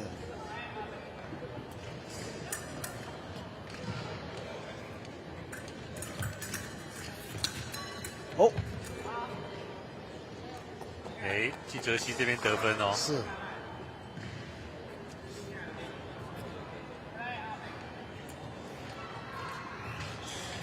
那现在林柏林这边就是看要不要采取这样的一个换分啊，是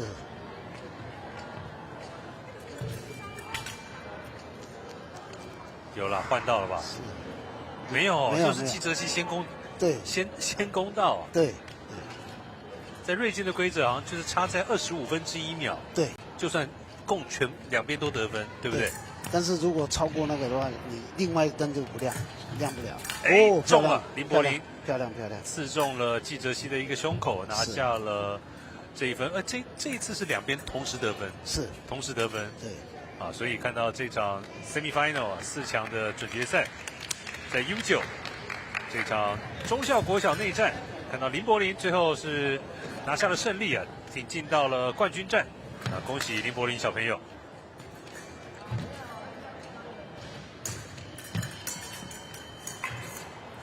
在击剑这项运动当中，不仅可以训练你的抗压力、你的反应能力，而且更可以训练这个击剑手们这种胆大心细的这种特质啊。确实，从小训练起，对，而且对事情的一个专注。因为你身为家长就知道，小朋友最常让家长感觉到的就是你不容易对事情专心的哦，所以击剑运动是非常适合小朋友来学习、来接触的一项运动。好，在等待下一场比赛之前，我们先休息一下，啊，稍后回来。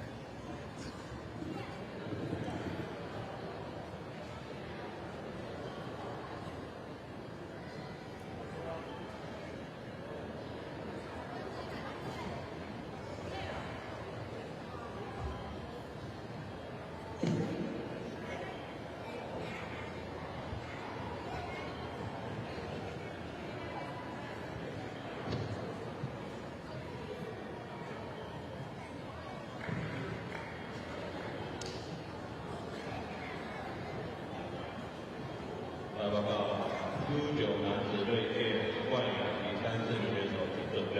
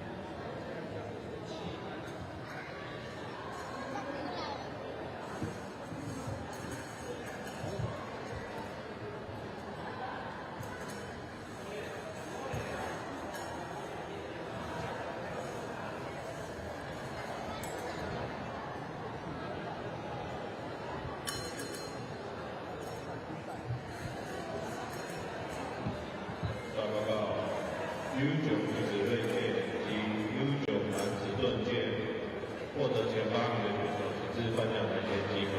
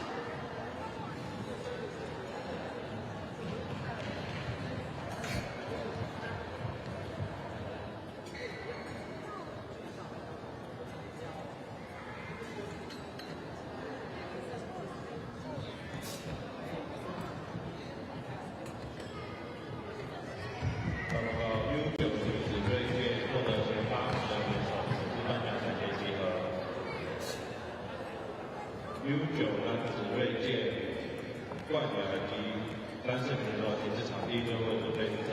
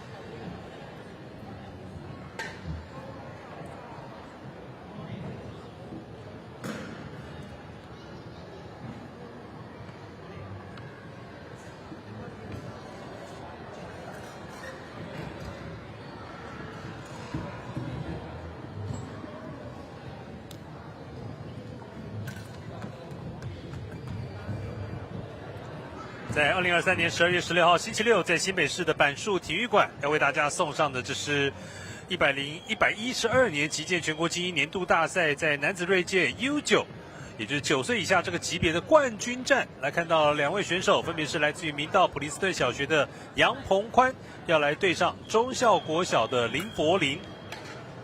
2位小选手要来争夺这一次男子锐剑9岁以下级的这样的一个冠军。林柏林刚才前一场比赛，我们看到忠孝国小内战啊，打败了应该是学长的季哲熙啊。是。那杨鹏宽在另外一边10比1击败了这个对手洪维凯，拿下了这个冠军赛的一个门票。那现在这场冠军战开始，2位选手个头都不大，对，体型几乎是一样的，对，男生发育比较慢啊，所以讲 U9 岁以下这个级别啊，是，那等于是2、3年级，2、3年，个头都还小。不过你看到场上的这个锐剑的这个击剑的这个姿势啊，这个脚步啊，对，其实我说实在，我都不知道他们都学多久了，对不对？很熟练，而且都蹦蹦跳跳的，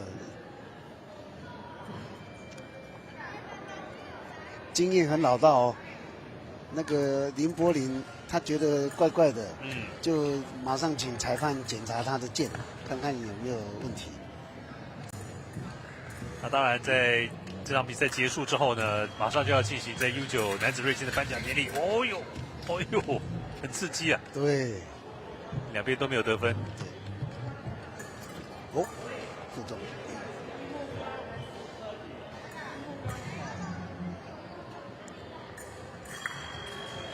所以是互重啊，刚才互重，刚才互重。他现在跟裁判要求要请那个这个剑要凹一下，请教练来凹一下，因为他已经变成 S 型了。他这个也是枪式的这样的这样的握把哦。对。以 U9 岁以下，他们的小朋友的手会不会太小而没有，他没有办法握住？握把有小号的，也有小号的，对不对握把有？小号。杨鹏宽看起来比较积极哦，不过两个人离蛮远的。对，如果在这种距离再维持下去，裁判要出来说不要消极比赛了。是。真的啊，两个人没有，有林柏林中了。是林柏林这一箭胆大心细，不错，3-3。不过林柏林的箭好像又凹了。对，因为他刺的够重，所以箭条整个弯掉了。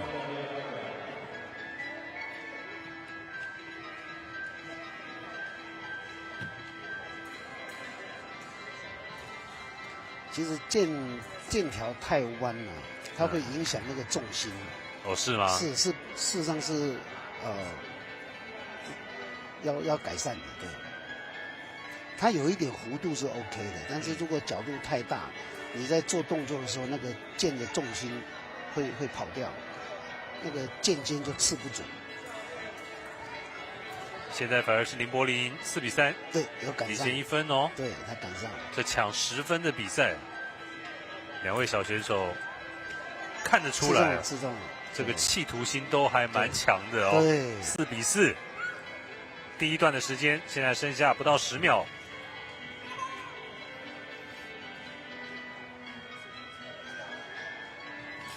哦，哎呦！我们知道锐剑是全身都是攻击的有效范围哦。对，这一箭刺得好，也躲得好，是很漂亮。这一箭，两个人，一个刺得妙，他突然间去刺他的脚，另外一个躲得也漂亮。这个跳飞脚，轻功不错。对，很精彩。这个刚才那一瞬间。好，有1分钟的休息时间，我们来看一下刚才这箭刺出去。你看刺脚，哎呀，这个是真的是千钧一发。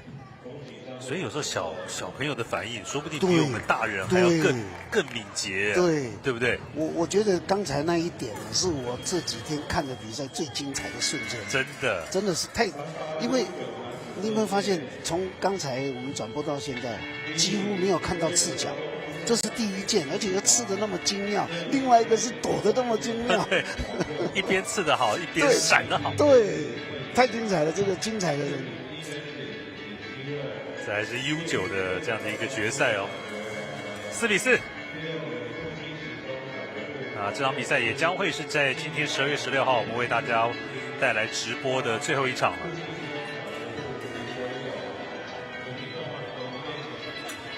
哦，这边也是共同得分吗？是，对，没有错。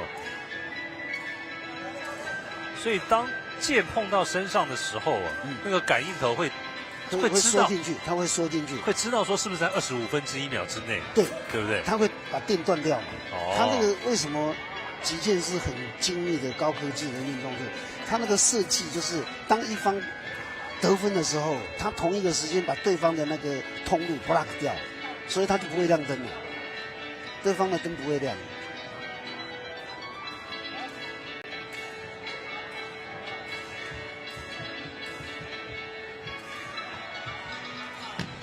6-5，林柏林暂时1分领先，抢10分的比赛。机械进攻又是换分哦，是不是？又是换分哦。是。两边各得1分。对。不过杨鹏宽这边由于现在是1分的落后，他必须要想办法先刺中对方，还要自己要闪掉。是的，漂亮，这已经吃到脚了。这一次给他吃到脚了。这个战术不知道是不是他们赛前拟定的哈？对，因为只有你看盾剑、锐剑、军刀，只有锐剑能够刺脚啊。是，这个又双互中。哇，那等一下如果9-9互中的话，老师怎么办？10-10怎么办？他会那个再加打一点。所以在锐剑这种也是有 deuce 的嘛？对，就是在这种状况才有，对不对？对。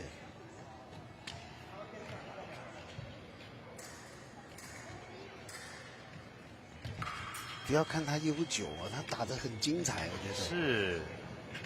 而且他是有战术的，像刚才杨鹏宽先刺脚，然后他刚才这一点负重他是刺胸部，他从低的又往高峰位去刺，所以是让对手防不胜防啊。对，两个人都是有在斗智的。这是不是一起得分呢？没有，没错，又是一起得分，9比9了。对。哇，现在刺激了，吴老师。好看，这个好看。这个 U9级的男子锐剑的冠军战，现在谁拿最后一分呢？两个人都是打得很好啊，真的打得很精彩。中校国小的林柏林对上普林斯顿明道普林斯顿小学的杨鹏宽。如果真的在时间到了，这个共同得分的话，时间到，所以休息1分钟。哦，所以还要再打一段对。对，再打一段。哇哦！哇，不要看他们年纪小啊，这个精彩度一点都不会输给大朋友，不会输给大人啊。对，在这边要跟观众朋友来预告啊，明天12月17号礼拜天的早上10点开始，同样的是在网络的一个平台为大家带来这一次112年度全国精英击剑大赛的这样的一个直播啊，明天。这些真正的这些国手就要登场了哦。是，明天的比赛会比今天更加精彩。不过今天这场这个冠军战就已经很精彩了，9比9，真的很精彩。而且两个小朋友显然韧性都很好。是，哎。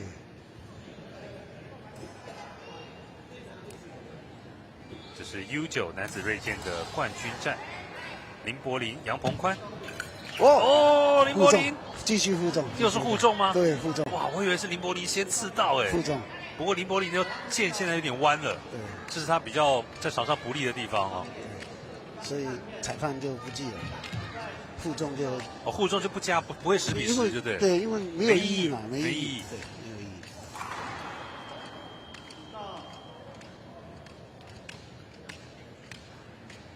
两个人都在等待，对，惊心动魄的一点啊，都在等待一击的机会啊。是，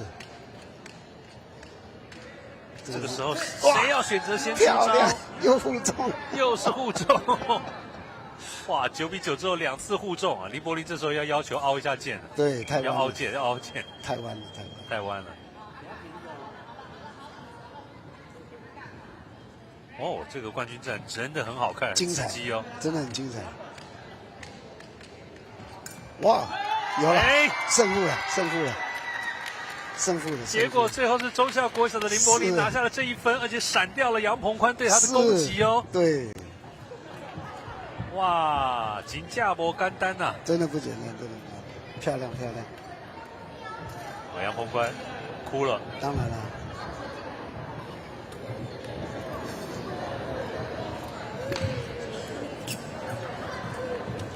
哇，不管是小朋友啊还是大人，真的只要是选手在场上比赛，都会有得失心啊。对。哇，流着眼泪的杨鹏宽还是要把这个器具收回来。我来看看最后的，不是最后这一分啦，这是整个比赛的过程啊。哇，今天这一场这个 U9的男子锐剑的冠军战啊。这2位选手今天的确为我们呈现了一场非常非常精彩的比赛，非常精彩，真的。